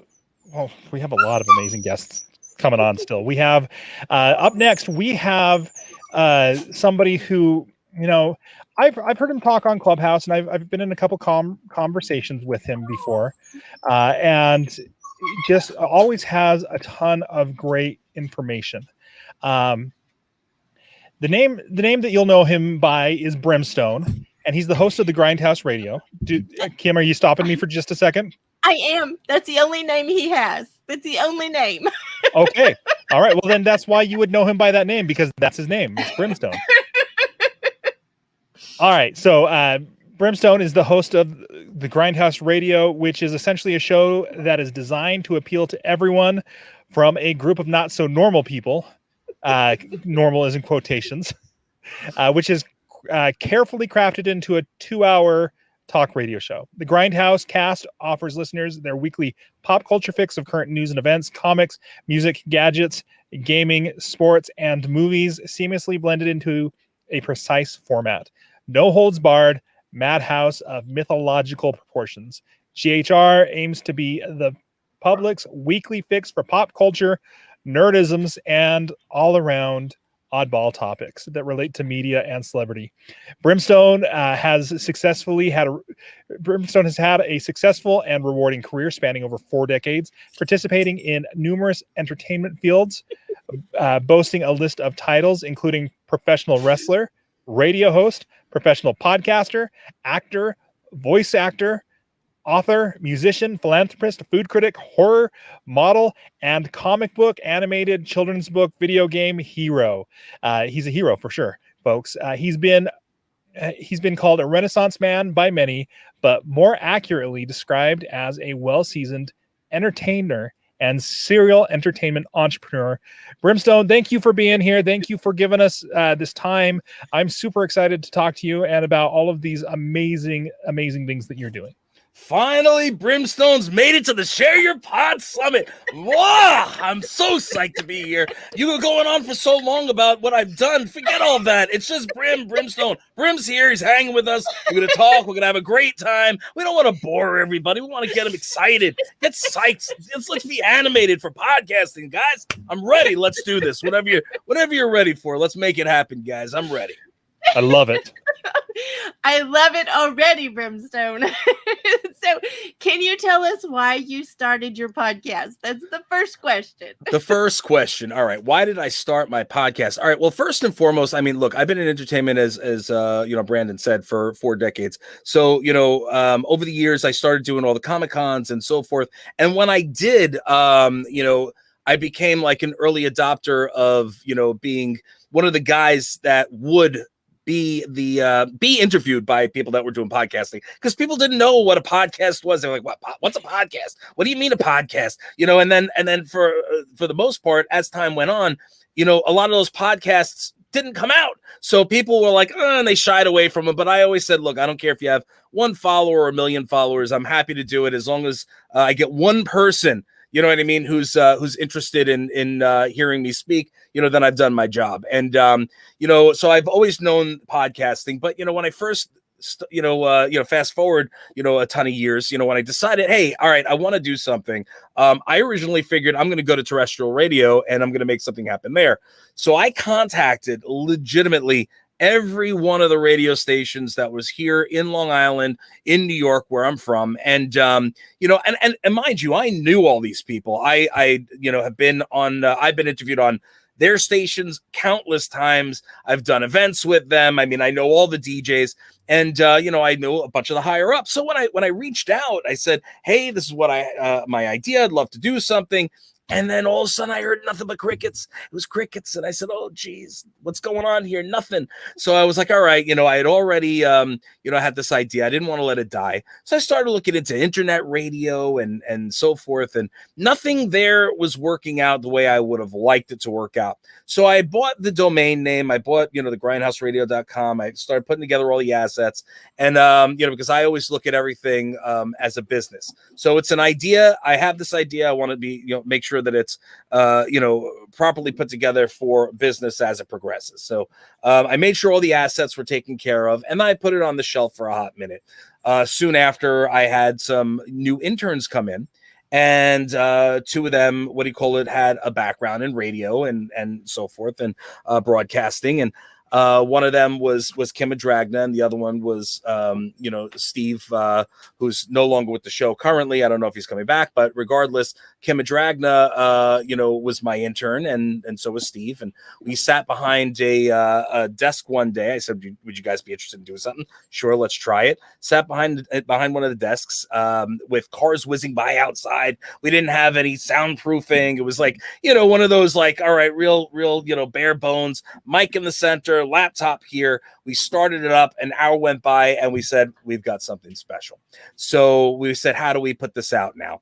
And thankfully I had two younger souls who said, you know what, we need to do this as a podcast. I said, but is it going to really work as a podcast? What's this going to do for us? Blah, blah, blah, blah, blah. And they said, look, podcasting, it's in an upward rise. I'm like, yeah, but so many podcasts, people don't, they either don't know what a podcast is, or they never come out. Like, what are we going to do? They said, trust us. It's a good way to go. So you're talking 7 years ago, we went out on our first network, in terms of podcasting network, as well as a couple of internet radio type of situations, different networks. And, lo and behold, 7 years later, we're in a pretty good place. So that's why we started it, because I like to talk, if you haven't noticed. We like to talk. I absolutely love that. I love the fact that you were talking about how your introduction to podcasts really almost was at those Comic-Cons where people would ask you, hey, can I interview you? And you would say yes. So as being one of those guys who go to Comic-Cons and ask people for interviews, I just got to say thank you right there, because it's nerve-wracking when you go up to somebody and you're like, hey, I would love to interview you for the podcast. And well, how many followers do you have? What do you do with this? And so just to have somebody who will say yes and thank you that's a huge thing. Do you have any advice before I ask my next question? Do you have any advice for people who are like me, going up to people like you at autograph tables and things like that at Comic-Cons and asking for interviews, as to what is a good way to handle yourself in that? Well, first and foremost, let's just put it out there. I am no different than anybody else, nor is anyone else. Just because they're in movies, on TV, on air, doing voice work, it doesn't make a difference who they are. If they play on a field, they are no better than anybody else. So first and foremost, you should always think of it like, hey, look, they're just another person. Don't be nervous. There's no reason to be nervous. What's the worst thing that somebody can say to you? No, right? So what? If they say no, there's however many guests that are still there that may say yes. That's first and foremost. Second of all, you got to understand that the last thing that I want somebody to do when they're coming up and they're looking to interview me, and I appreciate if you're a fan, but come up to me or go up to somebody else just as though, like, without all the fan theatrics, you know what I mean? You don't want to come up, oh my God, I love your work. No, nobody wants to have a good conversation with somebody who's acting like a fanboy or a fangirl. Trust me, I understand, and I appreciate the love that that we're given. But at the end of the day, if you're looking to be professional and you're coming up with your show, and you're saying, hey, will you do this with me? They want to be on the same level. You understand? Nobody wants to sit and have to talk to a fanboy, a fangirl for 10, 15 minutes or more. You know what I mean? Not let me rephrase that. We do, but not on air. You know what I'm saying? We're not, you know what I mean? Like, let's talk like humans. Let's have a good casual conversation. On air. And also, it's, I get to go back into the green rooms a lot for a couple of these events that I do. And it's just amazing to see just how exhausted some of these celebrities are. They'll sit on the couch and you see them going through their phone. I'm like, oh, they look exhausted. And so, it's a lot of work. So wait just a second, Brimstone. What you're saying is I have to knock off my fangirling now? Is that what you're saying? Listen, well, if you want to be taken seriously, and that's the thing. Look, a lot of people will come up to you with, something in their hand, whether it's, a mic or whatever. And oh, can we do an interview? And just because they want to get more time with somebody that's in that space. And, sometimes they have no intentions of putting it out. So, you got to understand that you're not the only one also. I mean, you're getting, if not by the tens, by the hundreds of people coming to you in a weekend asking for this, especially at the bigger shows, San Diego, New York Comic-Con, Awesome Con, you know what I mean? These Philadelphia Comic-Con, and sometimes it's like, well, I only have just so much time. So you have to pick and choose who you're going to do something with. For me, one, I'm not as busy as some of the bigger names, but at the end of the day, I also have just so much time. So if I can't do it at the event itself, I'll find out their information, and either myself or an assistant will contact the podcaster or whoever wants to interview me, and I'll do it after the show. Sometimes it's just a matter of, look, I'm too busy to do it here. Well, would you be interested in doing something after the show? So don't be afraid to say, look, I understand you're busy. If you can't do it here, could we maybe schedule something for the future while you're not, working? That's a positive as well. People don't seem to understand it. They want to get you in the moment, but sometimes in the moment you've got a line of people, or you've got to do some other media that's already been set up for you that you're committed to. So you've got to just keep that, you know what I mean, in your mindset when you're going up to somebody. And again, the higher up the ladder you go, the bigger the names, the more people that are going to be in front of you to kind of try to block you, from getting that interview to happen. So if you're already getting into the green rooms, that means that you're already somebody who's been given the permission to interview everybody at the event. So you probably get a badge, Yeah, you get a badge. But I'll tell you, I've gone up with that badge. I've gone up to an extra from a Star Wars film, and they're like, no, we're not doing interviews. And I've also walked up to John Rhys Davies, Gimli in Indiana Jones. He's a great actor. He had absolutely no problem talking to me, and it's exactly the advice that you just gave. They're just people. They're just people, and sometimes they're busy people. And I've done the same thing with you, where somebody's like, I've got a line going through the door. I can't talk to you right now, but what if we do a Skype call later? And so the advice that you just gave was just spot on right there. I appreciate everything you just said there, Brimstone. No worries. I'm going to now that I'm going to have asked that question, I'm going to ask a second question. My second question, usually the second question of these things, but what do you know now with all this experience that you wish you would have known when you started? Let's just go back to podcasting, just podcasting. What do you wish you would have known when you started podcasting that you know now? How much work it was going to be. Jesus Christ, the Latter-day Saints. No, that really is, where it was going to go. I would have liked to have known ahead of time, that it was going to get to be as big as it actually is. Again, like I said, I take everything, right at the beginning as a business. And, obviously I've been in media for a very long time, but, it's a learning curve to everything when you get involved. There's a lot of stuff that has the same meat to it in entertainment, but then you've got all the extra bells and whistles that you got to learn for each different part of the industry. And with podcasting and broadcasting in general, I had a lot to learn. I didn't get into it going, yeah, I know what I'm doing. I was like, all right, what do I got to do next? Where do I, like, what do I do here? What do I do there? And, what kind of equipment should I get? Just like anybody else. And mind you, I've done thousands and thousands of interviews on radio and on podcasts, internet radio, television, you name it, I've done it, but here I am. I'm like, okay, I'm going to do it now.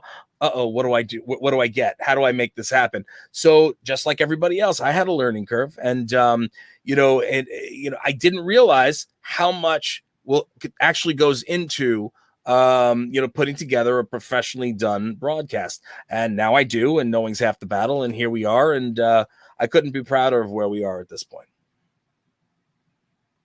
I love that. That's great. Yeah, I think it's awesome, Brimstone, because I have no knowledge of like that whole arena that you run in. And I must say, from the coordinator or the backside of the conference and you doing this interview, you are so gracious. Thank you.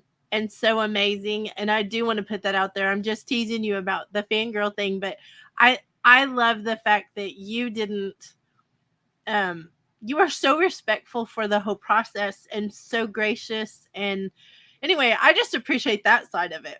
Thank you. Never forget where you come from. Doesn't matter how big you get. Doesn't matter how many fans you have. Doesn't matter we're all people, and you should always be respectful of the other people that are especially people that are interested in working with you or doing something with you. Will it fit? Will it be something that I can do or would like to do? Maybe not, but that doesn't mean I can't respect you and have a conversation and see where it goes.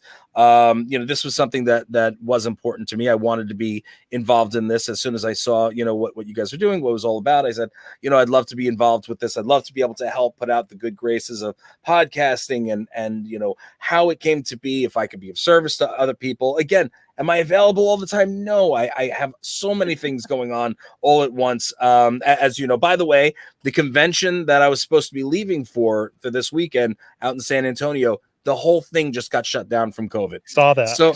So I'm not going. Hey, there we go. Let me tell you a little secret, Brimstone. I actually had some of my posse down in San Antonio ready to bring you like cold lemonades or whatever you needed, because I didn't want you to be out there hot. Santa, we're hot here. Let me tell you, it is hot in Texas right now. Yeah. Oh, yeah. Well, listen, Texas is one of my favorite spots to visit on tour.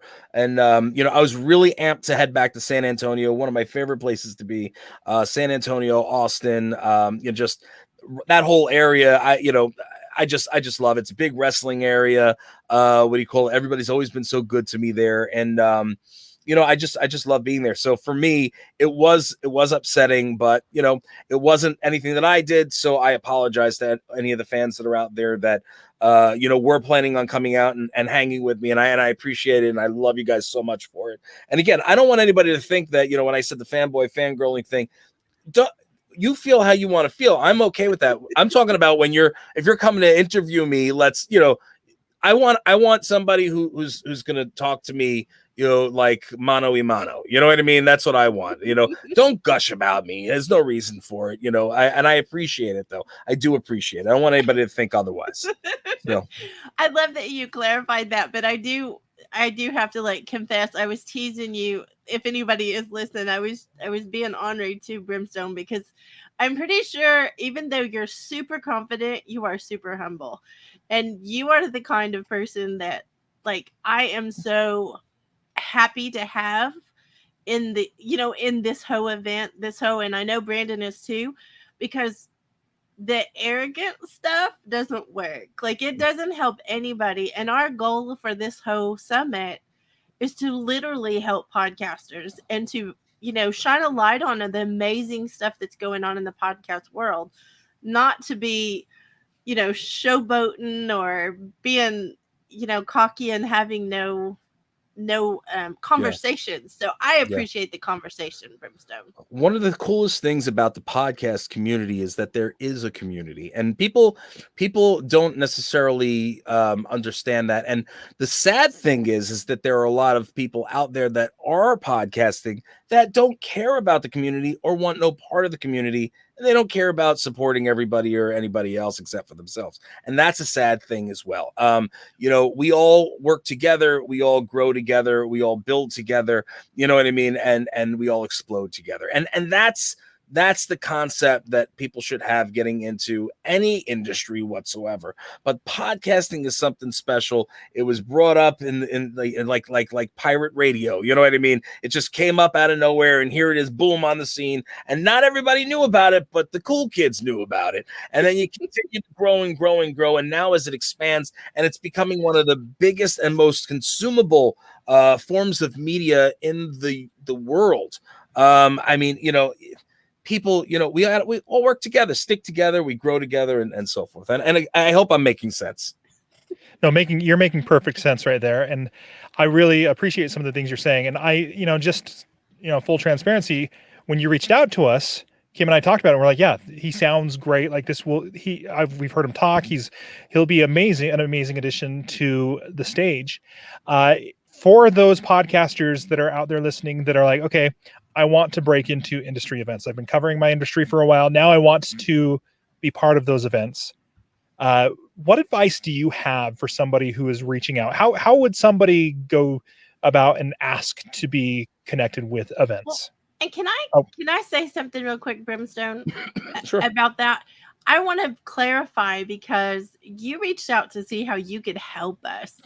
And I want to make that very clear that was super touching to me, that you were doing your best to help us is why you reached out. So I want to put that out there. I appreciate it like a lot. Yeah, I didn't mean to make it sound like you were like, "How do I get my way onto the stage?" It was just like, "Hey, I want to be involved. I want to be part of this. Let me be part of this." And it was in a way that we thought was great.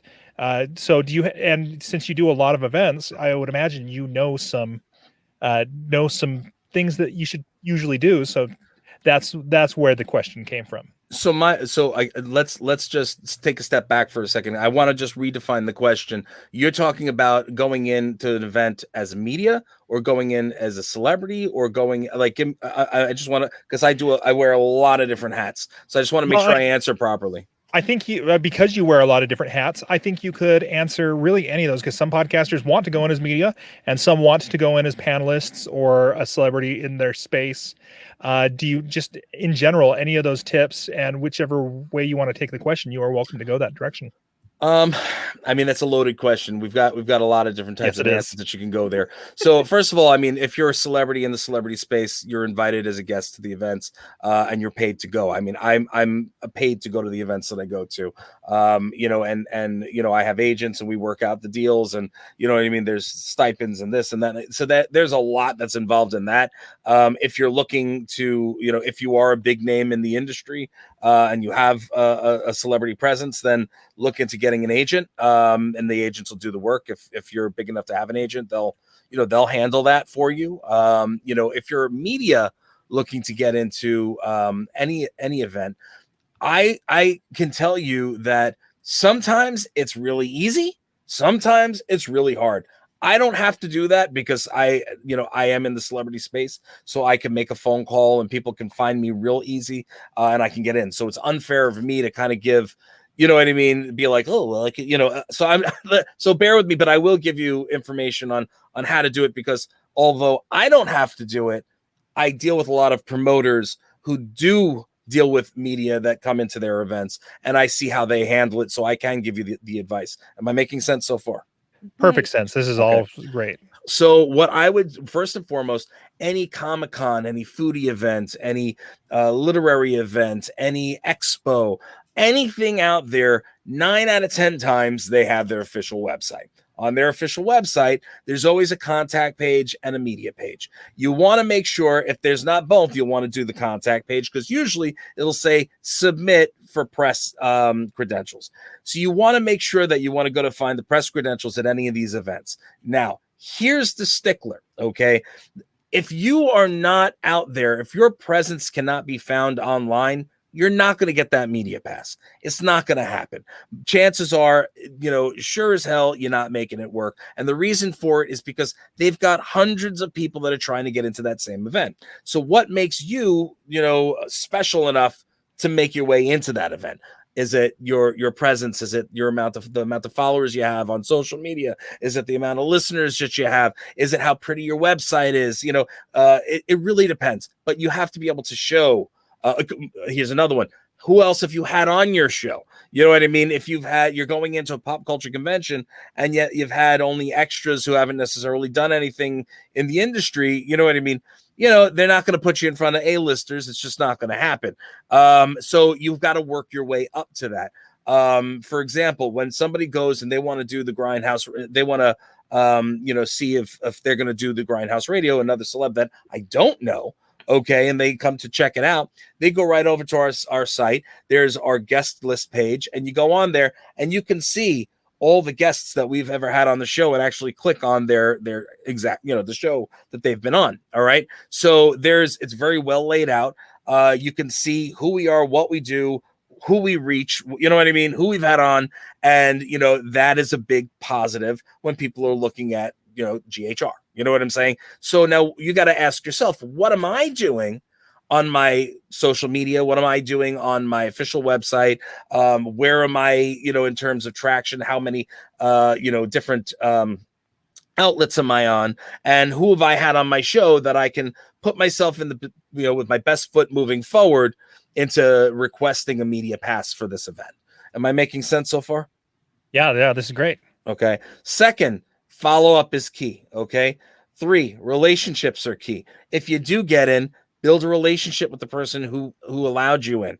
Make sure that you know this person. Make sure when you go to the event, you find this person, thank them for being there. You've got to be humble. When you think you've done it all and you can get in and do whatever, that's when it all stops like this. You got to make sure that you're humble. You got to make sure that you have those relationships, because that's what's going to help you on to the next level. When you have those relationships, maybe, out of 100 different podcasters, maybe 99 of them didn't bother to say hello and thank you to the media person. So you being that one person, they say, hey, we actually have some time and some space in XYZ. Why don't we bring you in and we can get you in front of some people? You know what I'm saying?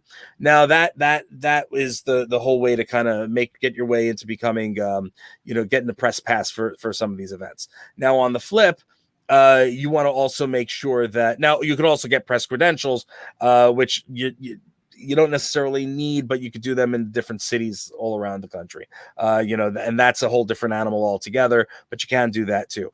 It's just a little more costly, and time's of the essence most of the time. People are like, oh, I want to go to this con, so you want to make sure that you do it the right way. Now, that being said, you want to become a panelist at any event. Again, it comes down to one, what is it that you want to be a panelist for? You know what I mean? You want to talk about podcasting, you want to talk about pop culture, you want to talk about this, that. What do you want to do? You have to have an outline. Build yourself an outline. Let people know exactly what you're going to offer to the event. Now, they may or may not take you regardless. However, you want to have it all laid out. So this way, if you're going in and you want to talk about entertainment in podcasting, then have a whole outline. This is bulleted, what you're going to discuss, what people are going to have as a takeaway, yada yada yada. Same thing you would do in Clubhouse, you know what I mean? Or at a if you're doing something somewhere else, like we do podcasts. GHR, we do podcasts 101, 201, 301 at libraries, universities, schools. People, they bring us in, they pay us to teach them, all the basics and all the way up to the advanced things in podcasting. We don't charge the general public. That's why I'll go on Clubhouse and help people out and give my time. But here, that being said, when we do any of these events, we have an outline. This is what we talk about. This is how we do it. And then we open it up to Q&A, because that's where you're really going to get the most meat out of any conversation, is by having people come with questions and allowing us to answer. So it's specifically and definitively going to help the people that are sitting in those chairs. And again, I hope I'm making sense. No, that makes a lot of sense. One of the things that I really want to highlight there, because I've seen it work. I've seen it work for myself and for others. Is that one convention that I work with? We had a podcaster from San Antonio. I think it was San Antonio. It was Texas area. He sent an email to the director of programming and said, "Hey, I would love to be a panelist on these topics. Here's my bona fides." Pretty much exactly what you just said, Brimstone. It was, and laid it out for us, and it was a no-brainer. It's like, yeah, this is great. He paid his own way to come to Utah. He has family who lives here, so he just crashed at their house. But then when he got to the event, he came in and he, thanked everybody for letting him be part of the event. He chatted with people, and I've seen a lot of podcasters come and go from this event that I work with, and he is a mainstay. He now is one of the main moderators for celebrities on the main stage with thousands of people in the room. He they bring him back every year, and it's because he did literally everything that Brimstone just outlined for all of us. And that is the kind of guest that convention organizers want to work with. And I mean, there's a reason why we have you here on the stage right now, Brimstone. Thank you. You want to be able to speak, you know what I mean? They also need to know that you can engage a large audience. If you're going to put you in front of a couple hundred people, a couple thousand people, even 20 people, they have to know that you can engage a crowd. You know what I mean? So if you can't engage somebody by sending an email or saying hello or then I mean, it's just not going to work, So just make sure that you're going to put your best foot forward and ensure that, they know they're going to get the best you that you could possibly give. It's invaluable. And honestly, you should want to be the best you that you could possibly be, right? That's what we all strive to be, the best that we could possibly be. And if you're not, you should, and that's that. Again, I hope I'm answering everything properly here. Yeah, we could have you on here for lots and lots of hours more, but I have Kim, time. I'm not going to San Antonio. I'm here, so I'm good. Whatever you need me for. I appreciate you so much, Brimstone, because I know that all of this was something that you're used to bigger events. I'm just going to say it out loud. You're used to bigger things, but we're so honored that you chose to be with us today and to give all that great advice, because that was all amazing advice for podcasters who have those questions that don't have access to someone amazing like you to give them real answers. They're fed like lines, I guess, but you gave them real answers, and I appreciate that. Listen, I appreciate you guys having me. The fact of the matter is that, again, we are one big happy family, and if I'm not willing to help, then how do we all get better? You know what I mean? Everybody can get better. Everybody can build. We all work together. And like for me, I'm no better than anybody else. I never felt that way. It doesn't matter where I am, what I'm doing. I rub elbows with A-listers in entertainment and in business. And at the end of the day, I don't feel that I'm any better than anybody, that anybody's lower than me or lesser than me. So, if somebody feels like they want to reach out, they can hit me up on social media. I'm very easy to find, at The Real Brimstone on Instagram. I'm verified. It's me. I respond to everybody, as long as you're respectful. And if you have a question, hit me up in the comments, get to know me a little bit, and then shoot me over a DM. And again, I will get to it. It's not my wife answering. It's not my assistant answering. It's not my intern answering. It's me. I'm the one that's getting back to you.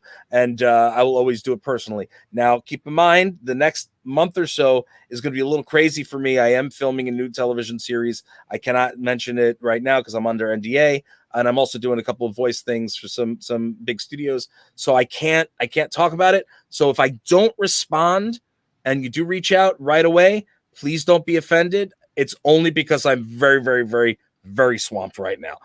But I would love to hear from you, and I will still answer. Just might take me a little bit longer. Instead of 2 minutes, it'll take me 20. So. Oh, thank you so much. The opportunity is amazing. I'm looking in the comments right now. We've got people saying that it's masterclass, that you're dropping some great gems. Thank you, Brimstone. This was great. No problem. And for free, guys, for free. I'm not charging you money for this garbage. What do you call it? You guys want to talk? I'm happy to do something. If you guys want to put it together, the free class, I'm happy to sit and have conversations and help whoever I need to help, as long as I can fit it in my schedule. I'm always willing to help. You'll also on Clubhouse at Real Brimstone. That's me. If you can follow me there, that'd be great. And again, anything, if I drop into a room, feel free to ask me questions. I'm around. I'm happy to help. Now, Brimstone, I do have to say, you have to be careful saying that, because this is one princess that will like ask. I'm not afraid to ask. As long as you ask it sexy like Kim, I'm all good. I'm all good. You just let her rip, girlfriend. I'm ready to go. No, I'm always willing to help. If I can, or if I don't have time to respond, I will let you know. I said, look, I'll get back to you. Just give me some time. And again, it's just so much that I can do. Here, Angel. Yes, thank you so much, Angel. That's very sweet of you. What do you call it? Yeah, I checked that Angel show. It's fantastic. And she asked me for some feedback, so I gave her some feedback. I can't listen to a million shows, guys. I just, to be honest, I don't have the time for it. But if you have some questions, if you have little clips and so forth, you want me to check it out, as long as I have the opportunity, I'm happy to help you out. That's just my nature. And hopefully you guys will follow me and give me a hand. Check out Grindhouse Radio, my official website, therealbrimstone.com, thegrindhouseradio.com. I also do the Dirty Little Secrets Club, Truly Inconsequential, and a couple other shows here and there. So, I'm always around. I'm trying to really help, the podcasting community, and always happy to do things like this. As long as, I'm welcome, I'll be here. Well, thank you, Brimstone. Always welcome, Brimstone. Thank you. No problem. And any other questions before I go? I think you covered a lot. We'll make sure you're in the directory so that people all have your contact information. Yes. So just be careful of the contact information you put up. We'll go over that. Yes. Social media, yes. What do you call it? Yes, that's the way to hit me up. Please don't load my inboxes. No. My email, I mean. Don't load up my email. Hit me up on Instagram. I will get back to you. That's the best way. We have you covered, Brimstone. Promise. Thank you. Much love to you guys. I appreciate you, Kim, Brandon. Thanks for having me. Everybody here, everybody in the comments. You guys are fantastic. We love you. I appreciate you. And let me know if you need me anytime soon. Thank you so much. Have a great day. Oh my goodness, that was so amazing. Christmas in July. These are all Christmas. It's all great. It's all great. I'm so Kim, this has been wonderful, and there's still yet more to come. We're not even halfway done with this thing yet. Not even close. And I'm so excited because we're getting so many answers for people that they can, we hear these questions in we'll call them the hallways. We hear these questions all over the place, but to have someone who really knows the answers, to come in and share, I think it's a really big deal. It is 100%. So, with that transition, I'm gonna say, speaking of somebody who knows answers, our next speaker, I am super excited to talk to our next speaker. This is a guy that I have known for years. We started running podcast events together 4 years ago, and a lot of the things and the thoughts that I have around podcasting have been developed as we've talked to him, or as I've talked to him. If any of you who are listening have used the podcast Canvas, he was one of the co-creators of that with me. He is the co-founder of the Utah Podcast Summit with me. This next year, we'll be doing Peak Podcast. Bobby Glenn James is. I'm excited to talk to you. He's the host of the Biz for Good show, which is about two fun, adventurous entrepreneurs sharing their experiences of the real secret to success in business, doing all things with a be good, do good mindset. There's too much bad noise in the world. Let's fight against the noise and flood the world with the good. Bobby is no slouch on his own, even without his co-host. He's been part of over 20 startups.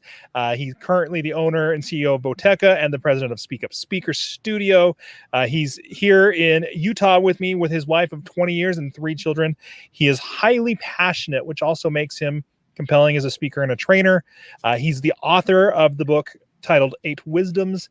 It's a book that's people looking for more insights in life. And I'll tell you, it's not one of those self-help books that just tells you what to do. It's a narrative story that covers all of these principles that life principles that we're taught. So he assists others in what he calls accountability leadership by mentoring people, wanting to find what moves them to success. His mantra is power up your passion. Bobby, I'm excited to talk to you. Welcome to the stage. Woo, yeah! Power up your passion. Oh, thanks for having me. You are so gracious, Branden. I am so humbled by the awesomeness that is Branden Ushio. And of course, Kim, you're an amazing human being. Thank you so much for giving me the opportunity to even be here. So cool. So cool. And I do have kind of a treat in the house. In my side ear, maybe the Ryan Pilkington, ladies and gentlemen, on my side. Just so you know, he's in the room. He told me, hey, Brian, don't put me on camera, but he's in the room. So if you hear some crazy voices from outside, it's not in your head. It's probably on here. I love it, Bobby. Well, I have to give an update, Bobby, because I'm going to do a side note real quick before we start. Very good. You honored us with being willing to sign copies of your book for everybody in the VIP group. I won't have a final count. The deadline is Saturday night at midnight, but whatever that count is, I cannot wait to get that book in everybody's hands because you are amazing and I appreciate you. And I just wanted to give you that update because I don't have a final count. Is why you don't have the number yet. Very good. Whenever I'm humbled and honored to give out my book. So Bobby has done events with me for years and other events as well, and is no stranger to the fact that people wait till the end to buy their tickets. People, it drives us event organizers crazy, but we love you anyway. It's crickets for months and months, and then 2 weeks before the thing, holy crap, everybody's coming out of the woodworks. And then the day before, holy crap. Yeah, it's people, if you want to be an event organizer, understand it's a crazy A job. It's hard work, guys. Doing these events, even online, this stuff is tough. So I feel your guys' pain and joy because there is a lot of goodness that comes out of it and satisfaction from doing events.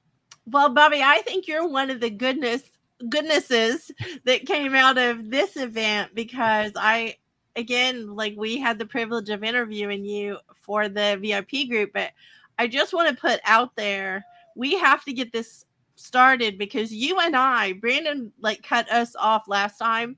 You and I could talk all day. So I have to be good. I'm going to put that out there. So I'm going to ask my first question before I get on the back channel, hush your face. Okay. I'll tone it down or not tone it down. I won't tone it down. That's impossible, but I will stay on focus somewhat. Well, tell us why you started your podcast. We'll start there, and then maybe we won't get in trouble. Awesome, because I absolutely love that question. The fact that my cohort's in the room with me is perfect because I've been an entrepreneur for many, many years, and I met this beautiful human being in a entrepreneur group many years ago, and we did some things. And one day he comes to me and says, "Hey, Bobby, I want to start a podcast. You're loud and obnoxious. How about you do it with me?" He didn't say loud and obnoxious, but he said, "You're interesting and outgoing," or some crap like that. But we know what you really meant, right? I was just butt kissing. You were butt kissing. Right. And I said, what the crap is a podcast? What is that? What is it? He's like, it's like radio. And I'm like, are you kidding? I'm a freaking ham. I love it. Like radio? Sure. So I started doing some studying on what podcasting was. He sent me a bunch of videos from Dave Jackson and some of the other Flint and some of the other, those people that tell you about podcasting. And I didn't talk to him for a few weeks. And I think Ryan told me later, he's like, I guess he's not in. I guess he was just shooting the bull or something.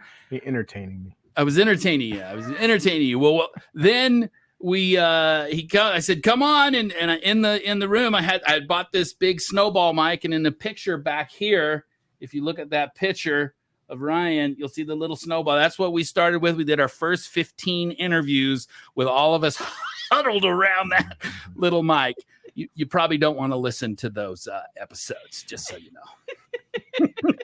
I'll have to say, you have to see his studio now. His office has pipes running all over with mics hanging off. I mean, you can kind of see it, but here, you know what? Just because it could be Ryan, fun. you're getting on camera. Oh boy. Yeah, Ryan, sorry, man.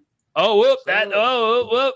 So here's kind of a fun. We got our cage going on and all that good stuff. It came from that little mic to over $5,000 or something in equipment. I mean, we've grown, and we do a lot of fun stuff in here. Needless to say, he's definitely in.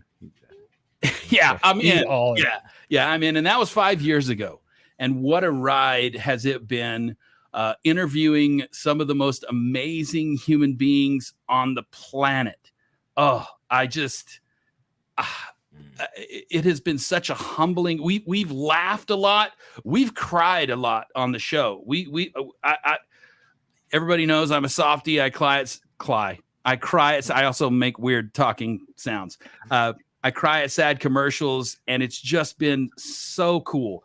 But the other side of it, and Branden knows, both of us, how much we love the podcasting community, the whole world, all of these passionate people that have this idea or this thing that they want to get out there with folks. And we both love that so much. And that's why we started the Utah Podcast Summit. That's why we've been engaged and connected with so many great podcasters. There's now the Utah Podcast Coalition that we've been a part of. It's just, I've loved seeing the last 5 years how podcasting has grown. It becomes so powerful and cool, and anybody with a mic can get out there and just live their passion.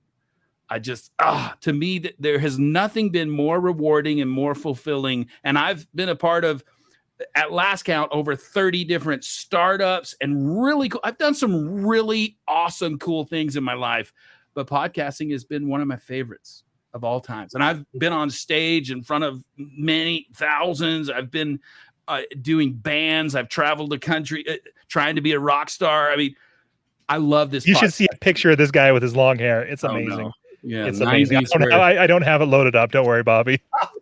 But YouTube video, that one's even worse. Screaming with my half naked chest open and my nipple rings. So bad. So bad. Wait, let me put in the comments something else. No cussing, no like descriptive pictures. Oh, no. yeah.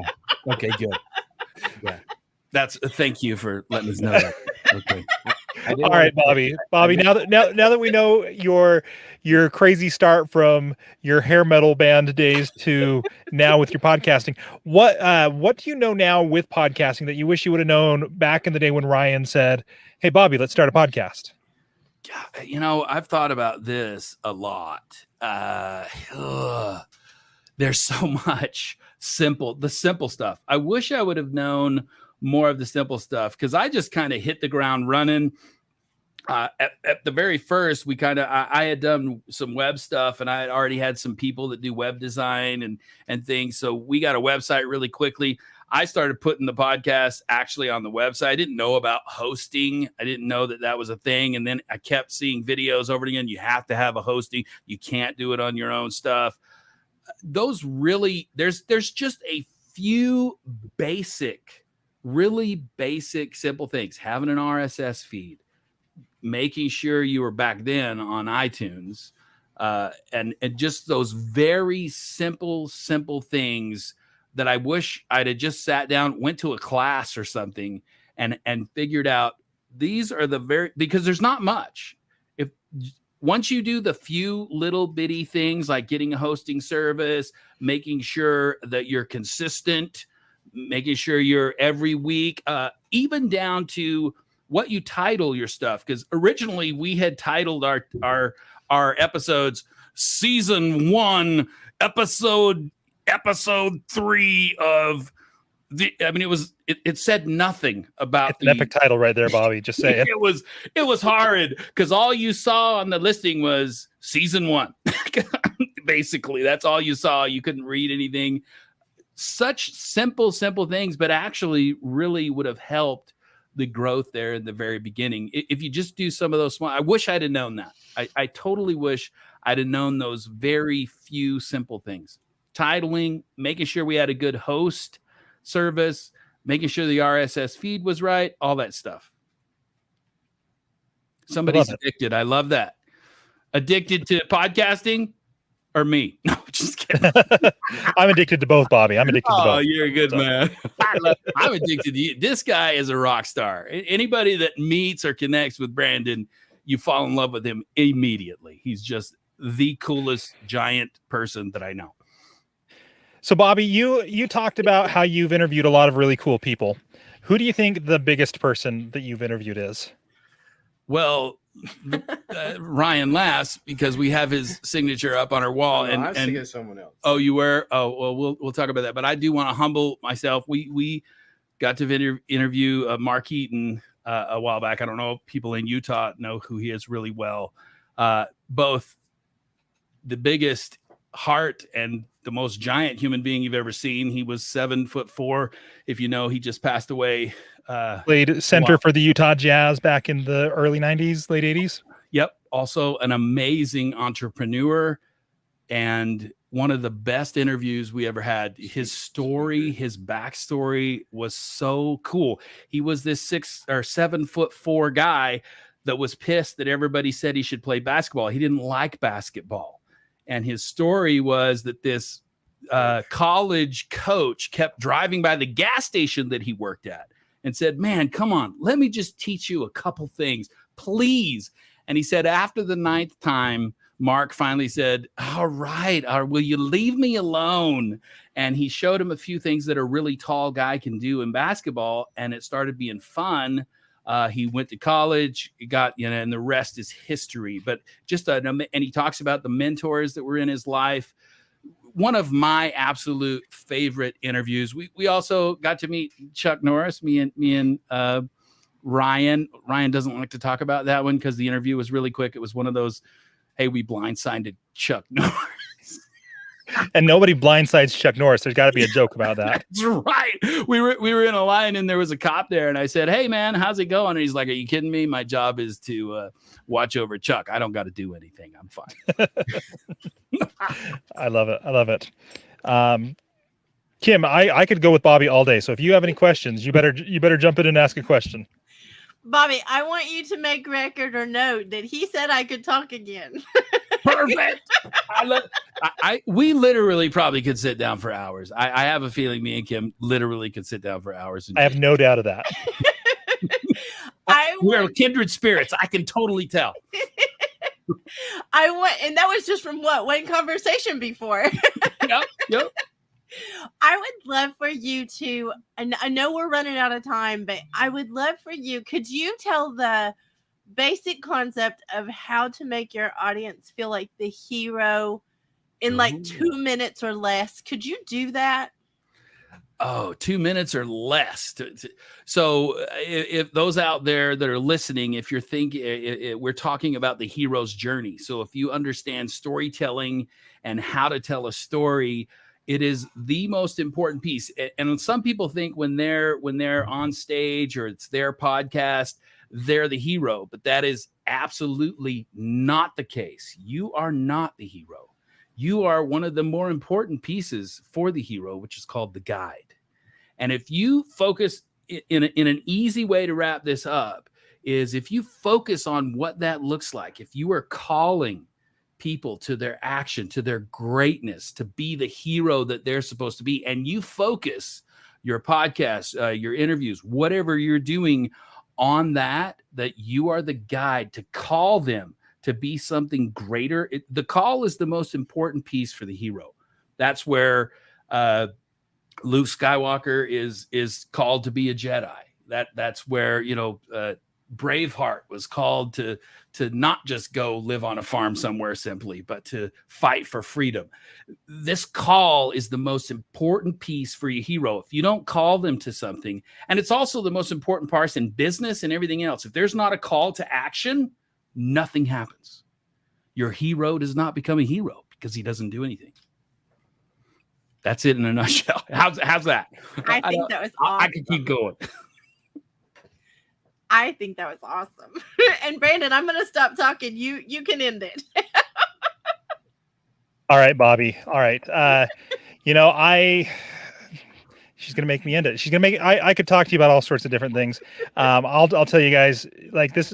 If Bobby and the little bit of Ryan that we got to interact with today, they have definitely been right there with me throughout a lot of my podcast journey and helped me to frame things in certain ways. You guys have heard me talk about being the mentor and not the hero. Thank you guys for being on here, and I'm sure we'll be in touch later. And then anyone who wants to reach out to Bobby, make sure that you register for Share Your Pod so that you can get the directory and be able to get in touch with him. Bobby, thanks for being here. Can I say one last thing? Please do. Please do. I want to, just because Branden, again, I don't want to mush all over you, but you're just one of my favorite people. But I remember you telling me something I think it was many years ago. You had been listening to the Biz for Good show, and you had told me, you said, because I've listened to your show, I know what you're about. I know who you are, and I would do business with you no problem because of that. And I want to say that because that is a very important piece to why to do a podcast, why to have that kind of branding for people to know who you are. It isn't always about getting sponsors or having millions of downloads. It's more about the passion that you're showing and the realness of who you are. I know not everybody can handle Bobby. We know that. I'm a little in your face sometimes. But the people that do love me, and I love I love everybody, but whatever. Anyway, I just wanted to say that last little piece, how important your podcast is to get out there, and you never know what's going to happen. So many things have happened because of the Biz for Good show for me and Ryan that never would have. And they've been really, really cool, powerful things. Yeah. And I'll tell you guys all that right now. Sorry, Kim, I'm being selfish right now, being selfish. Anybody who heard me tell my story about why I started my podcast, I'll tell you, that's a story that I have worked on with Bobby. Years ago, I went through one of his speaker classes and his intensives, and it wasn't that exact story that I came up with Bobby, but he's the one who taught me how to tell a story, how to take it from one place to the next, And so seriously, like, you are going to want to be in touch with this guy. He knows what he's talking about. He's a fabulous teacher and speaker, and just a fun podcaster. So Bobby, thank you for everything. Kim, you had your hand up like a kindergarten princess. Like a kindergarten princess. I love it. I just want to tell you, Bobby, after our conversation in the VIP group, I asked Branden if I could please be adopted into the Utah Podcasters, and he said yes. So I'm just going to say that out loud. Absolutely. Absolutely. You bet. You're in. You're in like Flynn. Thank you, Bobby. And thank you so much for honoring us with not only your presence, but your intense presence. I love your energy. Oh, thank you. Thank you. I love your energy. Thank you. I'm always humbled when I get to be a part of something really neat and cool. And this obviously is. So thank you so much. Thank you. I hope you get to stick around and watch, and have a great day. Absolutely. Thanks, guys. Bye-bye. All right. Thanks, Bobby. We'll see you. See ya. Oh my gosh, that was so fun. Kim, that one was hard for me because literally, I go to Bobby's office and we'll record a podcast, or we'll do something, and then I'll be there for another 2 hours just because it's just so much fun talking to that guy. So I love it. Well, I think we are running just a little behind, Branden. I'm just going to put that out there, and I'm sure it's my fault. but we have Chris up in the queue, and then Katie, and then Jimmy. All right. So up in the queue, we've got Chris. Let's see.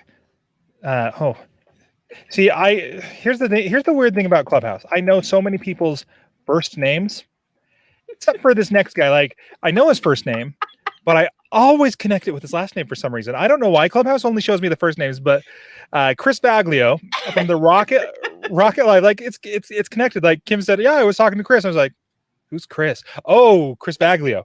Chris, I don't know why I do it, but it's who you are. You have branded yourself that well.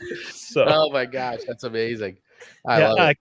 Chris, he hosts the Rocket Live podcast, Galaxy of Geeks, the Chris and Amanda Show, he owns the Rocket Growth Agency. And on that podcast, he interviews with business owners, entrepreneurs, and professionals from various industries, rocking it and sharing what they do, why they do it, and why they got involved in the first place. It's authentic stories told by the people who are living out their dreams, sharing personal insights into what makes a business and a person truly successful in life. So, Chris, your bio here, I'm looking at this. This is I'm going to. I can't do it with the energy. It's all over the place. I can feel your energy. I can feel your energy in this. Like you capitalize certain words. I know it's like it's like a wrestling promo. I can hear your voice in this. It's amazing. So, Chris, Chris helps people to stand out from the crowd, to be seen, get noticed, to find their audience. So, Chris, I'm going to skip most of the intro so that you have more time to share who you are and share your pod. Yeah, well, first off, I just want to say, holy cow, I can't believe I'm here. This is awesome. It is, and Kim's been saying this, it is like Christmas Day, and I've been watching as much as I can today in between things, and it's been like a revolving door of like one rock star after another.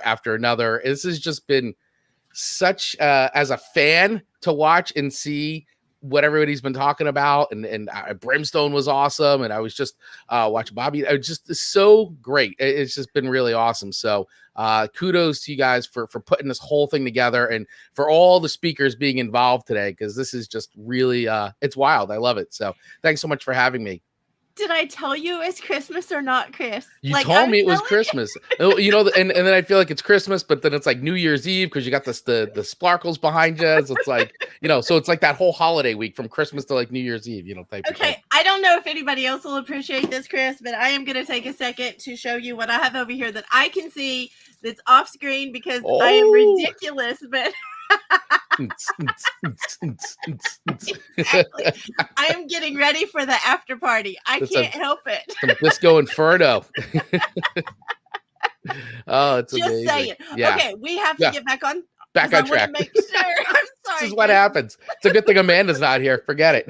Exactly. So I want to know why you started your podcast. That is a wonderful question, and I will try to answer that as best I can. So, I thank you, Brandon, for reading the intro. So, yeah, I do have 3 different podcasts. I'll talk about Rocket Growth Agency one first, just because that's the one that I think that some people familiarize me with, but then I've got another 2. So Rocket Growth Agency podcast was actually born, and I saw Mike Ham earlier. Mike Ham actually we have very parallel, similar stories of how our shows came about. I started doing the show strictly as a video that I would load into LinkedIn. And it was originally called My LinkedIn Friends that my friend Joe Applebaum helped me to name. And it was literally a response for me when the pandemic started and everybody was on pause and I just didn't know what I could do to help. So I said, well, why don't I just interview people from my network, my LinkedIn network, and then repost it on LinkedIn. So that way my LinkedIn friends, my connections could connect with one another. So then that way they would learn about what each other does. So I would do these interviews because LinkedIn will only let you do up to 10 minutes video in their native player. So I would do these really short interviews and post them. In the meantime, I had applied for LinkedIn Live and all that. And so I got approved for LinkedIn Live last summer. It's almost been a year now. And that's when I was like, whoa, now I could actually go live, stream, and I could make the show longer. So when I got that, that's when I started going longer and keeping the show. I try to keep it between 30 to 45 minutes. So I was able to do like deeper dive stories with everybody. And I changed it from My LinkedIn Friends to Rocket Growth Agency podcast. And I call the live version Rocket Live just to go along with my company, because at that time I just left my previous life as a video producer, co-owner of Gray Sky Films, and started my coaching and consulting company, Rocket Growth Agency. So I just wanted to keep everything branded. It's not the most creative of names, but I wanted to keep it, just keep playing with it. And so that was sort of how that evolved and it still is to this day. It's all about like helping people tell their stories, get them exposure to the people I'm connected with and my clients. And then it also checks 2 boxes. It does that, helps people. And number 2, it keeps me top of mind with my clients, my network, my relationships from a business standpoint. So that's that. Galaxy of Geeks came about because my buddy Victor and I, in 2015, we reconnected after many years. We went to community college together. He moved to Spain and we just lost touch with one another. About 10 or 8 years later, we reconnected and just started talking about Star Wars and all the stuff that we picked it up as if no time had passed. And he had already been doing podcasts, a lot of music podcasts. So we were doing all this like chatting all the time about like sci-fi and comic books and Star Wars and everything and Walking Dead. And he's like, you know what? Why don't we just start a podcast talking about the same stuff? And I was like, sounds like a good idea to me. Let's do it. And so that podcast is still going. We still get together every Thursday. We live stream that out and talk about all kinds of nerd stuff. And then my third one, the Chris and Amanda Show. The Chris and Amanda Show is a really just, and that's from out of Clubhouse. I mean, Amanda was a guest on my show, on the Rocket Live show, and everybody had said that we had such great chemistry together on that show, just being a guest and all the back and forth banter, that we were like, well, Amanda came to me and she's like, you know what, I really want to do a show together with you. And we had just gotten approved to be both creators on Fireside. And that's when, we were like, well, let's do this. And she was like, well, we're so different from one another as far as music goes. Why don't we just talk about the music we like? And so it evolved into like, well, let's pick 3 songs for each other, because that'll fill up an hour and we'll each spend a few minutes each on each song and sort of compare and contrast. So, and that's how that happened. And it's just like complete, I don't know, magic. That's when the magic happened. I love it. Those are some great origin stories there for your podcast. I can call them origin stories to you because you understand the I was gonna say, yeah, it's like my being bitten by the mutant spider. It's radioactive. Sorry, you're right. Radioactive. That's right. Sorry. Push my glasses up a little bit. Yep. So I'm going to ask you now, because you don't just have one podcast, you don't just have 2 podcasts, you've got 3 podcasts. All of them are great. I've tuned into all of them. Thanks. Let me ask you what you know now in your podcasting journey that you wish you would have known when you started. So having heard a lot of the answers that have been given already today, I would say almost all those answers pretty much apply. You know what? And there's a lot of work involved, but it's not like, yes, there's a lot of work involved. And the thing that always just frustrates me the most is I want to get everything done. I just don't have enough time between doing everything and then running my business. And so I just personally get frustrated with because I want to continually put out like really great product, and I want people to really, I want the audience to really be involved and have fun with the fun that I'm having with it. So, I would say, hey, make sure you make more time and a better strategy to actually get everything done. So that's sort of I think that's what I've learned every time I do a podcast. I learn. I feel like at this point, the Chris and Amanda Show is probably the best run podcast, because Amanda and I are just so on it. And I've learned every time I do something, how to get better and more efficient at everything. So I would definitely say, that's probably the one thing is listen, in anything creative, you're going to put time into it. And so as you want to make it better, you begin to put more time into it to make it better. And at some point you got to, cut it off and go, listen, this is fine. You got to get this out. Nobody's going to hear the stuff that you're hearing. They just won't. So put it out, let everybody enjoy it, move on to the next thing. I love that. My philosophy of messy is beautiful. So I know you just described it. Well, this is the punk rock in me. It's like being involved in that whole punk rock and hardcore scene for years in Jersey is it all rubs off. It's just yo, just get out there, just do it. Just put the record out. If it's a Xerox copy of the who cares? Just get it out. People just want to hear the music. Just get it out there. Stop already. So that's what I got to constantly tell myself. Yes, I'll just get it out there. Yes. I love it. I love one of the phrases that you used in there. It seems like a really weird phrase when you just take it by itself, but you paired it with something that I want to ask you about. You said you wish that, or you want to tell people to make more time for this, like, because that's one of those things that you can't make, right? You can't make time. No. But you went to clarify that, like the second part of your sentence clarified that with a better strategy. So what are some of those strategies that you use to make more time? Yeah, well, it's a really great question. So a lot of the things we do, so I think when you're all right, so in a partnership, if you have a co-host, it's really great to have these discussions ahead of time and figure out like sort of a divide and conquer strategy. And for the Chris and Amanda show, and even for Galaxy Geeks, my co-host Victor Ruiz and I, like we divide and conquer. Like I take care of these things for the podcast, he takes care of these things for the podcast, and that's how they get done. So it's basically working smarter, not harder. By doing it on my own podcast, what I've developed is just a system of kind of blocking the time out to get the things done that I know that I need to get done. So rather than kind of like, being a little sporadic about it, I actually block time on my calendar and I go, okay, this 2-hour block or 3-hour block is when I'm going to get everything done that I need to get done. I mean, my show goes live. So, and that's not without that there's a strategy behind that, because doing it live makes me purposely not spend so much time in editing, because it's just a live stream and I don't want to lose that live feeling I have with the interaction and things like that. So I spend some time cleaning up the beginning and the end of the show and then put that out. So it's just, it's just trying to like think about where the little efficiencies that you can make in your time to get your product out a little bit faster. I like that a lot. I think that if I were a new podcaster today, what I would focus on trying to be able to do the best is being able to go live to tape. Yeah. Being able to just record, get it in there, have it done. If you've got like a Roadcaster that you can hit a button with or something like that, yeah, and get some music, load up your theme song on one of those pads, live to tape. That definitely saves you a lot of time down the road, which you can then use on these other things. I love that a lot. Thank you, absolutely. Chris. So we only have like 1 minute left. All right. I can't stand it because like we could talk all day, Chris. We have that issue as well. Yeah.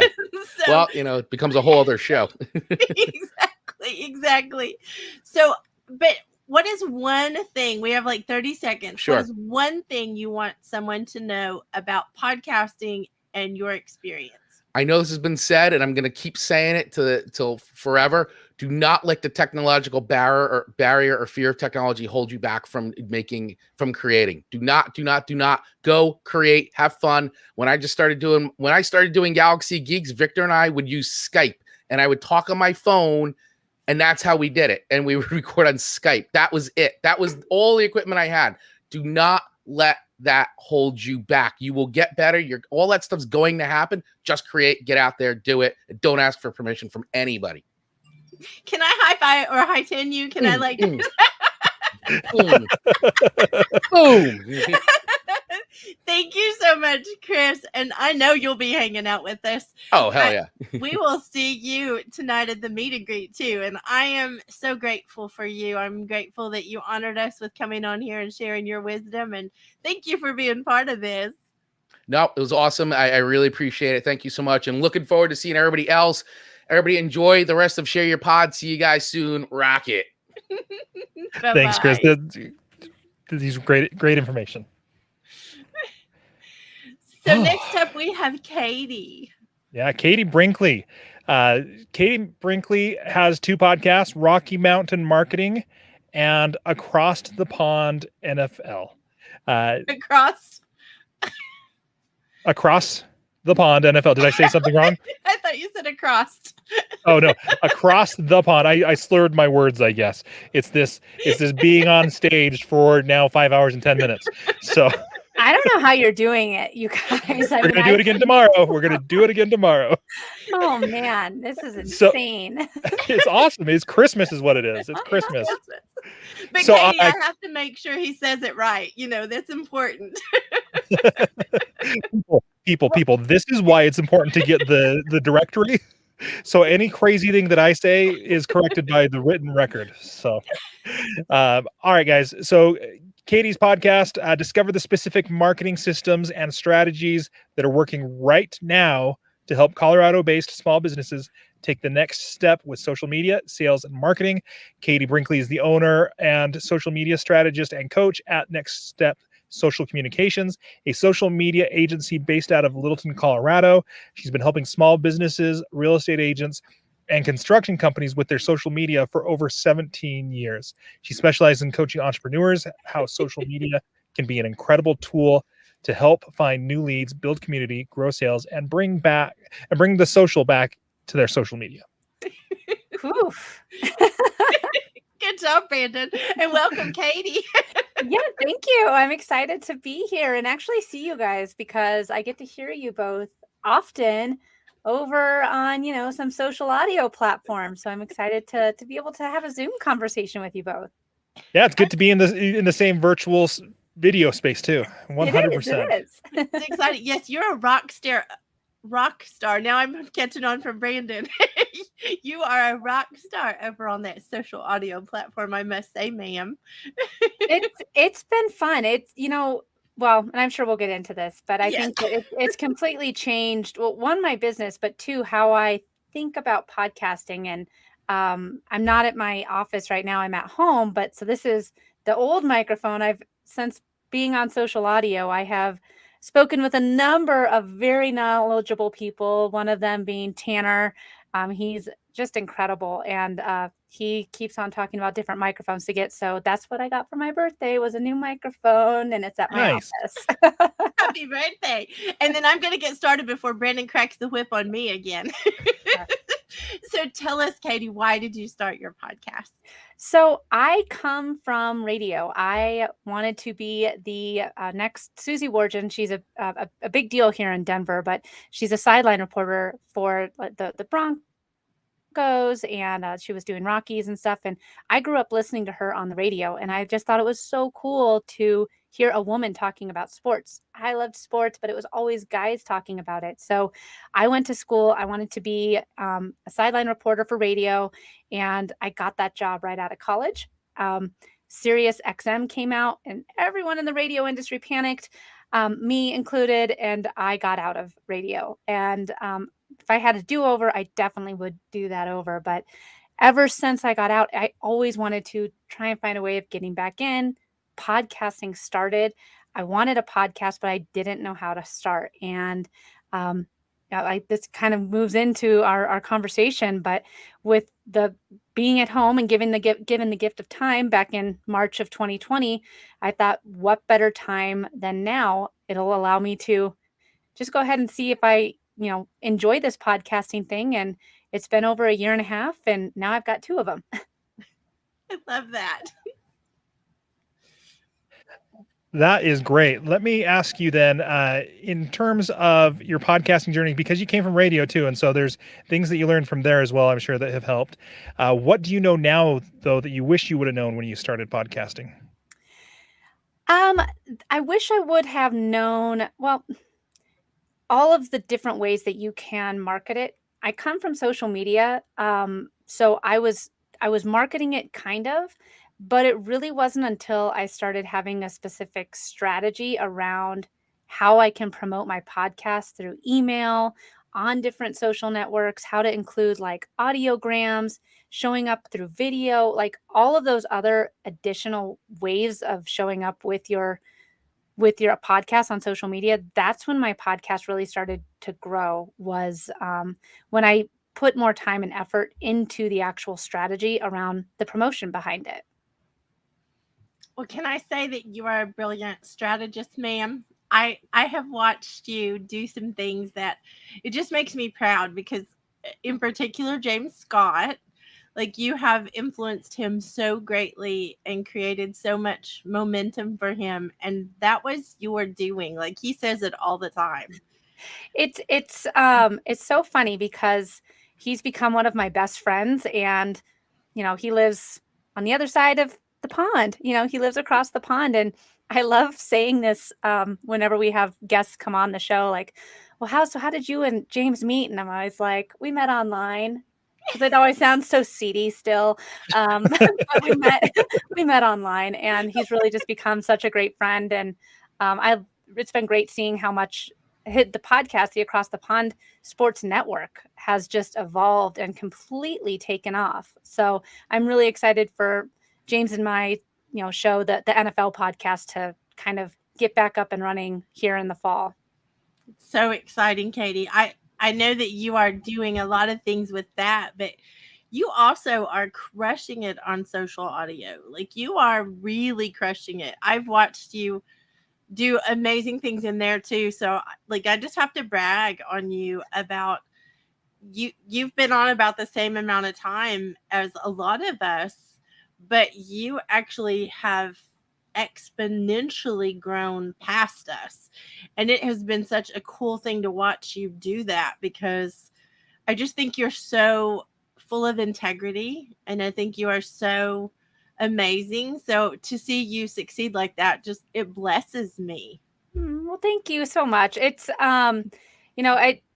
definitely was at the beginning, a lot of trial and error, and there was times where I'm sure all of us, when we first saw social audio and live audio come out, it was so exciting, and I was on there for like 14 hours one day straight.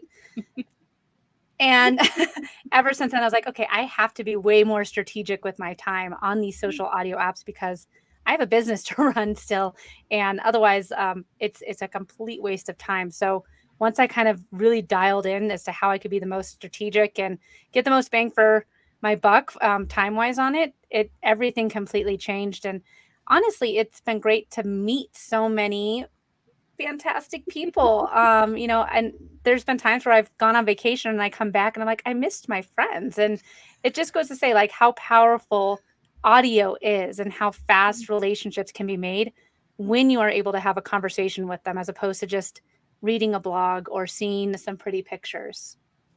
Oh, I so agree. And I think touching on that is really important, because a lot of podcasters only do audio, and they don't go out and, like, build the community that goes with that audio. And I think you've done the opposite. I think you've built a community that is, in my terms, I think it's pretty sexy that you have, built this community, and I just love it. I love it. Branden, I'm sorry. I keep talking. No, you're good. This is one of those things. Katie's got so much to offer here. I want to ask you though about your marketing podcast.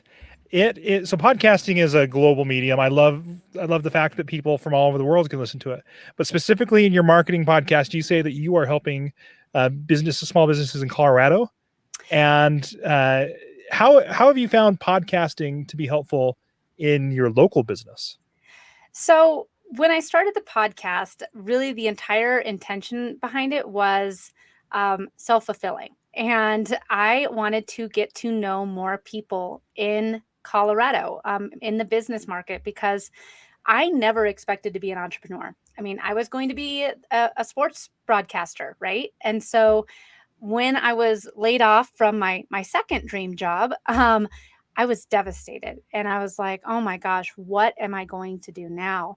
And I had an amazing boss, and she said to me, because I was sitting in her office with her, and she was devastated, and she's like, it was a merger, that's a whole nother story, but she was devastated. And she goes, Katie, you're so good at social media. I would love to see you get back into social media and radio somehow. And I don't think she realized the effect that had on me, because here I am podcasting and doing just social media. And it really kind of changed my thought about what I could do. I still didn't really know anything about business though. And so if it was not for the other entrepreneurs, other business people here in Colorado that were willing to just give me the gift of their time and talk to me about, okay, well, you should probably be an LLC, and then why I should, or anything like that, I wouldn't be where I am today. And so that's kind of where I wanted the podcast to start, is just to hear other people's journeys as to why they decided to become an entrepreneur. Why did they decide to do that instead of going down the corporate world route? What mistakes have they made? What would they change if they could have a do-over? And so I just wanted to hear other people's stories. And before I knew it, I was creating a community for other business owners here in Colorado. And I was, one person came by my office one day and said, I just want to let you know, I listen to your podcast all the time. And I was like, oh, you do? This is hi, what's your name? And she's like, well, I just want to let you know, I love the episode, about with Kyle. And now I go to his coffee shop because it's right on the way. And I drove by it all the time. But after hearing his story, I wanted to go in and just check it out. And I was like, that's exactly what the whole podcast was about. This is awesome. So yeah, that's why the Colorado based, I wanted to try and hear other people in Colorado's business journeys and be able to kind of pay it forward, I guess, and so that we could all just kind of network and support each other. I love that you're a community builder everywhere you go. 100%. So have you found, I think I've heard you talk about before that you were doing social media back in the days and helping people back in the days of MySpace. Have you found that it's been a pretty direct line from platform to platform, or has the game changed? And since we've got a social media expert on here, what do you think the best social media way to market a podcast is? So when I started back in the MySpace days, Facebook was still just for colleges and universities. So that's why I was all in on MySpace. My college, it was a Division II school. I went there to play softball, and Facebook didn't consider my Division II college good enough to be on Facebook. So I was all in on MySpace. And once things started opening up, like Facebook then allowed anyone to join, Twitter started taking off.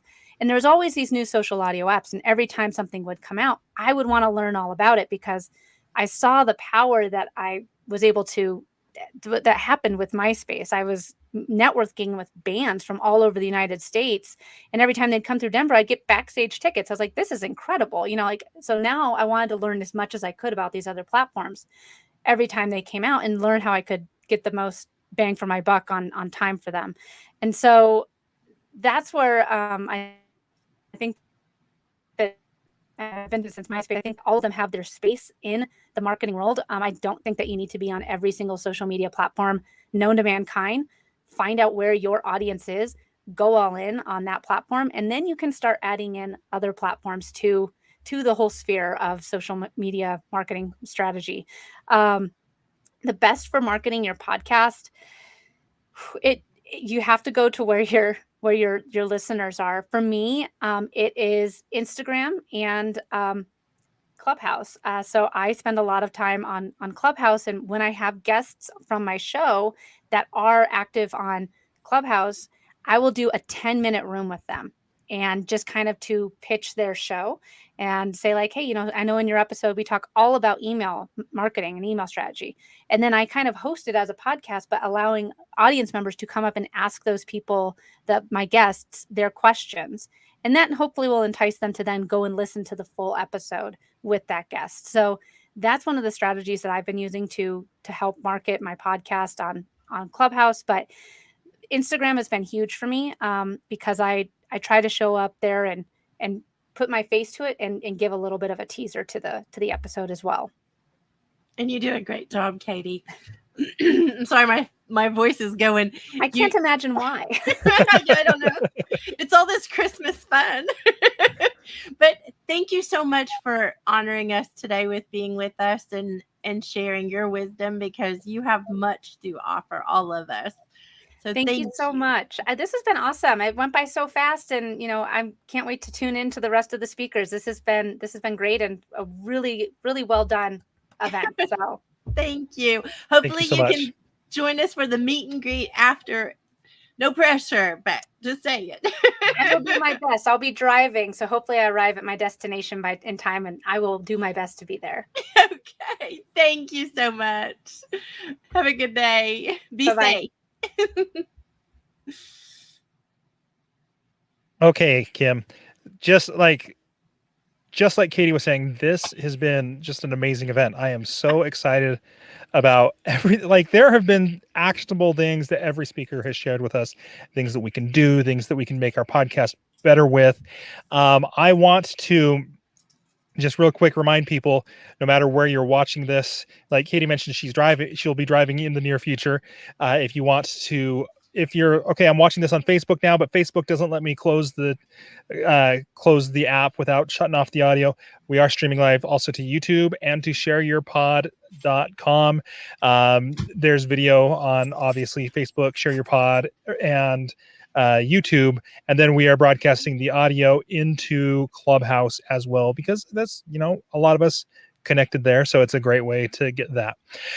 So if you want to switch platforms, whatever makes it easier for you to watch this, we would be thrilled to have you keep doing it. There is kind of a chat channel going in on both the Facebook and the YouTube channel. People are putting links in there and participating with each other, which is amazing. So if you're watching it on one of those other platforms and you're like, well, these people are cool, I want to get in touch with them, then make sure you head over to shareyourpod.com, hit the register button. Everybody who registers will get the free directory. It's one of those things that no matter what silly thing Branden says, if he says across the pond, you can look at the directory and be like, yeah, Branden, it's across the pond. I'm not even sure you said that, Branden. It just struck me funny, and then I had to say something.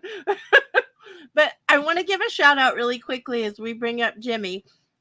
I want to give a shout out to Melissa Stetcher and Angel Love, who are working those comments. They're adding people's stuff in so people can find them.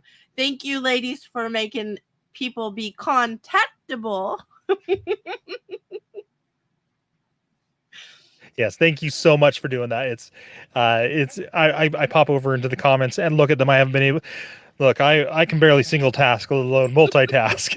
So I appreciate all the hard work you have been doing over there. Our next guest, we have. See, this is the Clubhouse thing. I know her as producer Jemmy. I know her as producer Jemmy. That's just how. That's perfect. Jemmy, how do I pronounce your last name? Oh, isn't that the question of the century? Lagagnier. The second G is silent, like in lasagna. So it's Lagagnier. Lagagnier. Okay. Yeah. All right. I really would have not done that right. So I'm just glad I know you as producer Jemmy. So I do that to make it easy on everybody, except it's really hard because my name is still spelled Jamie. I'm still confusing no matter what I do. Look, I get it. If you look at my name tag, Branden is spelled wrong. I get Braden. I get all sorts of things. And then my last name is Ushio, which is even uncommon in Japan. So it has been I understand having names that are just like, that's not how that's spelled. We relatable. Hi, Kim. And then I'm over here with my hard name to pronounce, Yeah, it's super difficult. Man, you must have given your teachers such a hard time. Is it white or white? What? It's princess to anyone who knows. Oh, me. I love let's it. stick to that, right? I love it. I love the tinsel too. This is great. It's like Christmas. I'm telling you, Jimmy. I love it. Love it. All right. Back in 2014, Jemmy started her podcast, the Business in the Bedroom podcast, and it had its roots in digital media.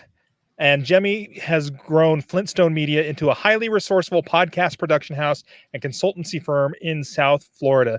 It's a rough place I hear that there's a lot of snow down there.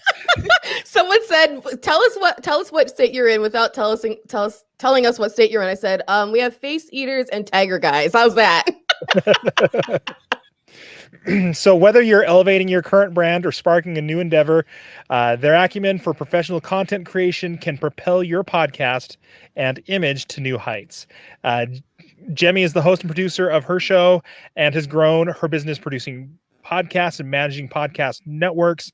She first founded her business, Flintstone Media, as a digital marketing firm before discovering podcasting in 2014 and establishing her first show, Curve the Cube. She began working as a production coordinator for the Horse Radio Network, there with Glenn the Geek, in the summer of 2017, learning more of the business of podcasting. With this foundation, Jemmy then refocused her company as a podcast production house, helping other independent podcasters launch shows. In November 2017, she established the Florida Podcast Network, which now boasts 5 shows, 3 of which Jemmy hosts: Finding Florida, People of Florida, and Florida Podcasting News. You must like Florida a little bit. It's in the name. That was a mouthful, Brandon. I am so sorry. No, it's great. It really shows just how much you are invested here in the podcast space. I love it. I love that you are doing these things. Like, I have found that once you get bitten by the podcast bug, you can't stop at just one. Even if you're like, 100%. okay, I don't have room on my plate to do another show, I'm gonna do 3 other shows. It's like tattoos. I'll take your word for that. I'm not going down that route yet. I love it. Okay, let's get back on track, Brandon. Here we go. Here we go. So, Jimmy, tell me why you started your first podcast. Sure. So I started my first one because, well, there are a few different reasons, but I really wanted to know the answer to a particular question. I had just discovered after 15 years as a data analyst and really being like, feeling like the life was being drained out of me every day in my cubicle of like, how do people do what they love for a living? How do people actually make it as an artist, as a musician, as a passionate about writing, news anchor, whatever it is? Like, I don't love this anymore. How do I do what I love? And so I just discovered that I was really, really good at digital marketing and PR. Long story short, I ended up running a national marketing campaign that got a radio show I really loved back on the air. And so that's what started Flintstone Media. And I'm like, well, maybe I can build this into doing something outside of my cubicle. And then I discovered podcasting as a listener. And I realized this is really a cool medium. And if I'm thinking about starting a business and doing something on my own, I have no idea how to do it. I have no idea how to make this thing I just like created an LLC for into an actual thing I can keep the roof over my head with. So how do I do it? So I'm like, well, let me ask other people that question, who are, because I thought about the roster of the people of my life. And I'm like, these people are amazing. Let me ask them. And then light bulb, why don't I do it on a podcast? That way the answer is not just held to me, other people can hear it too. So I started Curve the Cube and I started interviewing all kinds of amazing people, everyone from like actors to Congress people. I mean, the gamut. And it was so much fun, including the childhood actress from my favorite ever movie of all time, The Neverending Story. Like, I got to interview some really cool people and I loved it. And I fell in love with podcasting and it answered my question. And what was interesting is, over about the 2.5-year journey of that show became the story of how I discovered my passion. I didn't know that's what it was going to be, but that's exactly what it turned out to be. Like, that show chronicles my discovery of how much I love podcasting. And then the final episode is my saying, I've launched Florida Podcast Network. I'm, really making this into a thing. And thank you for being part of it. Here I go. So yeah. Oh my goodness. I love that story for sure. And I'm going to just highlight one thing before Brandon gets mad at me for talking too much again. But I love the part about you wanted to know answers. So you were going to ask the questions. You might as well do a podcast to help other people at the same time. I love that. Okay, Thank Brandon. you. Thank you. No, that is great. Kim, I'm glad that you highlighted that. It's a big important thing. Yeah. So Jemmy, now that you have had multiple podcasts, that you have been part of many podcasts, what do you know now that you wish you would have known when you started? Oh my gosh.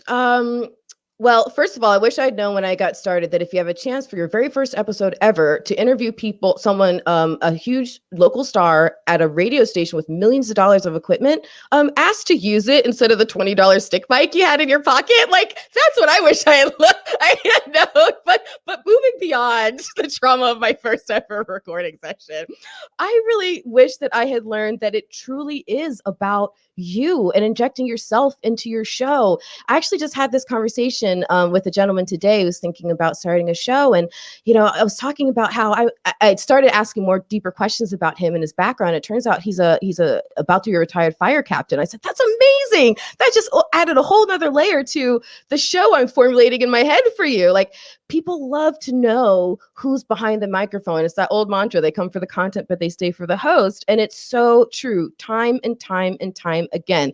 Anytime that I've held back, the show's failed. When I've really put myself in it, the show's succeeded. And it's not because I'm all that. It happens no matter who is doing. As long as you're showing up and you're being authentic, you're going to attract the audience you want, the partnerships you want, and the people who are going to be supportive of it. So that's what I wish I had learned. Just don't be afraid. Really put yourself in it.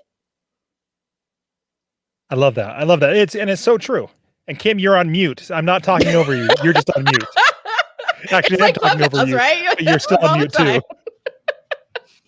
I was on mute because my puppy was being naughty.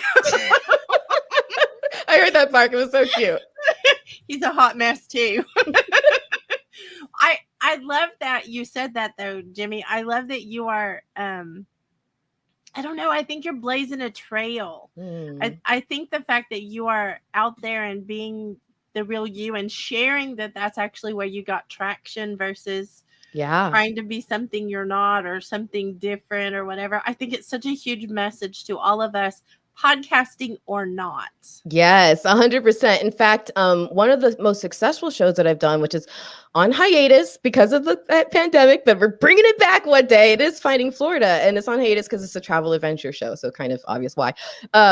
But what made that show so successful and what it made it connect with people was because my co-host and I, on paper, couldn't be more different. Like, I'm this like fairly short little Black woman, right, whose parents are from the Caribbean. He's this 6 foot something cowboy hat wearing tall white dude, right? Like 15 years my senior. He runs the Horse Radio Network. He does. That is what the tells you everything you need to know. Exactly. He's the founder of the Horse Radio Network, and I'm the city girl. So he's the country boy city girl. But us being open to injecting ourselves in that way in that show, not only did it give people all kinds of reasons to want to listen because they can relate to him or me or both, whatever, or the comedy that just randomly ensues, but it made our interviews so much more effective and colorful. And then over the course of, because we're driving in the car together, right? So we get to know each other.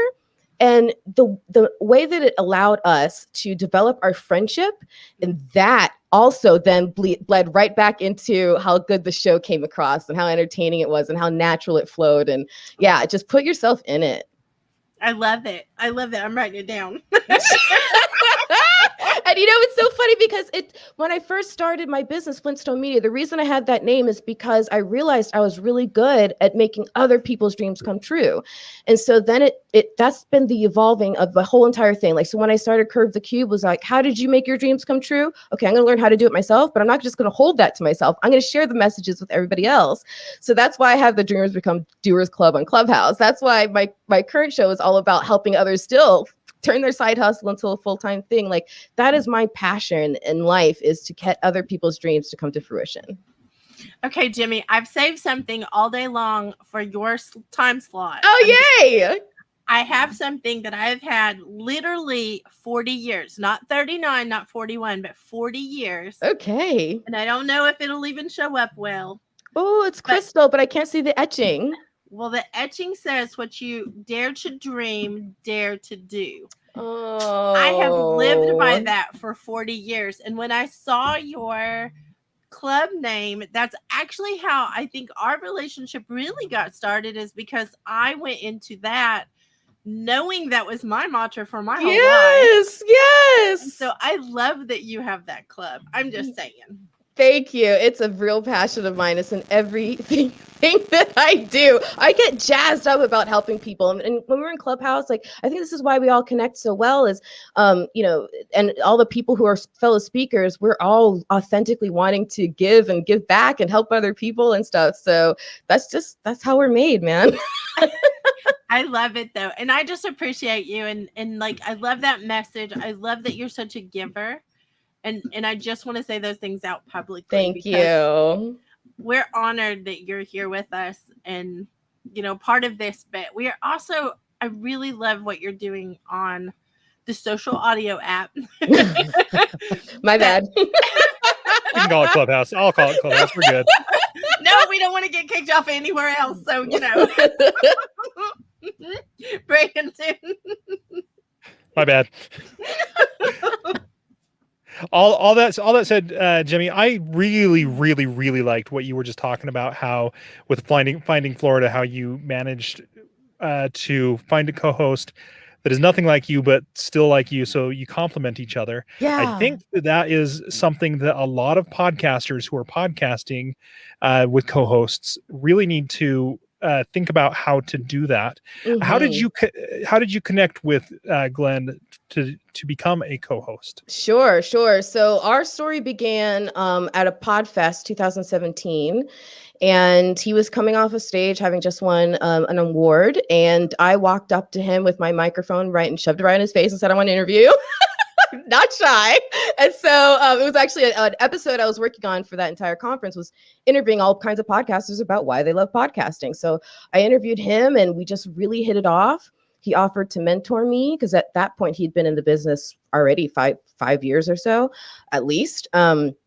And then he hired me as an HRN coordinator, and then I became a manager. And when I founded Florida Podcast Network, he calls me up one day. He says, I've been talking about horses for a really long time, and it's kind of all I talk about all the time. I have 20-some shows all about horses, and I'd really love to go on an adventure and do some Florida-based stuff. And he's just going on and on. I said, Glenn, are you asking to do a show on the Florida Podcast Network? He's like, kinda. I said, are you asking to do it with me? He said, sort of.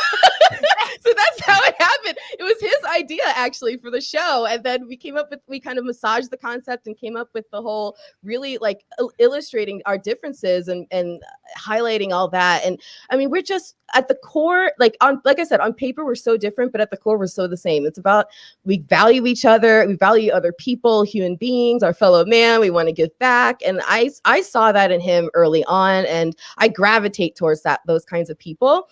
And then he is really, really funny. And I'll tell you what, we have learned so much from each other. I mean, a lot.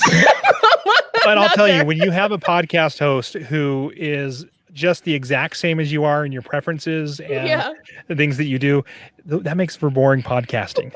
But you did the exact right thing. I love what you just said there about finding somebody who at their core values the same things you do, but on the outside is so different.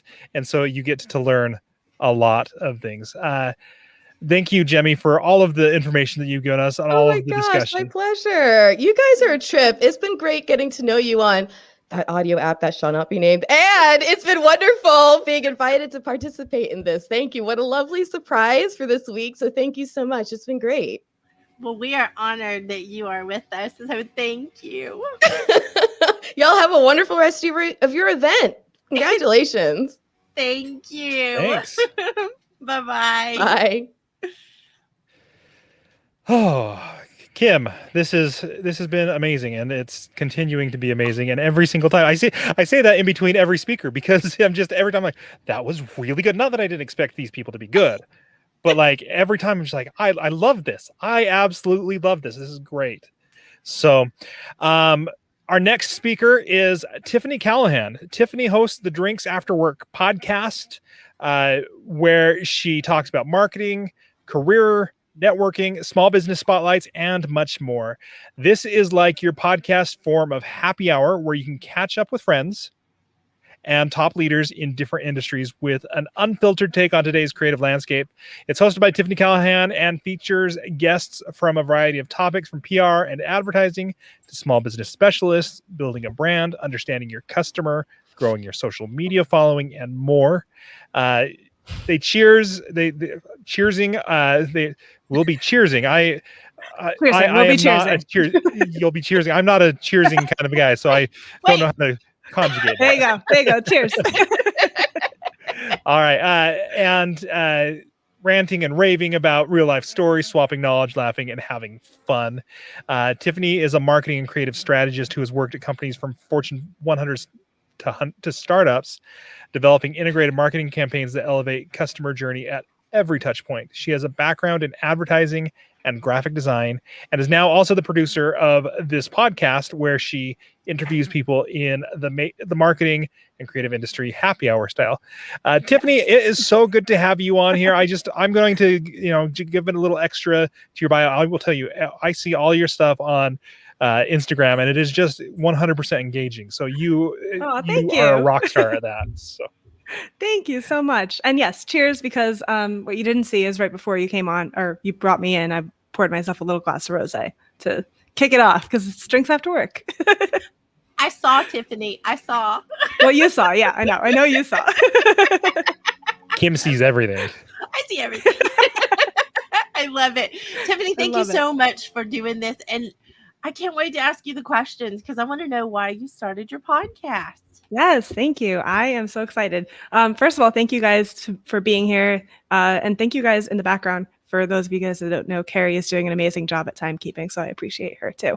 So my podcast started, I have to backtrack a little bit to give you a little bit of background in it. When I was working at the ad agency, one of my favorite things to do was after work, go and have a couple drinks at the bar next door. And it was our way of like de-stressing, talking about like rough clients that we had that day, talking about what projects we're working on, etc. And then it turned into like, what side projects are you working on? And then, this person, my coworker would bring their friend at a different agency and they would bring their friend at a different agency. And it was a great way of like networking and getting to know people in the industry and getting to kind of swap creative ideas. And then I left the advertising world and I went client side to work at like this big behemoth company. And I was like, oh, I'm going to miss like all of my friends. I'm going to miss happy hour. They don't do happy hour at corporate companies. Yes, they do. They do it even more. So that was a whole thing. And then, still had that same kind of networking happy hour environment there. And then right before COVID happened, or about a year before COVID happened, I ended up leaving there and kind of doing my own thing for a little bit. And then I had a baby. And through all of those things, I really missed connecting with people and having those types of creative conversations. So I was talking to my husband and he was like, why don't you like start a blog or whatever about that keeps you connected to the creative industry? And I was like, yeah, that sounds like a lot of work. I don't like blogging. I don't really like writing. And then I thought, why not make it a podcast where I can actually interview people and we can still have that like fun happy hour style conversation, make it loose, no real like format or whatever. We'll just have a conversation like we would if we were getting drinks anyway. So that's the background of it. Basically, it started because I missed happy hour. I love it though. I love the reason. I do. That's a really good reason. I think you've done really well with it. But let me ask you now that you have done this, what do you wish you would have known when you started this whole journey that you've learned now? So I know that this is a cop-out, but I have two answers for this. The first one is I wish I had known how much time it takes. Specifically how much time it takes to edit a podcast. I definitely undervalued how much editing I would need to do, especially because my style is I just kind of hit record and just let the conversation flow. And because I don't have a cadence, some of my interviews have gone over 2 hours. And so I have to cut that down to a reasonable time frame because I know other people that want to listen to us babble on for over 2 hours. So that's the first one, is the amount of time that it would take to dedicate to doing this. But the second one, I think the more important one, is I wish that I had kind of set myself up for success in terms of a content strategy. Because, the age-old saying is, if you build it, they will come. And that's not true. Just because you have a podcast and you put it out into the universe does not mean that people will automatically find it and listen to it. You can have the best show in the world and no one's going to know to go listen to it because you haven't promoted it. And it's interesting because my background is in marketing. You would think that I would have thought to market it a little bit better beforehand. But, making sure that nowadays I know, and I'm starting to get a little bit better at it to make sure that I know, okay, I want to post this on Instagram. I want to post this on Facebook. I want to post this on LinkedIn. I want to cross promote it here, there, whatever.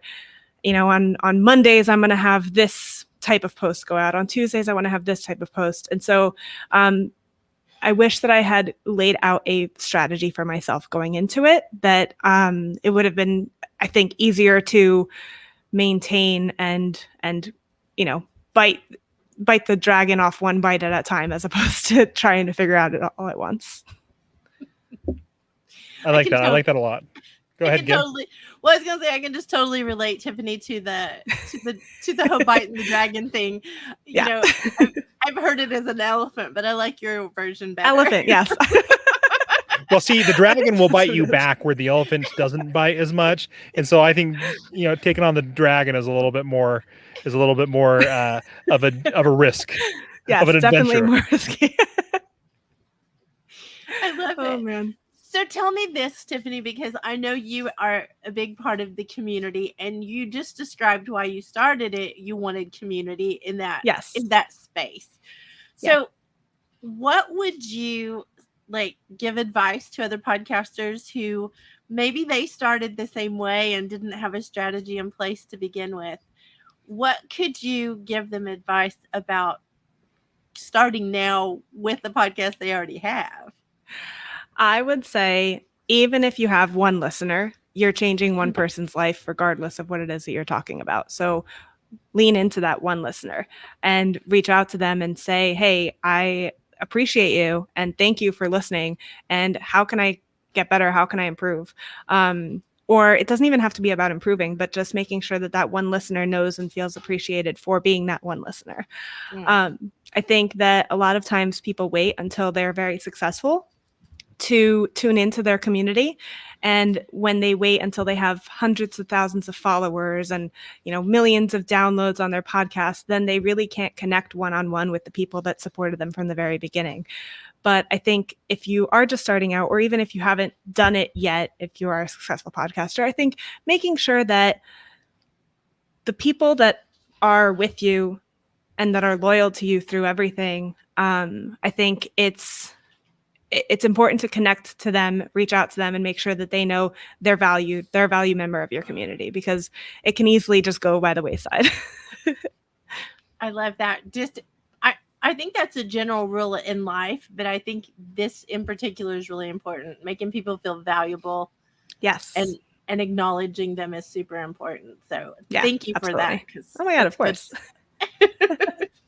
So you said something that I thought was really interesting, because I know a lot of podcasters are like, hey, I just hit record and then I publish it. And, and they're like, if Joe Rogan can do it, so can I. But you said that you edit it and that you're like, no, people aren't going to want to listen to us just blabbing. How do you decide? Because you obviously had a good time in that conversation if it went that long. How do you decide what parts you're going to cut out and what parts you're going to keep? That's a great question. I think a lot of it is people like to tell stories, and I allow people to just kind of babble on with their stories.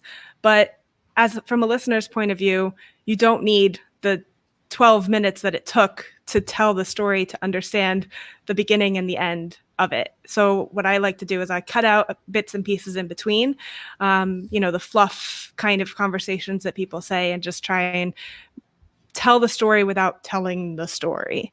And then we got 3 tacos, not 2, not 1, but 3 tacos. Yes. It's like we're talking about your marketing job.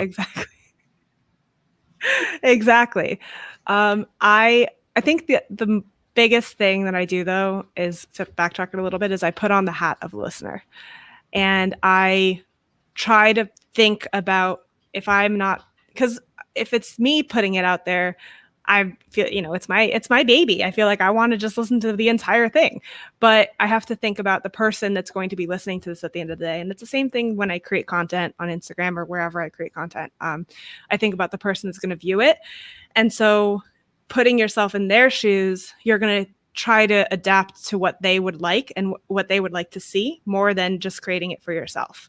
So I think that's the biggest and most important thing. If you can get the sense of the story without knowing that there's 3, not 2, not 1, but 3 tacos, then you would need to know. I feel like it doesn't really matter. As long as the end person knows the gist of the story, then that's going to be helpful. The necessary bits. Exactly. I do leave some of them in there because, some of them are interesting, but the fluff I take out. I love that, because what you said there, it's not about like helping somebody not to ramble at that point. It's about helping your listener to stay engaged. And, a lot of times I'll say one of the reasons I edit is because I like to make my guests sound as smart as possible. And that definitely does happen with editing. But I really liked what you just said there about you got to put yourself in the listener's shoes, and you got to think about it from that perspective. Yeah, exactly. Because at the end of the day, they're the ones that are going to be listening to this, obviously. And so if you just try and do it for yourself and just try and do it to make yourself sound good or to make your guests sound good, whatever, those people are not going to be the ones that are listening to it and giving you the downloads at the end of the day, or whatever your metric is for success. Because some people don't care about downloads.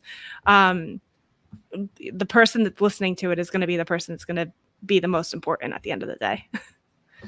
I think, Tiffany, I've decided you should just come in. We'll just talk all the time, and you can edit all my rambling. No, thank you. Oh, wait. You said that quickly. You must know me. What? Oh, my God. I mean, I'll totally come in and we can chit-chat and we can have drinks all the time. But I will say, I know that this is not a question that you ask, but if there's one thing that I would outsource, it would be the editing. Great. I love that. I think we'll have to ask that question next time. Yeah, there you go. The next summit that you guys have. I love this summit. Today's Christmas, Tiffany. Did I tell you that? No, but I love it. Also, I apologize. I did not call you Princess White. Well, to be fair, Kim hasn't put that in her own name tag. So there you go. That's true. Well, I just kind of expect, I guess, everybody just realizes it. Yeah. Everyone should know that they're speaking to royalty when they speak to Kim anyway. And make sure you get the first part of the princess in there, the kindergarten part, because that's really the truth matter. But thank you so much, Tiffany, for oh my God. Thank you guys for having me. If there's one thing, you have 30 seconds. If you have one thing you want everybody to hear, what would that be?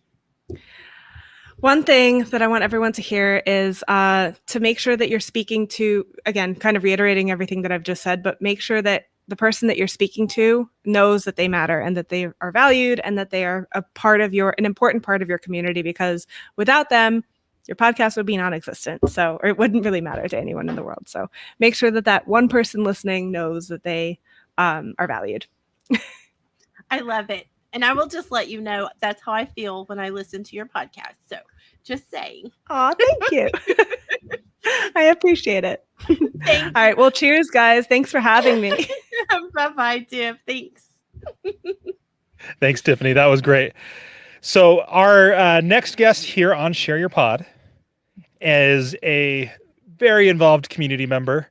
And I'm super excited to be able to talk to him. He is Sean Connors. His podcast is 757 Renaissance Man, which is an innovative podcast where they empower entrepreneurs, leaders, and creatives that benefit the Hampton Roads area. So the name is inspired by the Harlem Renaissance.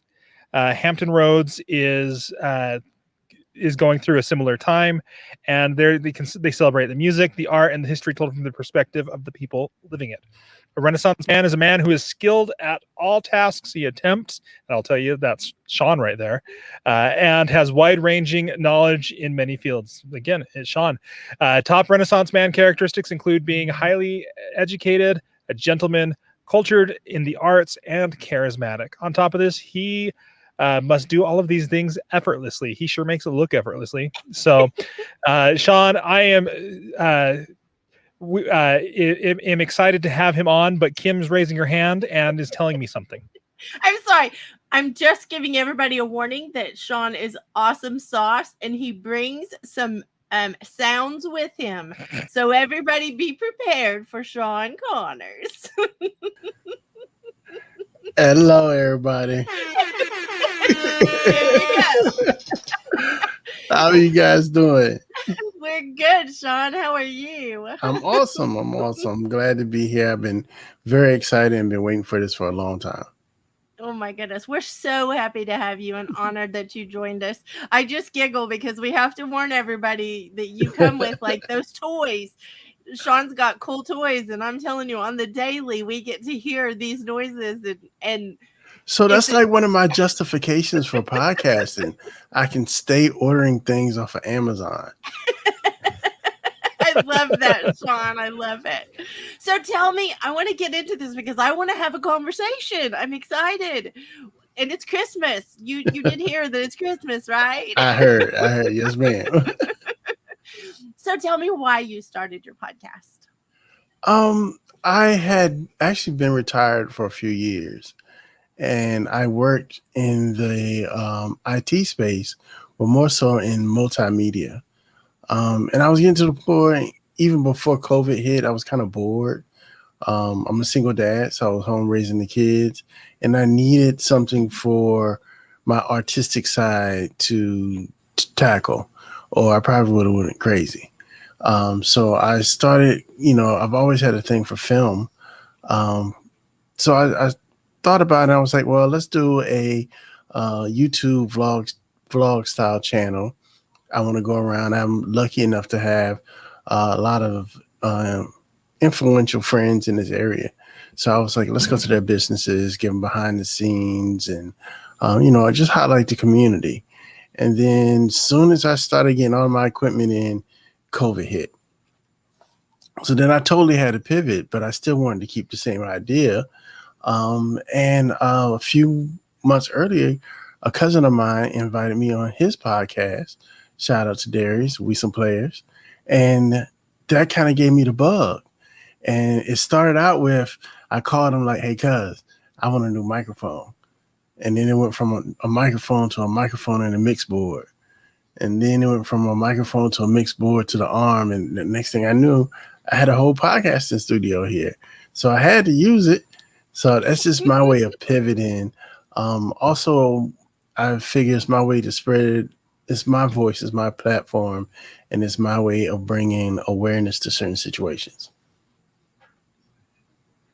I love that. Sean, that's incredible. What do you know now that you wish you would have known when you started? You guys may think this is a cheesy answer, but Clubhouse, and not only Clubhouse, but the Real Talk podcasting room. I've said it many, many times on my own podcast. I think that's, our little local meeting where we plan world domination for the day. So it sounds a little bit like this. What do you want to do tonight? The same thing we do every night, Pinky. Try to take over the world. But we do that in the morning. So, I've come such a long way, and I want to thank all you guys. Well, because I was a sponge and I was ready to take on whatever was suggested in the room. Yeah, let's do that for the day. And I really don't think I would be where I'm at as far as my podcast if it weren't for you guys. Thank you. Your check is in the mail. No, Sean, I do agree with you though. Finding a community and finding people who can help you along in your journey. And if that's us, that's us. If it's somebody else, it's somebody else. But having that group of people, that definitely find a group of doers, people who are out there doing things. It inspires action. 100% never fails, whether it's podcasting, business, whatever it is. Just find a group of people who are doing it. Yeah, because it's funny where people don't get it at first, and they're like, "Oh, here comes this guy talking about this podcast again." But when you get around your tribe and you can put things in order and be kind of successful, now they're looking at you like, "Hey, tell me about your podcast." I'm like, "Nah, you didn't want to hear about it a couple months ago." Yeah, but you're impressing people now, Sean.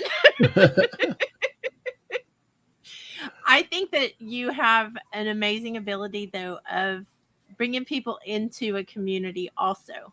Like, you are part of the Real Talk podcasting community. You are part of this community. But I will say that I think you have a way of bringing people into your community. Like, I think you're building that awesome sauce for your podcast as well. I'm working on it. I see it though. Like, I am recognizing it. I just want to put that out there. Thank you. That means a lot coming from you, Kim. Thank you. I got recognized by the princess, y'all. I love it. I do have to ask you. And it's kind of cheating because I know the answer. If you are listening to this on Clubhouse, this is one that you're going to want to jump over to YouTube or over to the Facebook or shareyourpod.com and watch this, because Sean, your video setup is amazing. And I'll cheat. I listened to your podcast, so I kind of know what the secret sauce is. But how did you get it to look so clean on your video feed? So like I said, I started out wanting to do YouTube. So my first investment was into cameras and lighting and so on. Even though it goes hand in hand, because if you had terrible sound and you look great, people still wouldn't stick around. So it gave me an opportunity to merge the two. And, I always say it in the morning group, I'm a video guy that turned to podcasting. So by me saying that, it should show that when you see me. And I'm very conscious with that. And I also think it's a great way to multi-source content. If I shoot crispy video just through the interview, so when I go and do my social media later, it's still going to be crispy. I love it. Crispy video. That's what I was going to say. Sean, I want to be crispy too. Can you teach me that? Yeah. I want to be sexy crispy. Can that happen? It can happen. I think it can happen. I personally prefer extra crispy. That recipe is just a little bit more my style. I love it. I love it. So, okay, you have 2 podcasts. Yes. And you co-host on other podcasts. I'm just going to put that out there. And you have been asked to do many more things like that. Just saying. I might have a little backstory. But what of all of those things, your video, your podcasting, all of the things that you're doing, tell me the one thing that motivates you to be so passionate about it, because you are totally passionate about it. My kids. My LVAD Talk podcast came out of, I have an LVAD, which stands for Left Ventricle Assist Device, and it's a mechanical heart. It's the stories of other people with those, and hopefully their triumphs and journey to transplant, because that's a reason for a lot of times to get the LVAD, to prolong your life long enough so you can have a transplant. And going through that process, like I really seriously died. So now my focus is leaving a legacy and trying to do the most that I can do out of every day that I have here, because every day I have here is extra. It's a bonus. So that motivates me to, do my all and give my all, whatever that may be, every day, and just take it one day at a time. But also, I want to leave something for my kids. I want to leave not only, a financial legacy, but I want to leave educational legacy. That's a large motivation behind the 757 Renaissance Man, is preserving the history in the community. I love that answer, Sean. And I'm going to point out something that you did say, that every day is a bonus. What could we do in our lifetime if we really believed that before something happened like you had happened? Like, what could we all do in our lifetime if we took it as a bonus every day? Yeah, and it's just, once you get to that point, it's a special realization that you have with what is important. Things that I thought were important aren't important anymore. Importance changes now. And, like I said, leaving a legacy is very important for me right now.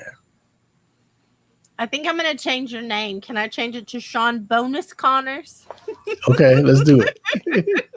Because I'm thinking that is sexy. Like when you change your mind about something like that and you see that, and I'm sad it came from that kind of an experience, but how amazing. But I'm not, though, because I think without getting too religious or spiritual, I think God has a plan for everybody, but sometimes he has to adjust your plan to fit the needs.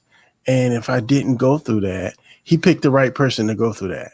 He picked somebody who knew Photoshop, Premiere, and Adobe Audition to do that, because of the opportunity it gives me, the platform that I have. So, you gotta, they always say you gotta make lemonade out of lemons. Well, this is my lemonade. I love it. Love it. Love it. And thank you for sharing that a whole lot. You have about 30 seconds left. So, what would be one thing you would want everyone to know in the last 30 seconds? I want you to do something great today, whatever that is towards you.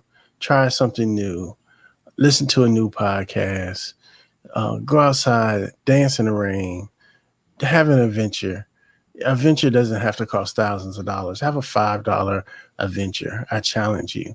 And just have a good attitude about life.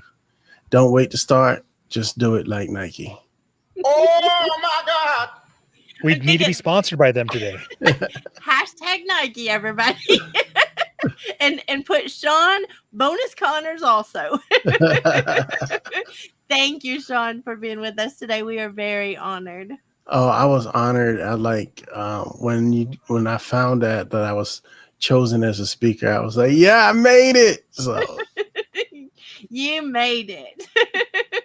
So thank you, and I hope you get to join us for the meet and greet tonight. I will. I plan on being there. Good. We will see you in just a little while then. Thank you. All right, you guys have a great one. Peace. Make something great today. I'm out. Thanks, Sean. This was awesome. And if I can push the right button, you can actually leave. We're just so enthralled by having Sean up here on the stage. Bye, Sean. Bye, y'all. Sorry about that. Oh, no worries. Any time with Sean, I can get all take. He's such a cool guy. Such a cool guy. I just love his answers and everything there. So, guys, if you are listening to this on any platform, really, make sure that you've gone over to shareyourpod.com and register so that you can get the free directory, so that you can be in touch with the cool speakers that we've had today and tomorrow. Sean, if you want to reach out to him and be like, hey, how do I become extra crispy? Or I think he was just crispy. I'm the extra crispy. I like the extra crispy chicken. That's what that was. Shareyourpod.com, register. Everybody who registers will get a free speaker directory so that you can have that. Next with our speakers, it's like I've been doing this for over 6 hours now. Our next speaker, those are some words, is Judy Hoberman. Judy, okay, before I read her bio, tell you about things, I think the first time that I was introduced to Judy was in the bonus that she did in the Share Your Pod for VIP ticket holders, and where she talked about turning your podcast into a book. And I am excited to talk to her. She has so much knowledge about what she's doing, how she's doing it. She's doing it intentionally. Judy Hoberman is the president of Judy Hoberman and Associates, a company focused on empowering professional women. She's an award-winning international speaker, best-selling author, trainer, and leading authority on women in leadership. With over 3 decades in business, she combines wisdom and humor with her behavior-shaping behaviors and is often described as transformational. She was a TEDx speaker talking about prejudging people. She's the author of 4 books, including Selling in a Skirt and Walking on the Glass Floor. And Judy's mission is to help one woman a day by following an important philosophy. Women want to be treated equally, not identically. I like that a lot. Thanks for being on here with us, Judy. Thank you. I have no sound effects, though. This is not fair. But you know what I do have, Princess? I do have a magic wand, and it does light up. Oh, man. I do not have sound effects, though. I'm just saying. I love it, though. It's like Christmas. I've been saying this since early this morning. I know. I heard you. Thank you so much, Miss Judy, for coming on here. I will say that I have to add to your bio a little bit. You are so amazing in so many ways, and you help so many people that you fly under the radar almost. I'm just going to put that out there because you don't make a big deal out of it. But you are constantly kicking my booty in particular to get particular things off my plate. And I am so grateful. Well, this is the first chance I've had to publicly thank you because you do push me for my own good. So I thank you. I just want to say that. Thank you. Thank you for saying that. So sweet of you. Now I have to fix my makeup. Oh, no, we can't cry. We got mascara. We have a little while left to go in the day. Well, you both are looking great and you both are sounding great. So yes. Oh, thank you, Miss Judy. So I'm going to ask you, why did you start your podcast? So mine is a little bit different. Many years ago, probably it's like 9 years ago, I was asked to be a guest on a radio show. And it was like a 9-minute spot. And I was doing it from my car because I was in between appointments. And when it was my turn to go on, the person before me took 8 of my 9 minutes because she didn't stop talking. And so I had 90 seconds left. And the producer whispers in my ear and he said, "Can you do something in 90 seconds?" I'm like, "Yeah, I'll say something." So when I was done, he said, "You said more in 90 seconds than people say in 90 minutes. Would you come back next week?" So I came back next week, did my thing. He offered me a radio show. So I started doing radio, and I actually changed platforms a few times, and I stayed on radio for 8 years, and live radio. So you know how very well it's choreographed and everything. Then everybody changed to podcasts. So I thought, okay, I better be changing to podcasts because, whatever. So that's why I actually started a podcast, is because I was coming off of live radio and I thought I should probably stay with the times because that's what we're supposed to be doing. So I started doing a podcast, and it was the same but very different. And I had to get used to the same but different. So that's really why I started it. And I wanted to make sure that my message was out there about women in leadership and women in sales and the men that champion them, because you can't leave the men out. There's no way that either one could do it without the other. So we always talk about, encouraging men to champion more women. So that's really why I started it. I love your answer, and I love that you are still like that pivotal person doing the thing, whatever the thing is, to get your message out and to help people. You are the epitome of helping other people. And I just appreciate you and your podcast. Thank you. Judy, what have you learned in your journey that you wish you would have known when you started podcasting? I wish I would have known that a podcast is not live radio, because with live radio, you just plunge through it. If you make a mistake, you just keep going. And, when I was doing, to start the podcast, I would just keep going, where I could have stopped and I could have edited or whatever. I just kept going. And I remember, one of my producers and engineers would say to me, you do know it's a podcast. You do know you can stop. You do know we can edit all of this. I'm like, yeah, I know, but okay, I'll do it next time. And I just never learned that. So I think one of the big things is that when you do a podcast, you don't have to be perfect, and you can stop and you can start. It's the content that you want to make sure is the same. So I wish I would have really understood that, because that was a big deal for me. The other thing that I wish I would have understood is that I didn't have to make it another job. The podcast alone is amazing, but I made it a part of it another job for me, because I always had 2 guests on every week. And what they would do is they would go onto the calendar and they would put themselves on a calendar.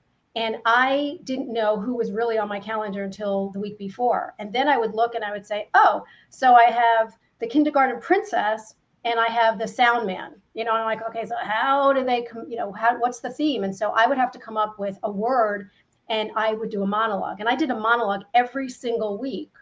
And it was a combination of the two. Not that the two were on together, but it had to be a theme. You can't just have 2 people that are from 2 different worlds. Sometimes I couldn't think of the word, so I'd have to go ask my husband and say, like, what's this word? I can't think of a word. But what the monologues did for me, even though it was more of a pain, what the monologues did was, it was my 4th book. That's how I wrote the book, was from my monologues. Which I love. And Branden, do you want to ask the questions about the book this time, since I asked them in the VIP group? I don't remember which questions you asked, Kim, so I definitely have questions to ask, though. When you're writing this book and you took those monologues, how hard was it to edit down the spoken word to something that was written? So I didn't necessarily use the spoken words, because, that's really hard to do. I would take the idea from it. What I did was I would print out like every single one of my monologues, and I had hundreds and hundreds and hundreds of them. And I would, deal them out on the floor, and I'd say, okay, so this one is in this bucket and these are in this bucket. And I came up with 7 buckets that are about leadership. And so then I would go through it and I'd say, okay, so what's the theme of this? Okay, so this leadership is about, building confidence in your team, or this leadership is about generosity or whatever. So I didn't necessarily take the spoken words, but I will tell you, if you do use somebody's spoken words, you need to get permission, because you don't just take them and use them. You can say to somebody, would you like to be in my book? I'm going to write a book and we're going to use your interview. And they always say yes anyway. So it's not that hard to do, but there's a lot more involved in it when you do that. I love that. I love that a lot. So, with writing that book, then, was that, you kind of shared that was not necessarily where you thought it was going to go when you started that, correct? Like this was an after the thought for those monologues. Yeah, I had no idea I was going to write a book from it. I had no idea. I mean, I've written 3 books before that, and I have a big cheerleader that I am married to, and he says, well, it's time for us to write another book, us. And I'm not sure where the us came in, but it's time for us to write another book. And I mean, now he's still saying, you have enough monologues to write another 10 books, but it was the right timing, because I was trying to move in a space, moving into the leadership space, and it just seemed to all work out together. So sometimes it's just about timing. That's all it is. I definitely want you to tell the Colonel that we're grateful that he's sharing you with us today, and that you need to write another book. Oh my goodness. Yeah. Okay. Oh, sure. Mm-hmm. Yeah. Okay. I have to mute myself for a second. Sorry. No, we're all good. So, what is the number one piece of advice that you would give to a podcaster then who's like, well, heck, I've got 100 episodes. I've got 50 episodes. Like so you took yours and you separated them into different buckets. But what would you tell a podcaster who doesn't necessarily have a monologue, but, you mentioned reaching out to them. What would you tell them about starting this process? First, I would say, why are you doing it? Like, why do you want to write a book? Okay, that's the first thing. And then the second thing is, what do you want the book to be about? Because if you said the book is going to be about sales, then you have to find what fits into that bucket. Or if you say the book is going to be about sports and you don't do sports in your podcast, then how do you do it? It has to relate somehow. Once you figure out why you're writing the book and what it's going to be about, what's the overarching theme, then you go back into your monologues and say, okay, so I know I've done 10 of them on sports, so move them over and go back to that. But you have to know why you're writing it, because why are you going to write a book? Who really wants to just write a book just for the sake of writing it? There has to be a reason for it. So that's what I would say. It's really not that hard to do. It seriously is not that hard to do. Just use what you have. You have to repurpose everything that you do. There's no such thing as an original thought. So just go back and reuse your own. Miss Judy, I'm gonna tell on Branden, and it has a lot to do with your influence as well, just so you know. Okay. But when we started the VIP group, and Branden, do I need to mute you so you don't argue with me? You got all the power, so it's futile. I'll just let you go. I'll put something on Instagram or Facebook later if I have to rebut you where you can't mute me. When we started the VIP group, Branden did an amazing video on trailers, on podcast trailers. And it was so good. And I told him we needed to put it out for a PDF because he gave so much information. They needed to be able to fill it out and all that. Branden has since, and that's only been a few weeks ago, has since created an entire book that is about to go out on Amazon. And it's all about the podcast trailers. Of course, all the VIPs get that, but I just think it's amazing the influence and the, I guess, the opening of your mind about things when you don't realize you can create a book so simply from a podcast. And you have brought amazing sauce to this, to all of us. I'll just say that. Well, the truth of the matter is sometimes you don't think about it, but when somebody gives you that little idea and you're thinking, okay, I could do that. I know I could do that. And then you do it. You either do it or you don't. But, if I was at all influential, Branden, I'm excited about that. 100%. But we can't wait to support you when it goes out on Amazon. Well, thank you. I have a question, not book related, based on something that you had said earlier that I really would, I would love you to spend a couple minutes. I know we're just about out of time here, but just spend a little bit of time explaining, because I think it's a really important thing that to understand how to do. You said that you, one of the things you do is encourage men to champion more women. And I have very strong feelings about that. I agree with that. And I was just wondering if you could explain what that means a little bit. So really all we're looking for, all women are looking for, is to, like I said, to be treated equally, not identically. So if you are a man that knows that there's a position that's opening, invite the woman in, introduce. If you are, if you know that there is, something coming up that they would be good on that project, invite them in. If you knew that somebody wanted to be on a podcast and you haven't ever, you don't really know too much about them, but you know that she's got credibility, invite her in. That's all it is. It's opening up doors. That's all it is. It doesn't take much more than that. And to stand up for them. If something is going on, just stand up for a woman, because a lot of times people say things and you just, you're just saying, oh, they shouldn't be saying that. But sometimes people don't stand up for you. And that's all it is. We've been in situations where men don't stand up and you just think, like, really? I mean, I've said to people, would you do that for your daughter or for your wife? And somebody would say, well, you're not my daughter and you're not my wife. And I would say, but I am someone's daughter and I am someone's wife.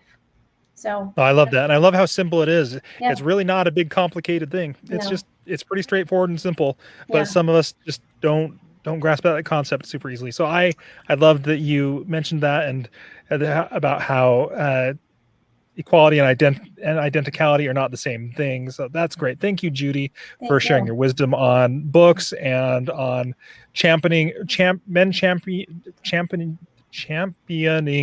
Oh, it's getting towards the end of the day, women. And I appreciate all that so much. Thank you. I have to say, though, Miss Judy, and I know you already recognize this, but Branden is one of those men. Yes. He does champion women, and he does do that on the daily. And I have to stop and say that, Branden, because you said that in a very humble way, but you do that already. And you could see that. I would have known that immediately. So after all, he's been spending 6.5 hours here. Exactly. Miss Judy understands what you are connected to, Branden. She understands what a hot mess I am. No, totally not. Totally not. I got you, girlie. Thank you so Thank much, you. Miss Judy. And as always, I am so grateful for you and all that you bring to the table. Right back at you. Thank you so much for having me. I really appreciate the opportunity. We will see you later tonight in the meet and greet, I hope. I hope. Bye-bye. Bye. All right, Branden. All right, Christmas. guys. It's Christmas. There's so many good things. Like, we've talked about all of the different kinds of aspects of things, and it's just been amazing to me, all of the knowledge that exists inside of this community. This is why we wanted to do this, was to make sure that this community was connected with each other, so that this collective knowledge is available to all of us. Guys, this is amazing. I have been so excited about everything that is going on. Just a reminder, shareyourpod.com, go hit that register button and make sure you get registered so that you can have the podcast speaker directory. Also, I'm just gonna say this on the download. This has been a lot of fun. We're not halfway done yet, but it's been a lot of fun. It might happen again. And if you're on that list, you'll know exactly what's going on. So shareyourpod.com, click that register button. All right. Our next speaker is somebody that I've spoken with on Clubhouse on occasion and have always been impressed with everything that she's had to say. And our next speaker is Jeriel Campbell, who is a holistic maternity coach, certified doula, and mom. She's the host of Call Your Doula podcast, as well as the founder and lead doula at callyourdoula.com. She works with millennial couples to support them in creating an enriching and positively supportive environment to connect them with themselves and their growing family. Jeriel supports growing families at many different phases in their maternity journeys, but they all have the goal to break out of their traditional molds and have the freedom to birth their family in their own way. In the last few years, Jeriel has trained and certified as a professional doula and spent thousands of hours studying and serving as a maternity coach to connect and cultivate an authentic partnership with first-time parents so that they may grow from adulthood to parenthood, swaddled in love and support. I like that a lot. As I read that, I thought about my 1 month old that I swaddled up real tightly before coming up here to start the summit today, handing him off to his mom so that she can do all the hard work today. But thank you for being here, Jeriel. Yeah, and thank you guys so much for having me. I'm really excited. This is my first time ever speaking at a summit before. So thank you guys so much for giving me the opportunity. I really appreciate it. I'm like celebrating you so much, Jeriel, because this is like, I am so proud of you. I know how scary it can be to accept an invitation. Yes. And I am so thankful you did. We're honored that you accepted it. And we're honored that we get to be your first summit. Yeah, thank you so much for extending it. I definitely think that last year and this year has been all about stretching and stepping outside of your comfort zone and saying yes, even when it's super scary and you think you might explode. So I'm always happy to say yes. So thank you guys so much. And you guys have provided so much value in such a positive and welcoming community. Of course, I'm Team Android, so I'm new to Clubhouse, but for the small time that I have been on there, it's always been incredible vibes and just so much good information and connection and community. So thank you guys for providing that. You're so, so welcome. I have to ask you the question. Yeah. Why did you start your podcast? Yeah, so I'm like Branden. Like, I feel like my podcast probably started over a series of experiences throughout my life, including being in the 5th grade and deciding that I wanted to be an obstetrician when I grew up. Like, I don't know really where that came from. I heard obstetricians catch babies. I was like, sign me up. It sounds dope. And then later on, I ended up finding out how much money and how much time you actually have to spend to become a doctor. And I was like, no, thank you. Like, take my name off the list. Like, I'll figure something else out.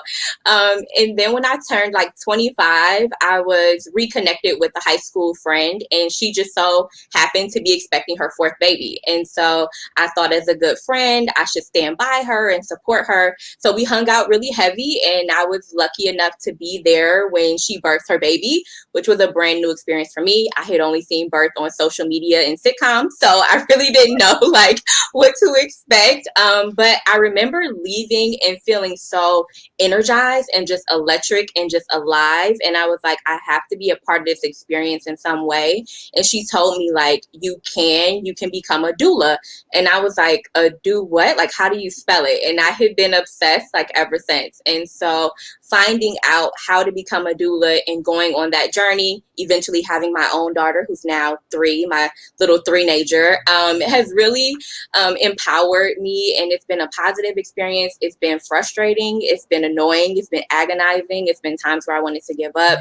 And the podcast that I created is really the podcast that I wish existed when I decided to become a doula, because it is an unregulated industry. There's no right or wrong way to do it. And there's so many paths to take. It can be really confusing to figure out like what's the first step. And so my podcast is really just a place where I'm answering that question. It's a place where I'm talking about business, where I'm talking about following your dreams, where I'm talking about what it looks like before success meets you and you don't have a 6 or a 7-figure business and you're just trying to figure it out. Like, and when business doesn't look like it does on social media. And so it's a really like vulnerable piece for me.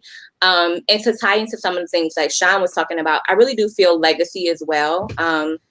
Black women are 3 to 12 times more likely to die from childbirth and childbirth-related complications. And so I'm creating this podcast and doing the work that I do because I want my child and my grandchildren to be able to give birth in a system that is welcoming, that is supportive, and that values and protects them. And so it feels like a big job. I need as many people as I possibly can to come along the journey and like support the change. And so that's the reason for the podcast as well. So that's a really long answer. I'm sorry, but that's the reason why I started my podcast. It's a great answer. Totally great answer. And I did not know that statistic.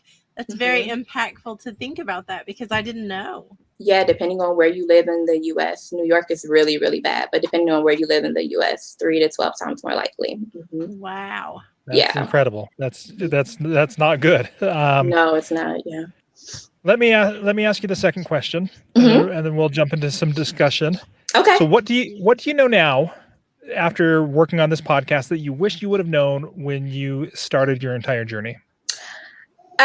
I wish I would have signed my own permission slip to start earlier. Like, I do a lot of research and I like second guess myself and stop myself from doing things a lot of the times. And I really wish I just would have signed my permission slip to do things earlier, to get out there, even though it's not perfect and I don't feel ready and I don't have all of the answers and all of the things planned out, and to just get started. Thanks to last year and everything slowing down, I finally had no excuses and nothing to put in front of getting started. But naturally, I am a procrastinator, and sometimes research is just an elaborate way to procrastinate something I'm scared to do. So I really just wish I would have got started a lot sooner. I love the phrase "sign your own permission slip." I wrote that down. I think that is great. Yeah. I love that, but I also love that research can be like another name for procrastination. Especially if you're me. I'm on YouTube, I'm on Facebook, I'm on like Google, like searching all of the things, like doing nothing really, but just prolonging taking action. So yeah. You are dropping some really good stuff, ma'am. Yeah. I didn't really want you to call me out, but okay. I'm pulling everybody's driveway, including my own. Nobody is off limits. I love that. Love that. So I've got a question about your research then. So, Yeah. you were using that to kind of be like, well, I don't know yet. Because one of the things that I found about podcasting research specifically is that everybody's got an opinion, and a lot of them contradict each other. Yeah. When you were doing that research, how did you sort through it to be like, this is information I want to follow, and this is information I don't? Good question. So I love YouTube. So of course I started with YouTube, but like a lot of people, I felt like it was broken and like I couldn't really get everything I needed. I am a course junkie. So like I take a lot of online courses, and Udemy is one of my favorite platforms. And so there's this guy, his name is Phil Ebner, and I had taken some of his courses, and he had a podcasting masterclass course. If you know anything about Udemy, you know that you can learn anything for $9.97. And so I bought this cheap podcasting course, and I went through it, and I just decided to launch my podcast based on his information because it was so easy to follow. It was very succinct. I will say now, though, I know much better. And so if I could go back and do it again, I just would have started following Tanner, and I just would have took all of Tanner's courses and all of his advice from the very beginning, because he's been the best podcast teacher that I've ever had. He's taught me so much when it comes to equipment and even coming up with like a business plan for your podcast, which I had never thought about, and the course on Udemy never mentioned. So things like that, that I really got from him. So if I could do it again, I would just go to Tanner's website, do everything he says, take all of his courses from the jump. I love that you say that, Dario, because that's how I feel too. Like I learned so many things the hard way that I wish we would have had like all that brilliance way back then. I know. If only Tanner had a YouTube channel, I would have been like, oh, this guy knows what he's talking about. I have to purchase all of his courses for sure. Tanner, if you're listening, we have a new job for you. You have to have a YouTube channel. I know he's like, I have enough to do, but yeah. So funny. Yeah. I thought Brandon was going to add something to our. Oh, I thought so too. No, sorry. I gave the impression I was just enjoying the conversation there. Jerry, Tanner's down in the comments. He said Jeriel is the best doula that he knows. So. Aw, thank you, Tanner. That's awesome. Well, I want to know more about, you're on this journey and you gave yourself your permission slip. You signed your own permission slip. Mm-hmm. If anyone's listening and wanting to start a podcast, but they have not figured out how to sign that permission slip, can you give them some tips about that? Like really practical, something that they can do to start realizing they actually don't need permission. They can give their own self permission. Yeah, I would write down all of the reasons why you like feel like now isn't the time to start a podcast, or why you're not the person to start the podcast. I would start by making that list and getting that out of your system. And then after you do make that list, I would then make another list of like all of the things that you're complimented for, all of the things that you've accomplished in the last 5 years, all of the things that you've overcome.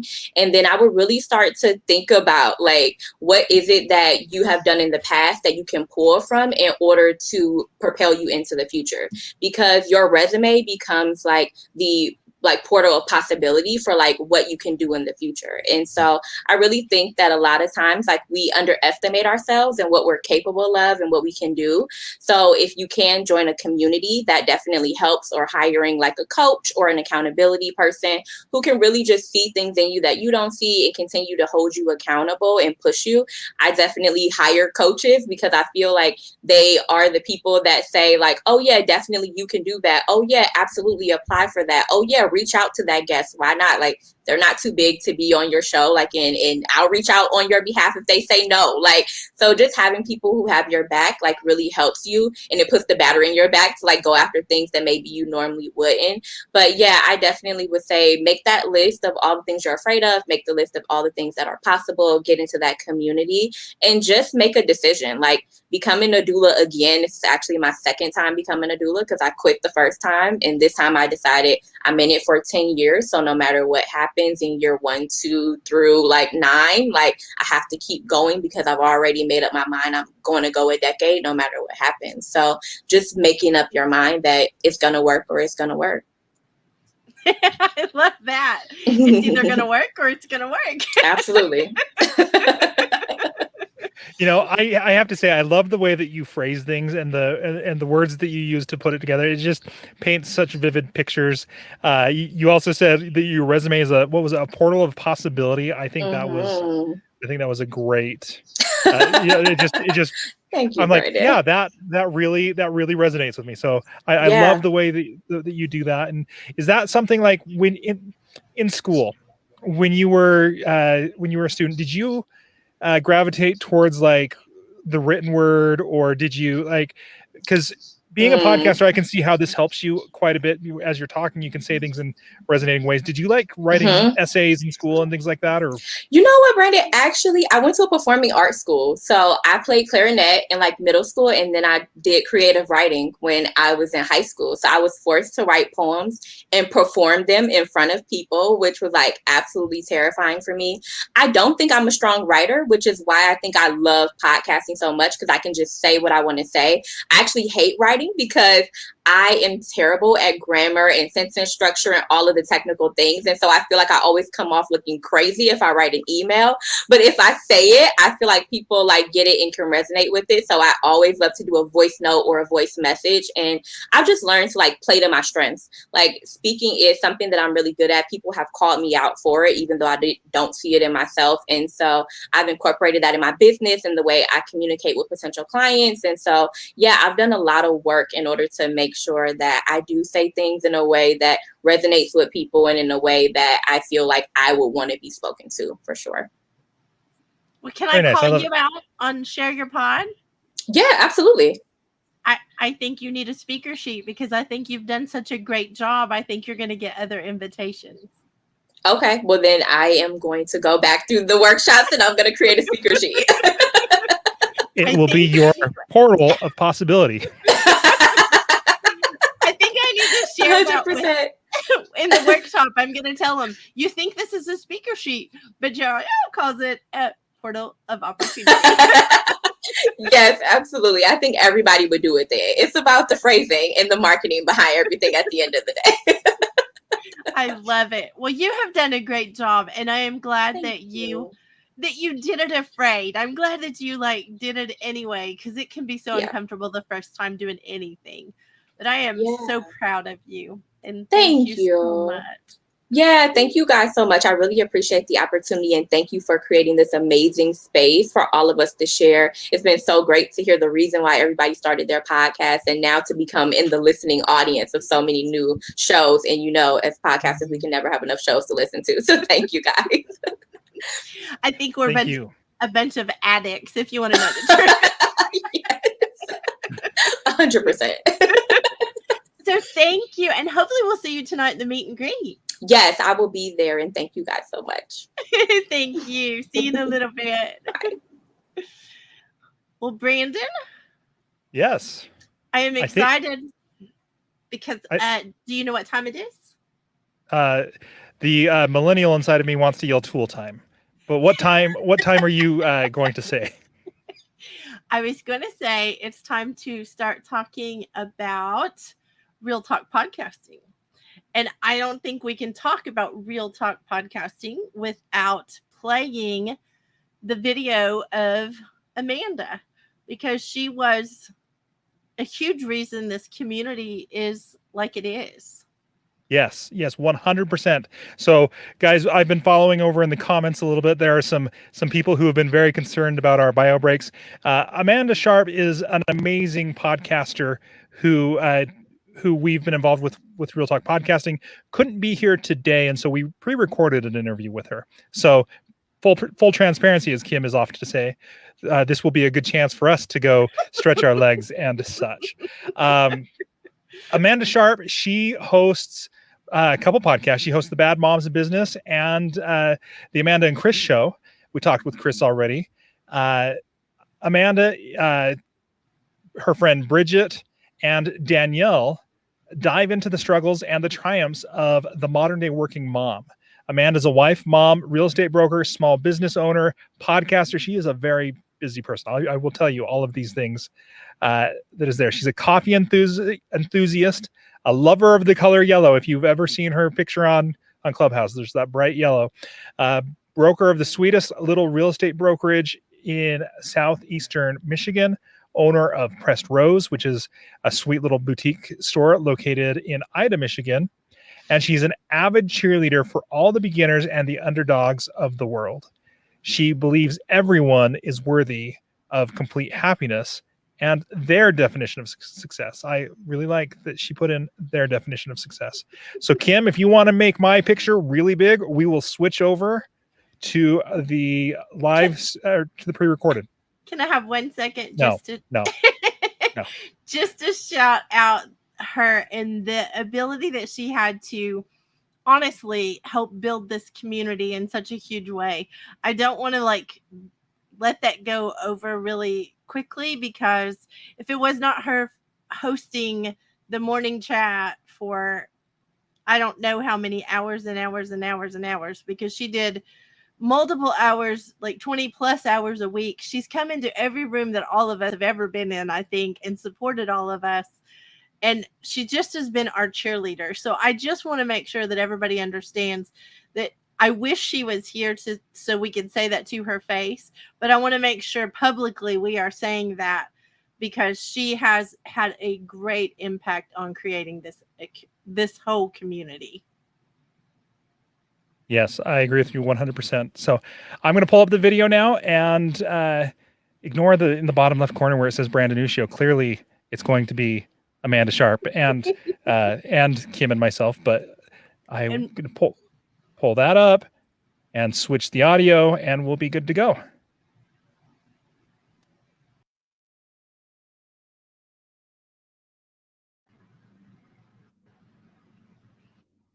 Amanda, I'm so excited to ask you this question, but why did you start your podcast? You know, like so many others in our amazing community that we've come to know within the podcasting community, I'll name, it's just one of those things that the pandemic came. A lot of people were bored, and I knew that I really needed to stay connected with my two girlfriends who are my co-host. And we met religiously every single Tuesday. And we thought we were funny. We thought we had good conversations. So one day we just said, we really should be recording these, because maybe, just maybe, what we're talking about is problems for other women. And so we started just hitting the record button the very next time we met. And that is how the Bad Moms in Business podcast was born. And it was just so much fun. And we are 43 episodes in, and we're super proud of that number, because that's a lot of work. That's a lot of hard work. 43 is a huge number. You've got a lot of experience in those episodes, I'm sure. Oh, so much. So much. You're right, Brandon. So the next question is, what have you learned in those 43 episodes that now that you wish you would have known when you started, that you're like, oh, this would have made a complete difference. It would have made things simpler. It would have made things better. What do you know now that you wish you would have known then? You know, I didn't do any research. We literally hit the record button and just like really like hoped for the best. So while I'm an advocate for starting where you're at with what you have, while that may be true, diving into a little bit of maybe hosting platforms is a smart thing. Having a proper website when you start is a good thing. You know, there's just so many things that we just really like sprinted before we even crawled, which by much luck actually worked out okay. But I think if we would have had a little bit more thoughtful of approach about it, it probably wouldn't have felt like we were, you know, trying so hard for so long. And it truly, and the biggest thing at this point, it just came to my mind, is definitely get those backup episodes, because we were still recording every single week up until like 3 months ago. We were like, why don't we do at least 2 every Tuesday? And then we can take a couple Tuesdays off, because we was every single Tuesday we were still recording, which we love to do. But at the same time, if there's vacations that happen, you need those backups, and let's get ahead so we can business plan for maybe the next season. So I don't think I understood the value of having those emergency episodes and those episodes for the future weeks in the can. So that way it just took pressure off. I like that a lot. I like that a lot. Really good point, Amanda. So today, would you have more in the can, as you say, or would you have a different strategy today than when you started? Absolutely. So we're working really hard because we're trying to take basically all of August off. And we basically have enough that we can do that with also my vacation coming up. So I feel like we've worked really, really hard at, you know, at least doing 2 episodes per Tuesday so we could really have that lined up. With doing that, there is the risk of not losing the episode, but having it filed in a spot that you forget, or you forget what you named it. So I feel like if you're going to do that, you have to have some sort of organizational system that you know where that file is, what exactly you named it, the day that it was recorded, so you can reference it as you need to go back and edit. So that, because I've spent, I'm embarrassed to say, but a solid 15 minutes before looking for an episode, because I swore we recorded it one day and it ended up being a complete other. So learn from my mistakes. We have all been there, Amanda. We've all, I know I've done that same thing. It's like, I got this big folder called fandom. Where'd that episode go? So yeah. Yeah, 5 things on July 15th doesn't really help. Yeah, exactly. So I want to go back to what you said a little bit earlier. You said that you wish you would have known to do just a little bit of research, because you just sprinted out of the gate on this. And you mentioned hosting websites or hosting platforms and proper websites. So what hosting platform are you on, and what are you doing for your website now? And is that where you wish you would be, or are you looking to move somewhere else? So we're currently using Anchor. That's what we started with, and that's what we're still using. I feel like kind of just fell into good luck with it. As far as it's extremely user friendly and very reliable. And I think that was something that was very important for me. And the other two, that even though I'm the one doing the soft editing, I should say, because we are not hard editors, we're kind of more of the one and done type concept, because there's 3 of us. So there's forgiveness with that, right? So there's very minimal editing that's necessary. And I feel like it's even though I'm doing that and I'm uploading, if I had to give some instruction for one of my co-hosts to do that, they could easily figure that out. For someone who's not super tech savvy, I think that is a wonderful host. And as things continue to progress, I think we kind of got lucky, and Anchor is not a bad one to be at right now. They've got some exciting changes, I think, going on that I don't know that I exactly understand, but I know the stigma of using Anchor isn't what it was when we first started a few months back, or almost a year ago. Definitely. Spotify has done a I lot love to it. make Anchor a better platform. I agree. It's and there's something about that that's really great that I'm like, well, I mean, if Spotify's kind of attached to it, can't be wrong. So we just got lucky. Oh, and as far as the website, So tell I me what. forgot. I'm sorry. Go ahead. No, and for our website, we have a Bridget ended up just doing it through WordPress, and we've got a decent site up that our podcast feeds into, and it's a work in progress. We'll just leave it there.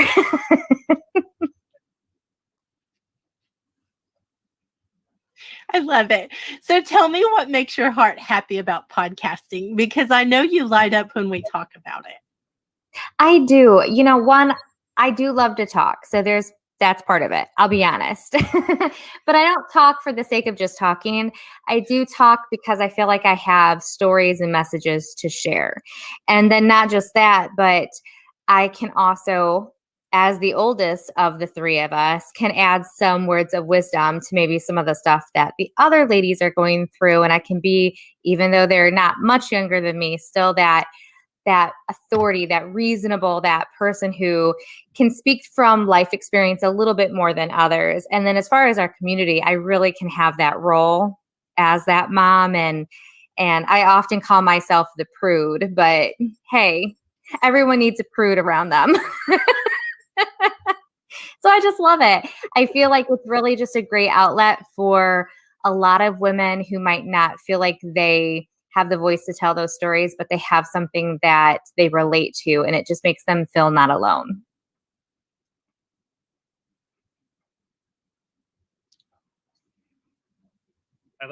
I like that a lot. Sorry, technical difficulties, buttons, and things like that. I like that you're like, oh, I'm the one bringing this experience into it.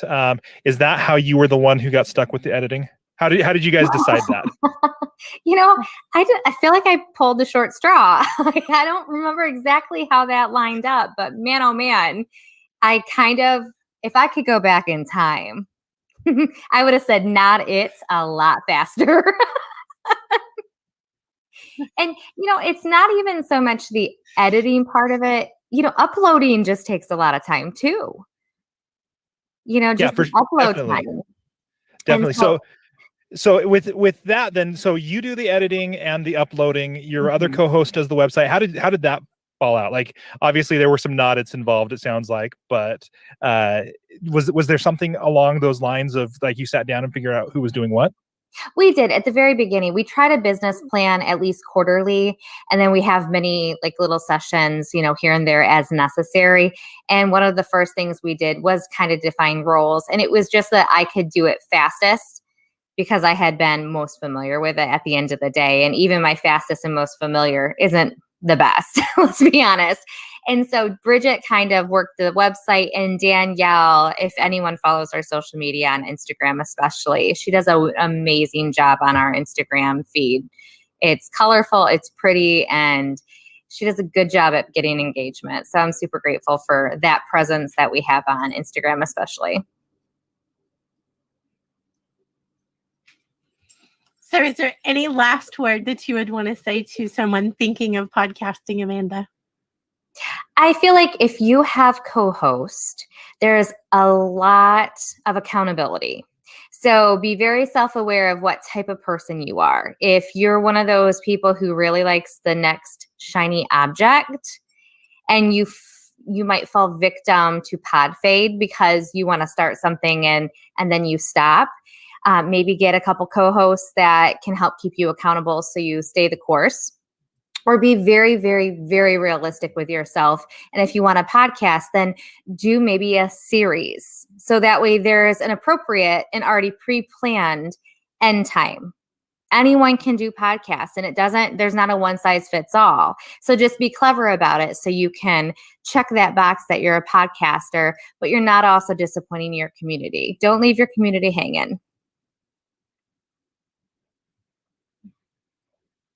Well, that is great. Thank you so much, Amanda. I love the wisdom and the insights that you have towards this, because I'll tell you, it took me a whole lot longer to learn some of those lessons that you've shared with us today. This has been so much fun, and I'm just so proud of the podcasting community. There's so many people out there that really took the plunge in 2020 and 2021, and I just think that the world is better for it. So keep on podcasting. Thank you, Amanda.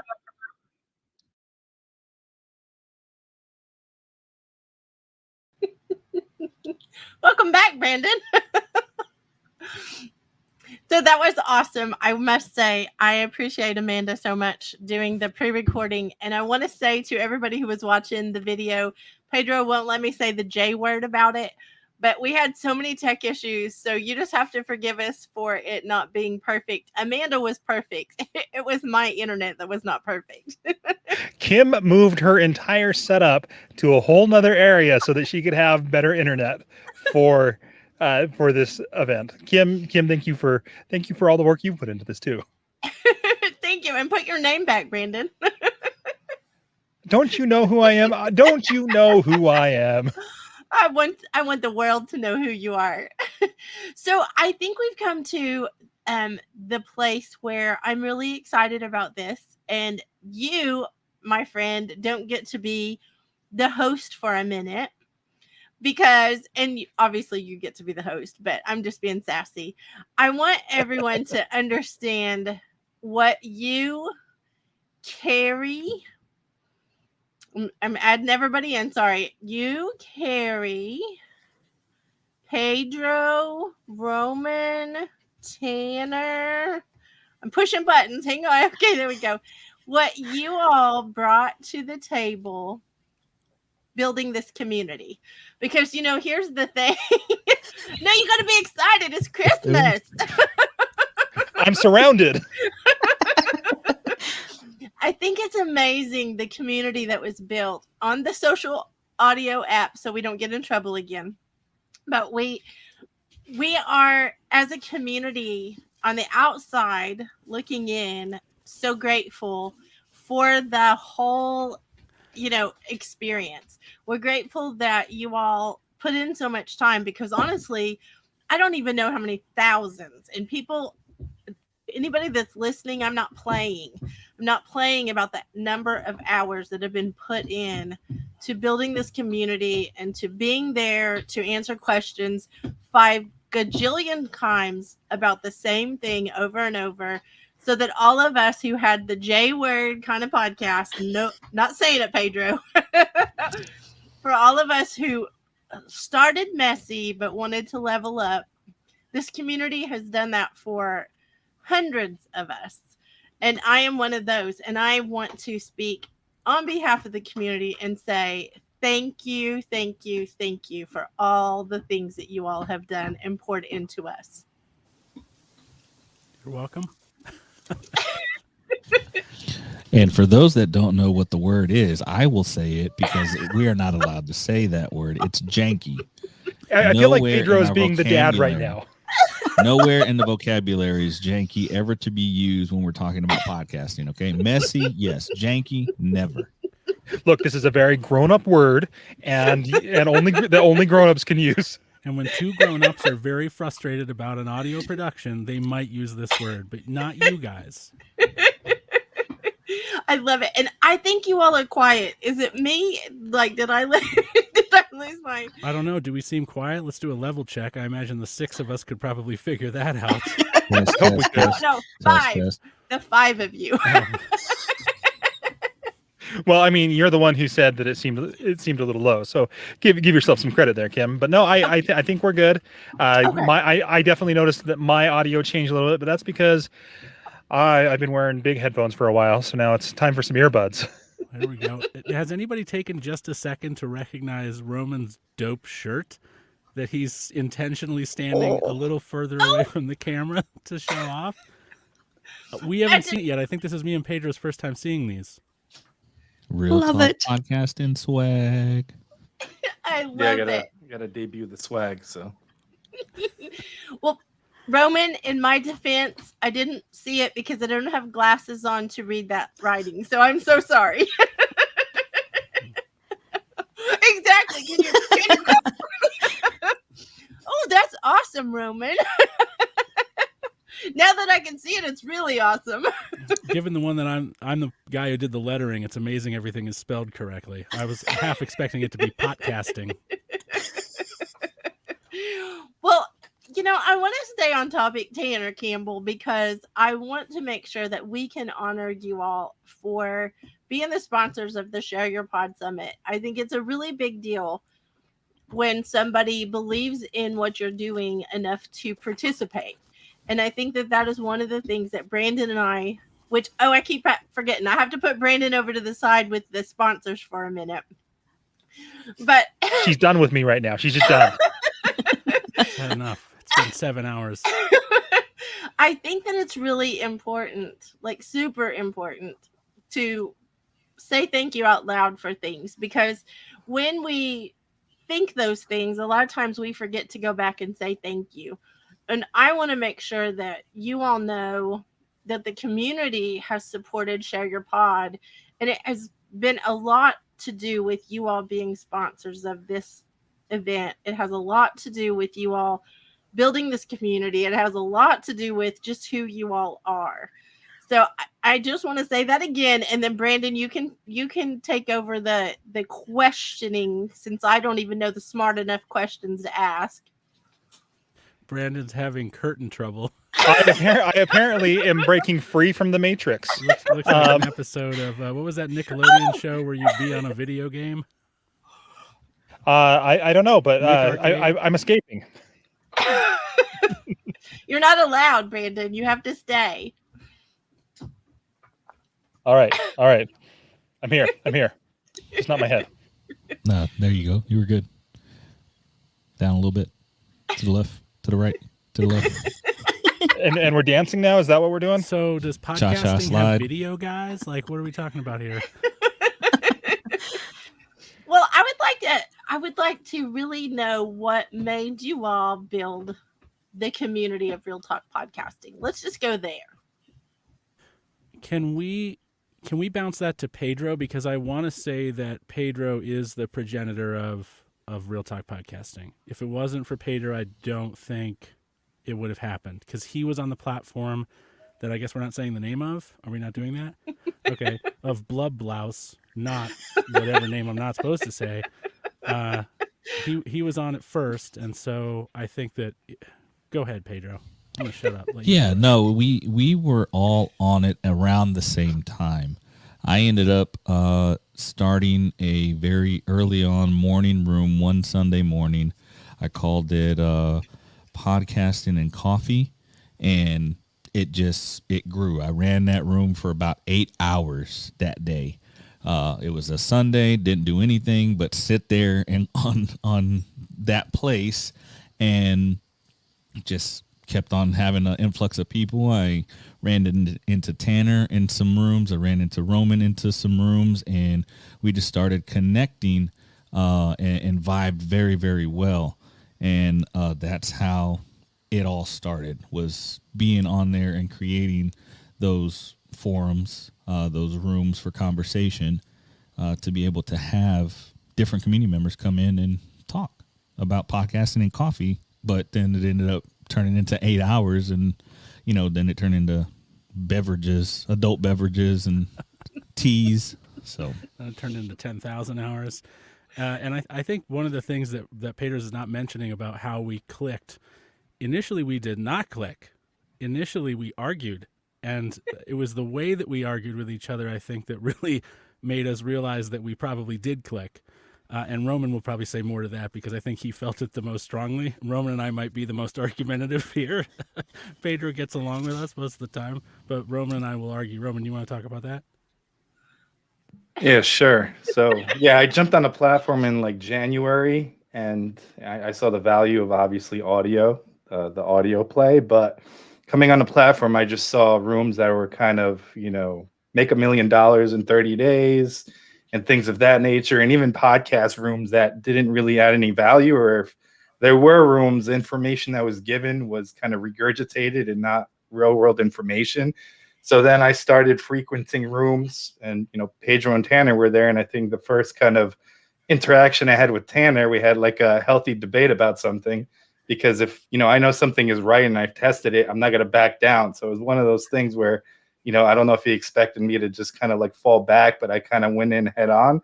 And I guess he respected it, and I respected kind of the dialogue because it didn't end in like an aggressive manner. And then, Pedro, like he said, he had rooms first. I started a podcast after dark. Tanner started the afternoon room, and then we just started modding each other's rooms. People started showing up, and we kind of were aligned in terms of what we were looking to do in terms of just adding value from our experiences. Because I know from my personal experience 4 years ago when I started, if I had something like, Clubhouse or whatever, I can't say, I already said it, but it is what it is. If I had something like that back in the day, it would have amplified my trajectory in terms of the podcast space and accelerated everything I was doing. And, the people that we spoke to, some of them took action and even launched podcasts in like a week time, which was awesome to see. I think that's one of the most amazing parts of your like collaboration to begin with, was seeing people change from not knowing what to do to actually implementing what you all were telling them. Which is kind of like, people talk about love languages. That's not my thing, but I know that this is what people mean when they say it. I think the things that make Pedro and Roman and myself really tick is when we, first of all, when we get to hold court to some extent, when we get to teach, we like to teach. But when the people we're teaching actually act on that because they trust the advice, Roman mentioned some rooms that were just kind of regurgitating stuff or giving false information. When we see them act on the advice we give, that is really that's the fulfillment piece for us. And we were all the same right from the get.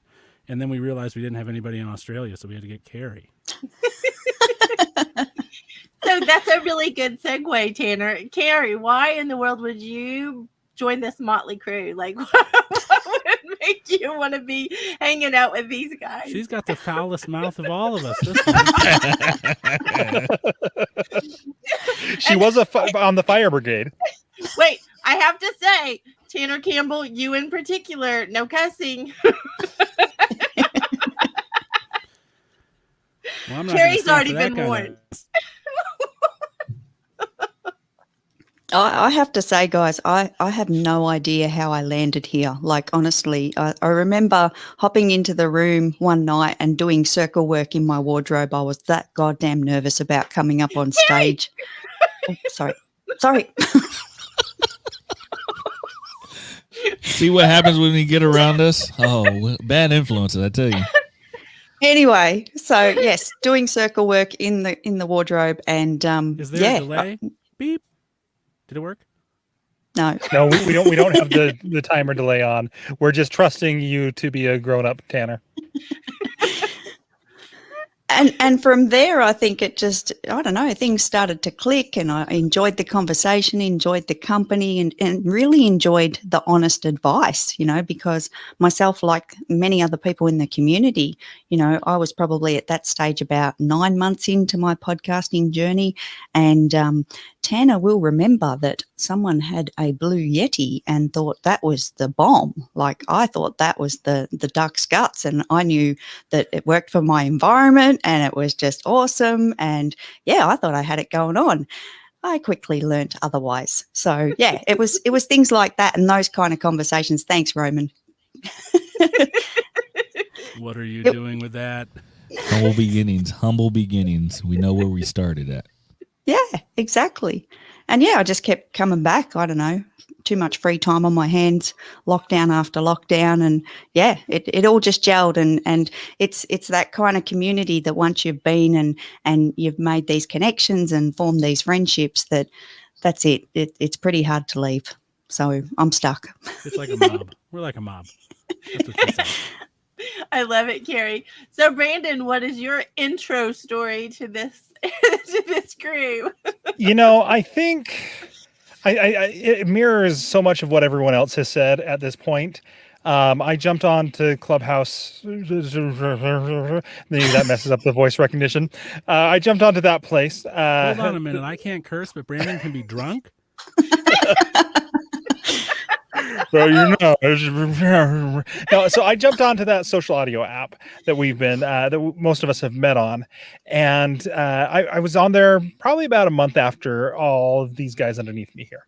And when I say underneath, I don't, anyone who's listening just audio, physically on the screen, they are underneath me. That's the only way. But when I jumped in, and I started seeing the rooms that they were hosting, and I started to talk to them, and I kind of did what Tanner did. And I had some differences of opinion in things, and somebody would say something, and I'd raise my hand and say, "Hey, you know what? From my experience, this is how this has happened. I've done this with a handful of shows, and this has helped here." And just over time, as I was able to prove that I wasn't just regurgitating the things that the gurus out there have been saying, I just like, well, no, I click with these people to the point of, I think it was today or yesterday, something like that, Tanner. We were in an Instagram chat, and I put out some personal information, like, "Don't you know this?" And he was all like, "Why would I know this?" And then I was like, "Well, we've only known each other for about 6 months, but we've spoken every day of those 6 months." And so I think that is just a testament to how much and I think we were talking to Jemmy about this earlier when she was saying that her and her co-host, they're not the same at all. They have very different opinions on things, but at their core values are similar. And I feel that is how Real Talk podcasting works. We have a difference in opinion on a lot of things, and we have diverse thoughts on things. We definitely don't always agree on every topic, but we all believe that people should be able to share the things that they've experienced firsthand, that people should be able to get that information in a way that's not just fluff, and that we actually all just want to help people. And so when we started talking, and I realized that all of our goals aligned in those aspects, it was very easy for me to say, you know what, this is where I'm going to hang out. Because you know what, we've talked a lot about 2020 and things that have happened there, and it was like, I couldn't go anywhere. I got 4 kids at home. I've got a full-time job. I don't go anywhere anyway. So but hanging out on social audio has just really helped me to find a group of people both on stage here and in the audience that I can resonate with. Because anybody who's podcasted for a while, you might know 1 or 2 people in your community who also podcast in a serious manner.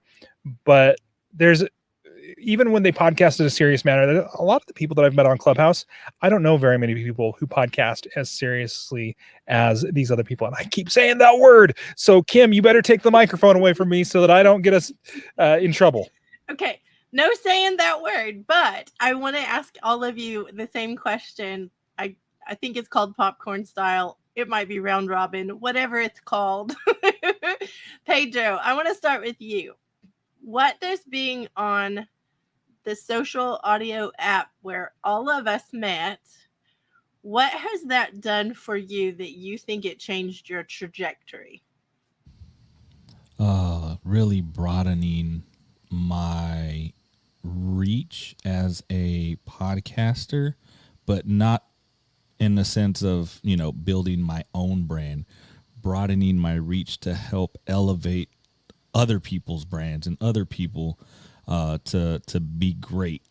I'm a firm believer of helping and paying it forward, because I was once in those person's shoes, so I know the struggles. So if I can do that and just helping people around the world, that's really how it has helped.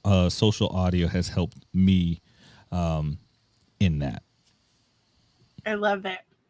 So Roman, I want to ask you the same question. How do you think social audio has changed your trajectory? I don't know. I think it just solidified what kind of stud I am in digital marketing. So I'm kidding. No, it actually, like, backstory, I actually switched to an iPhone from a lifelong, Android and other cell phone user in the beginning of January, first week of January, just so I can get on the platform because I saw the value of it. So, I mean, I don't necessarily like iPhone that much, but it is what it is. I'm just learning and dealing with it. But it was one of those things. I got on the platform and it was just like, am I going to be passive, which is, quite all right, jumping in a room, listening, not necessarily jumping on stage. But, I felt I had a lot of information to give and a lot of kind of real world experience. And a lot of people were lacking on the platform, in my opinion. So I basically thought it was, my duty to go on and, give the right information to people. And, I would jump on other rooms also, like international rooms, stuff like that, in terms of digital marketing and podcasting. And people saw the value of that and wanted me to come back and share and stuff like that. So I think it just kind of solidified who I was, I guess, as an expert in the space, even though I was only podcasting, 3.5 years or so. And I mean, to some point, I mean, we've had the discussion about imposter syndrome.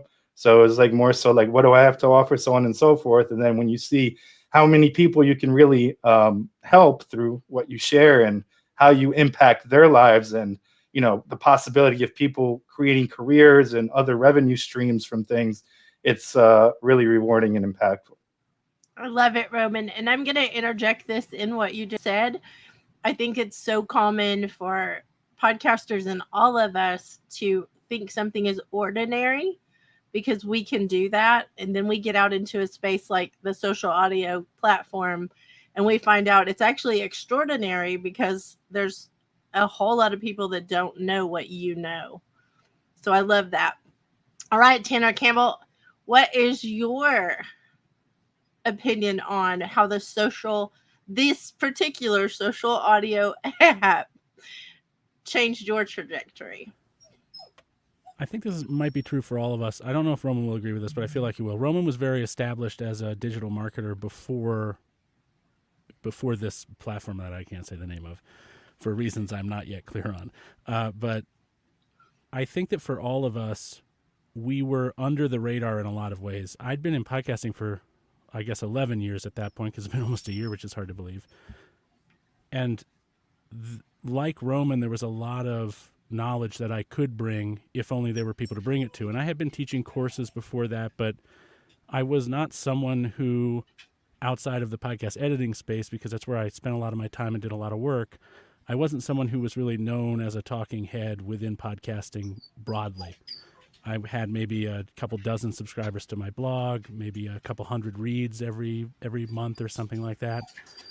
And Clubhouse changed that because it allowed me to open up rooms, allowed all of us to open up rooms that have very specific, I said the word, I'm so sorry, that had very specific titles that were, what kind of microphone should you be choosing? Why not the Yeti? I actually made a website, whynotttheyeti.com. Go check that out. Somebody put that in the notes somewhere there. Why not that thing? That's a literal blue Yeti. I've never seen one of those in the wild. And what wound up happening is that because of the nature of that platform, we just, like Roman said, we wound up speaking to people who were literally all over the world. So when I didn't think of them then as competition. I still don't think of them as competition. But in the marketplace of ideas or advice, there is good advice, and then there is competitive bad advice. And there was a lot of bad advice on that platform. Just like on the internet writ large, there is bad advice because it's easy to regurgitate, was the word that Roman used, to repurpose someone else's words, to claim them as your own, or to give advice that worked for you anecdotally, but you don't have enough broader advice to give practical advice to a large audience. And while I didn't view them as competition, I did view it as problematic in the same way that Roman did. Like, these people are coming for advice, and what they're getting is a marketing pitch, or what they're getting is advice that might work. It could work in a certain situation, but that's probably not their situation. And I can tell that maybe you've only been doing this for 2 years, and you should not be giving this advice. There's some things you're saying that lead me to believe you don't really know what you're talking about. And so Roman used another good word. He kind of stole my word, gosh darn it. He said it was his duty. And I feel that way. I feel like if somebody is misleading someone, that if I witness that misleading and I do not do something about it to correct it, then I'm complicit in misleading that person, which makes me complicit in their failure if they fail in the long run. So that was really what that was all about for me. And how it changed my trajectory is just that by doing that, all of a sudden people started to recognize my name, Roman's name, Pedro's name more and more than they had ever, not within our own industries, but just, broadly in a market that maybe we had never even considered we were valuable to. I don't think that Roman ever thought he was a teacher, or a coach, which is kind of the way he functions on that platform. Roman's got so much knowledge about SEO and digital marketing that, I know you've talked to him, Kim, about it. He will drop a decade's worth of knowledge in an hour and you'll only understand 2% of it, but you're like, oh my God, this guy knows everything. I need to talk to this guy. I hope that I give that impression when it comes. I said, oh my God, why did you put the language thing there? Oh, okay, I guess I can't do that. And Pedro's got the same thing with live streaming. He's done more live streaming than any of us, and I think I've done more podcasting than any of us. And so I hope that I do for the podcasting world what Roman and Pedro do for, respectively, the digital marketing world and the live streaming world. And then Carrie, of course. Carrie is one of the most creative podcasters I have ever met. Do you see her background? She has like a wheel of prizes and questions and like a sticky board. I've never seen any podcaster be so good at a live show. She's killer. So I think Carrie's the best producer among us. She might not know it yet. I love that. I absolutely love that. So Carrie, speaking of Carrie, the rock star podcaster, what would you say that the social audio app we do not speak of, what would you say it did to change your trajectory? Oh, such a big question. Honestly, I think I'm in Australia. Like, let's just start right there. I'm not in this fantastic space of the US. So I feel like I'm kind of, I'm living in the future, but I'm living in the past. Let's be honest. And that's not putting down Australia, because I love this country and obviously I live here and I support everyone that is here. But having said that, we're a little bit late to the party. As much as we're ahead of time, we are sometimes late to the party. So all of the information in this community that's been shared by these three awesome people here, let alone Kim and Branden as well, I would not have got that anywhere else. Like, I could have been on YouTube for hours and days and months and still not gotten that, that community and that knowledge and that leg up. So I'm riding the coattail, like, I'll be honest about that, because it's a fantastic community, but I'm in Australia. I'm behind the times, like, for me personally, this has just been an awesome experience to bring me forward in where I wanted to go. And I'll be honest and say, if I had not joined RTP, I think I would have fell into pod fade, and I think it all just would have gone away. So it's motivating, it's encouraging. These guys, everyone here is awesome. The whole community is awesome, and I'm just feel privileged and so grateful to be part of it. I love that, Carrie. All right, Branden, what is your answer to how did this social audio app change your trajectory? Wait, I have to cut Branden off. Oh. Because I didn't think we were going to include Branden, so I didn't say anything nice about him. No, I just knew it was because you had nothing nice to say to me. No.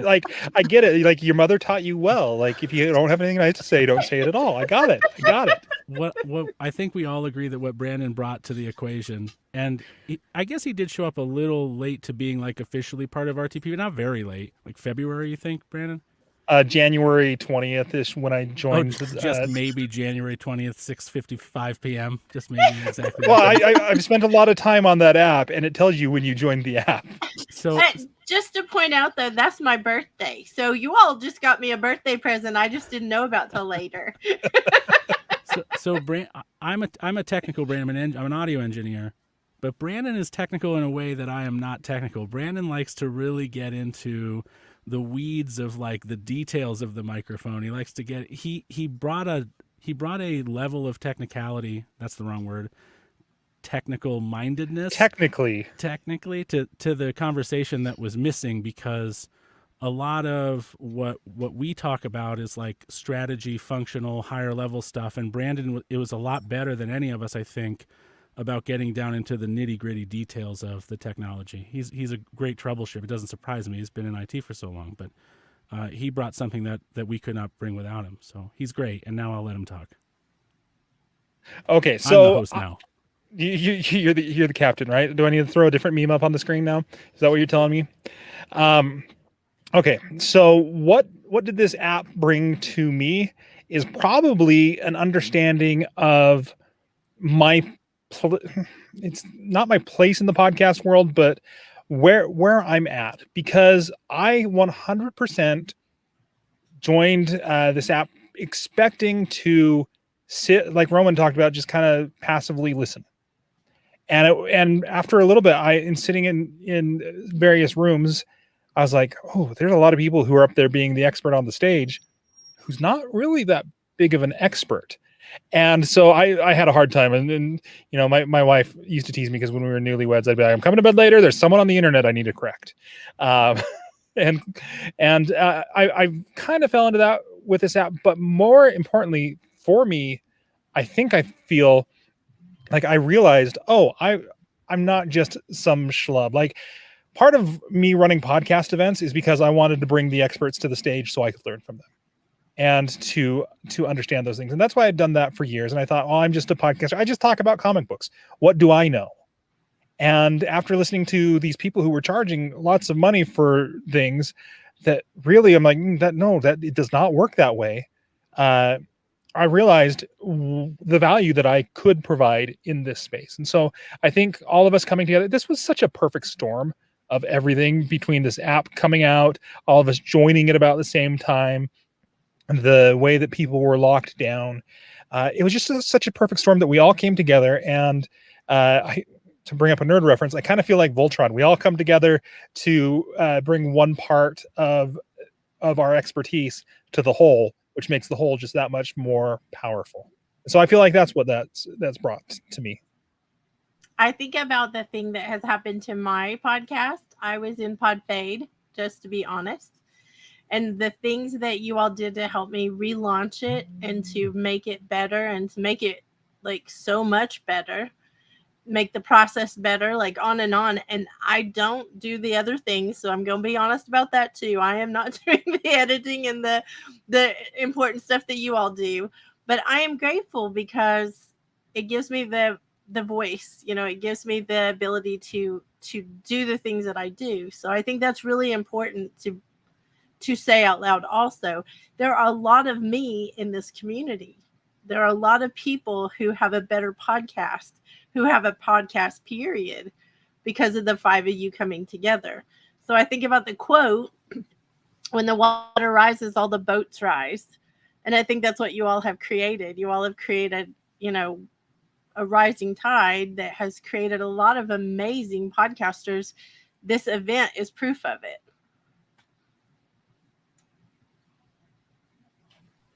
Thanks, Kim. It's very nice of you. Yeah, it's definitely very nice of you, Kim. Thank you. You're very welcome, but thank you all. Thank you all a whole lot. I would like for you all to take a second. Did we get Pedro's answer to the question? Yeah, it was first. Oh, that's right. He was first. He was the first talker. See, that's how short my memory is after sitting here for 7.5 hours. You need a nap. We're almost done, Brandon. We've almost made it. So I do want to ask one more question, though, and I think it's more it is a question. Pedro, I'm going to start with you again. I want you to tell this community, because they're listening, I want you to tell them what it means to you to have the support of them. Ooh, wow. Very, very loaded question, but nonetheless, a very great one. What it means to me to have the support of a community, really just that, having support, having, if I'm struggling with certain things, I know I can reach out to the community that we have built together. And let me take a step back. This community was built by community. It wasn't just me. It wasn't just Tanner. It wasn't just Roman, Brandon, Carrie. The community came together and started to gel very well with the community members, and we started to grow. We started to get more people into the club, more people into on that social audio app.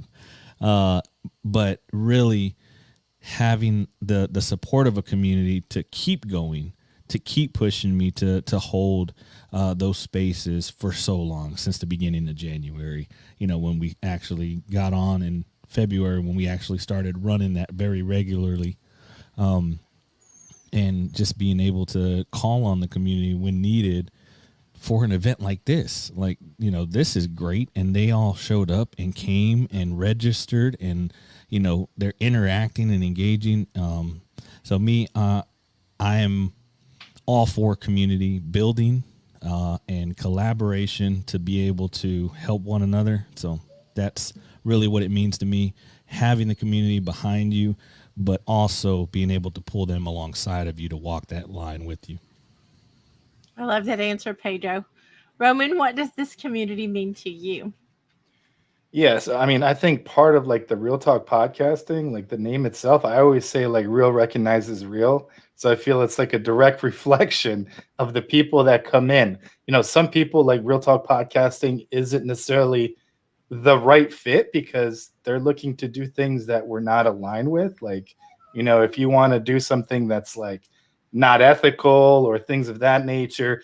And I feel like the community that comes like strengthens us because they're like-minded and they align with what we're trying to do in terms of adding value. And like the information shared, we're not like, a club or a room or a community where, we're the talking heads on stage. We bring anybody up. Sometimes we don't know the answer. If we don't know the answer, we're not going to make it up. We'll just see, hey, does anyone have clarity or really experience in what the question was? Jump in and add value and showcase other people. So it's like, we're not here for like the accolades. We're just here to make people kind of like rise up and benefit from, what we're doing. And I guess the saying is, where you're like, you go alone, you go fast, but you go, when you're with a bunch of people, you go together or whatever it is. I mean, I'm originally from Ukraine, so I don't know all the American little things. In the US, I can still, I guess, play that. Is there a Ukrainian parallel to that saying? Yeah, it's probably a more aggressive version of Just that. go alone. Yeah, just don't depend on anybody. Just knock everything down. Just be a bulldozer. No, and I mean, I feel like that. I feel like everybody that comes on is like polite automatically. We haven't had to really like overly moderate, rooms or things of that nature. And I think everybody is very like in terms of the environment, like camaraderie. People show up because they genuinely want to talk to you, not only for your expertise, but obviously develop these friendships. And it's nice to see a lot of the friendships and relationships being taken offline. So I know there's a few months ago, I know Drew and Sid met in person. I know Mark Sullivan and Michael Castaneda met in person. And we'll, get to meet a few other people next week in Nashville. So I think like fostering these kind of discussions and basically lifelong friendships, because I was talking to people in a room, like in one of our rooms the other day, the amount of time we spent together equal to some of the, conversations I've had with lifelong friends condensed in a short amount of time. That's a really good point, Roman. It's been really fast whenever you do the compression factor. Oh, sorry, Tanner, not the mic compression. Tanner, you're muted, I think. I was just like, Tanner, if you're trying to talk, you're on mute. The button is. Oh wait, that's a different app. So Tanner, I'm gonna ask you the same question. What does this community mean to you? When you feel, I think this is true of anybody, that human beings need to be in service to something. I think for some people that's being a parent. For some people that's being really great at their career. For some people maybe it's something like coaching. For me, it's always been kind of this. It's been a measure between feeling respected for my knowledge and positively impacting and affecting people's lives with that knowledge. I am a teacher, I think, at heart. It's what I really enjoy the most to do. And before this platform that I can't say came along, there were limited opportunities for me to do that. So it's almost like people talk about finding your tribe, and I hate that saying. It's like the advice, just start and forgo all planning. I don't like advice like that. But in this case, it really does feel as though I found the population of people whom I could impact and who could feed me back that feeling that I needed, that, oh, this stuff I know, kind of like what Branden said. He was sitting in the audience not realizing that he was as competent as he was.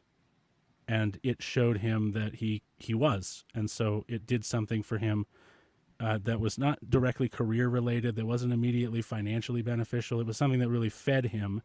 And I think that that's what this community does for me. It gives me that feeling of purpose within my, I can't believe you have me saying this, Kim, zone of genius. I could just jump through the screen at you for that. But yeah, I think that's what it means to me, is that it makes me feel like that I actually have a really defined, more so than it has ever been purpose now than I did before. I'm going to translate that for anyone who is wondering why Tanner was going to jump through the screen. It meant thank you. Thank you, Princess. Yeah. No cuss words. You can find me on Twitter at ungrateful jerk. That's my Twitter handle. You're a mess. So, Carrie, I'm going to ask you the same thing. What does this community mean to you? I think a lot of it's been said, but I'll just kind of turn it into my own kind of phrasing, because everybody's like spot on and we're all on the same page. I believe that, like, for me, there's just, again, back to the rooms, there's this level of respect. Roman said it, we don't need to overmod because they get what's going on. There's a great vibe in the room already when new people arrive. But for me as well, it's about that friendship and that camaraderie that's been built, and it's built so quickly from this audio platform. We connect, we have a chat, then we're in the DMs, then we're, setting up a Zoom conference with someone for 15 minutes that goes for 2.5 hours. Like, that's just how it's translating so quickly and so naturally. But I think the other thing that's happened as a result of all of that is it's not about selling. And that's what I love about it the most, is it's not a community where you're looking at, how can I, turn this into that and convert and lead gen and all that kind. It's not about that at all. Like, we are genuinely there because we want to be. And I feel that with not only this group, but, the community that turn up day after day, and also new people entering the community. We're still building new friendships and new connections with people time and time again. So it's just so much value, and it's the value exchange. Someone comes up and asks a question. Roman said that as well, that, if we don't have the answers, we'll ask everybody else on stage. Like, I just love all of those aspects. 100%. I love that part. No parroting, no repeating what somebody else said just because they said it. Thank you, Carrie. All right, Branden, same question for you. What does this community mean to you?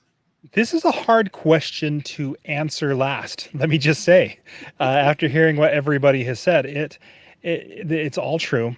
I will say this community to me means connection. This community means friends. This community means professional development. It's a lot of things all wrapped up into one. And I really enjoy spending the time on it. I mean, it's kind of crazy if you think about it, because up here on the stage, we've got people who talk to entrepreneurs. We've got, Carrie pulls creatives out of their shell to talk about who they are and not just their projects. Pedro talks about safety. Tanner talks about podcasting. I talk about comic books. Like, on paper, there's no reason that we should all be talking together today, but we all love podcasting, and we all have connected in such a way in this community that we are able to we're able to connect, and we're able to feel that connection, and through that connection we've been able to do a lot of things. Like, for me, this community is the whole reason why I'm involved on that other platform completely. I stumbled into Tanner's afternoon room and argued with him a little bit, but then I stumbled into the after dark room, and that's where we spent hours and hours in there unsustainably. We spent hours in there talking to each other about podcasting and about life and about everything in between. And those connections, they're just real, and that's what this community means to me, and I absolutely love it.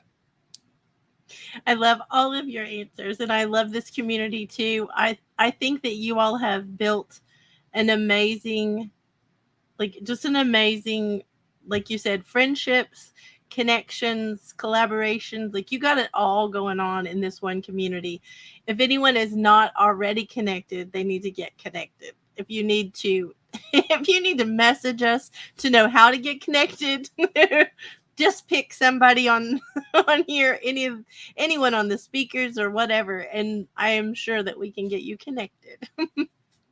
So we only have about 10 minutes left at the max. Would you each one do like a 1 minute, whatever you want to tell, like whatever you want to say? It doesn't matter, but 1 minute, no cussing, Tanner, but 1 minute. Well, if you would like to buy a T-shirt, they're only $79,999.99, and you can order them from Roman. No, just kidding. But we are gonna be handing these out. My understanding is for free. I hope I haven't just ruined if we were intending on selling them. But I think we're handing them out for free at Podcast Movement. So if you're gonna be there, and we've got one in your size, Roman really went out of his way to pick these up, totally at cost to him, his time and his wallet, which was really thoughtful of him. And we're going to hand them out till they're gone. So if you want to meet up with us at Podcast Movement, you're going to be there. We're going to be at the American Craft Tavern on the 3rd at 8 o'clock to 10. And if it goes long, we're going to go out on the town and we're going to get nuts. With no cursing. We're not going to curse. And we're not going to mention Clubhouse at all. Tanner! You're being disrespectful, Tanner. I'm just going to say. Roman. I'm going to mute Tanner. Yeah, send it back to the green room. I'm going to send it back to the green room. No, I mean, I was going to say, like, in my last response, really, like, the first 2 lines in my profile before we even started this club was impact over clout, and then stop selling, start helping. And I think that transitioned very well in terms of, like, what aligned with, everybody on this stage, and I kind of carried that over. Obviously, I think all of us have put in, I think we were averaging the first few weeks, like literally each of us were on the platform together for like 17 hours a day, which I don't even know how we really did that and still maintain clients and business things. But I mean, it was just kind of selfless. It wasn't, self-promotional. And, at this point, the amount of people I've helped, at no cost, just to see them kind of not be screwed over by other people, or, have some kind of snake oil salesman experience and have the platform ruined through that one experience, I think outweighs the time invested. Roman's let the cat out of the bag. We actually didn't maintain our clients. We're going to need you to go to buymeacoffee.com/Real Talk Podcasting. We've got bills to pay, folks. Help. Tanner. Roman, I do want to say, I want to acknowledge you because you did something pretty amazing for us. You spent time with me, giving me absolute wisdom. I still have my lists in play. There's still a lot of things in the queue because there was no way to implement all the awesomeness you told me. But I want you to know it was not on deaf ears for sure. It's all being implemented, but it has taken us weeks to implement. How much you gave us in what, less than an hour and a half? Like, that was an amazing meeting, and I just want to thank you out loud for that.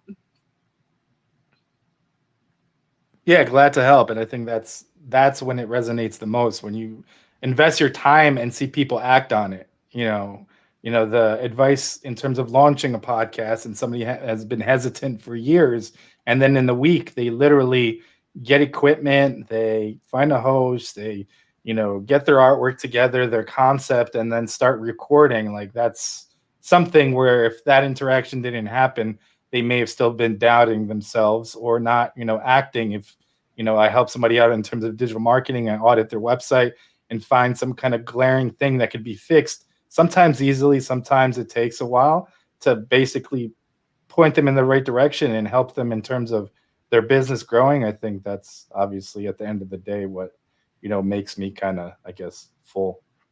Well, I appreciate you. Pedro.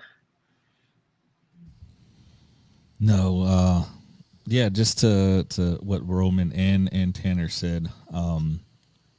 it became a very selfless act to spend countless hours over there doing what we do best, talking and building up and collaborating with community.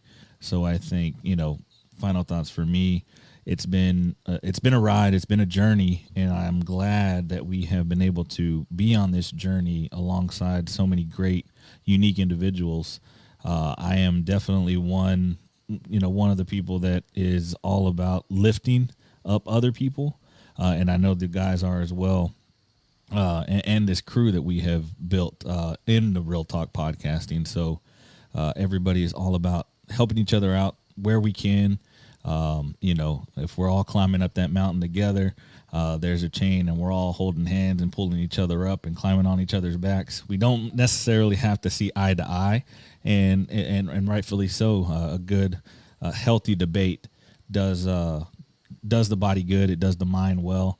And you could possibly learn something. So greatly appreciate the community. I greatly appreciate everything that we do for the community, and all the questions and comments that come in. We love them. We love them, and we greatly appreciate you, Kim and Branden, for holding this Share Your Pod virtual summit. Thank you, Pedro. And thank you for being behind the scenes so much when you need to be doing other things, but you have showed up, and I appreciate that. Yes. Nobody Sorry, needs to I know didn't say that out loud. So, Carrie, final thoughts? I just want to say, I just cannot believe Kim and Branden have sat there for 7 hours straight, just interviewing people back to back without a break, barely a drink. I don't think I saw Kim drink at all. Guys, serious stuff. Massive shout out to you guys for doing that. Not to mention everything in the lead up, the whole organizing this whole event and everything that you put together. It's just been incredible. So my final thoughts today are, guys, you rock. You're just awesome. That's just got to be said. And I know everyone has, is across it and watching and paying attention. So thank you to everyone that shouted out Kim and Branden for doing that. But really need to push that message that you guys are awesome. Thank you, Carrie. That was very sweet. You're welcome. No, you can't make me cry. We still have the meet and greet. Oh. But wait, there's more. But wait, there's more. That's right. Branden, final thoughts? The summit's half over at this point, and I can't tell you, this has been amazing. I know it's going to be just as amazing tomorrow, and I don't know how I'm so lucky to have crossed paths with so many amazing podcasters. This has been just a great experience talking to people today about their podcasts and about the things that they're passionate about. I love it when people are passionate about things, and that's what this community is all about. And that's what the speakers and the audience members, they are passionate about the things they're passionate about. And it tends to lead people to podcasts at that point. So guys, this has been a great experience. Thank you for everybody who's been involved in this. Even halfway through. We're only halfway through. I'm talking like it's the end. It's just the end of the day. It's just the end of the day. It's just the end of today, Branden. Tomorrow we will be back at 10 a.m. Central Standard Time to do it all over again with a whole new lineup of amazing podcasters. Plus, if anyone is a speaker, a sponsor, a VIP, we will have a meet and greet in about 10 minutes on Zoom. So if you are not in the VIP group and you want to be in it for all the amazing bonuses, be sure and let us know, because we can get you in the party tonight if you still need in. We still have availability. There has been a crying baby at my house today, so there's a good chance that the little one will make his debut to this organization in the meet and greet. I'm thinking, yeah. He's my kind of party. So Branden, now you have to switch back from Real Talk podcasting. Now you have to switch back to the host. So you got to be back. Do you want to sing us out, or at least tell us anything as we leave? You know, what I do want to say is that this has been an amazing day. You heard me gush about it just a moment ago. I also want to. Oh, Tanner, quit showing me your dog. That's so distracting because he's such a good boy. That's Oh, Jupiter. you get her on camera, you're in trouble. That's Jupiter, though. Jupiter's our official mascot. It's true. It's true. Sorry, Branden. If you go to our website, if that was not enough of that good boy for you, you can go to shareyourpod.com. On the video before you hit play. There is a picture of Jupiter there. I absolutely have had a blast today. If you want the speaker directory so that you can get in touch with any of these speakers, register at Share Your Pod. Or if you want to just come hang out with us on Zoom for a little bit, when you go through that registration process, it's going to ask you if you want to do a VIP. You can do that. You'll get the information. Guys, this is awesome. I've been excited to do it. I'm excited to stand up and do the Zoom being mobile a little bit. And I'm excited to chat and to shoot the breeze with you guys. You didn't mention anything about Jupiter's panel? Well, He's giving a whole talk. Yeah. I mean, the dogs are very influential in podcasting. Immensely so. More than They've made more appearances than probably anyone in the world. Let me just add, the topic will be how to avoid the black and white cats. That will be his topic of the evening. There will be explicit language for that. Yes, there will be. We'll talk about that. You guys will hear about my dog's run-in with a nasty character if you are in the VIP group. Let me just, for the record, say that there will be cussing, I'm positive, at the meet and greet because I cannot filter all these guys any longer. But for the out loud stuff that other people may hear that don't, there we go. I love Branden doing that. That is this is the safe part. And when you go to the meet and greet, I don't make any promises that I can keep a handle on any of those what was it, explicitives that Mike was speaking of this morning? Hurling expletives, and I believe it was also somebody in the chat was talking about herding ferocious felines. I love it. I love it. So we'll see all those ferocious felines, explicitive, and all the good people too. We'll see everybody in a little bit. Hope you'll be at the meet and greet. If not, we'll see you tomorrow morning, 10 a.m. Central Standard Time at the same places you found us today. Same bat time, same bat channel. Thank you, guys. Bye. This is the part of the room where everybody talks and says goodbye while the person's trying to close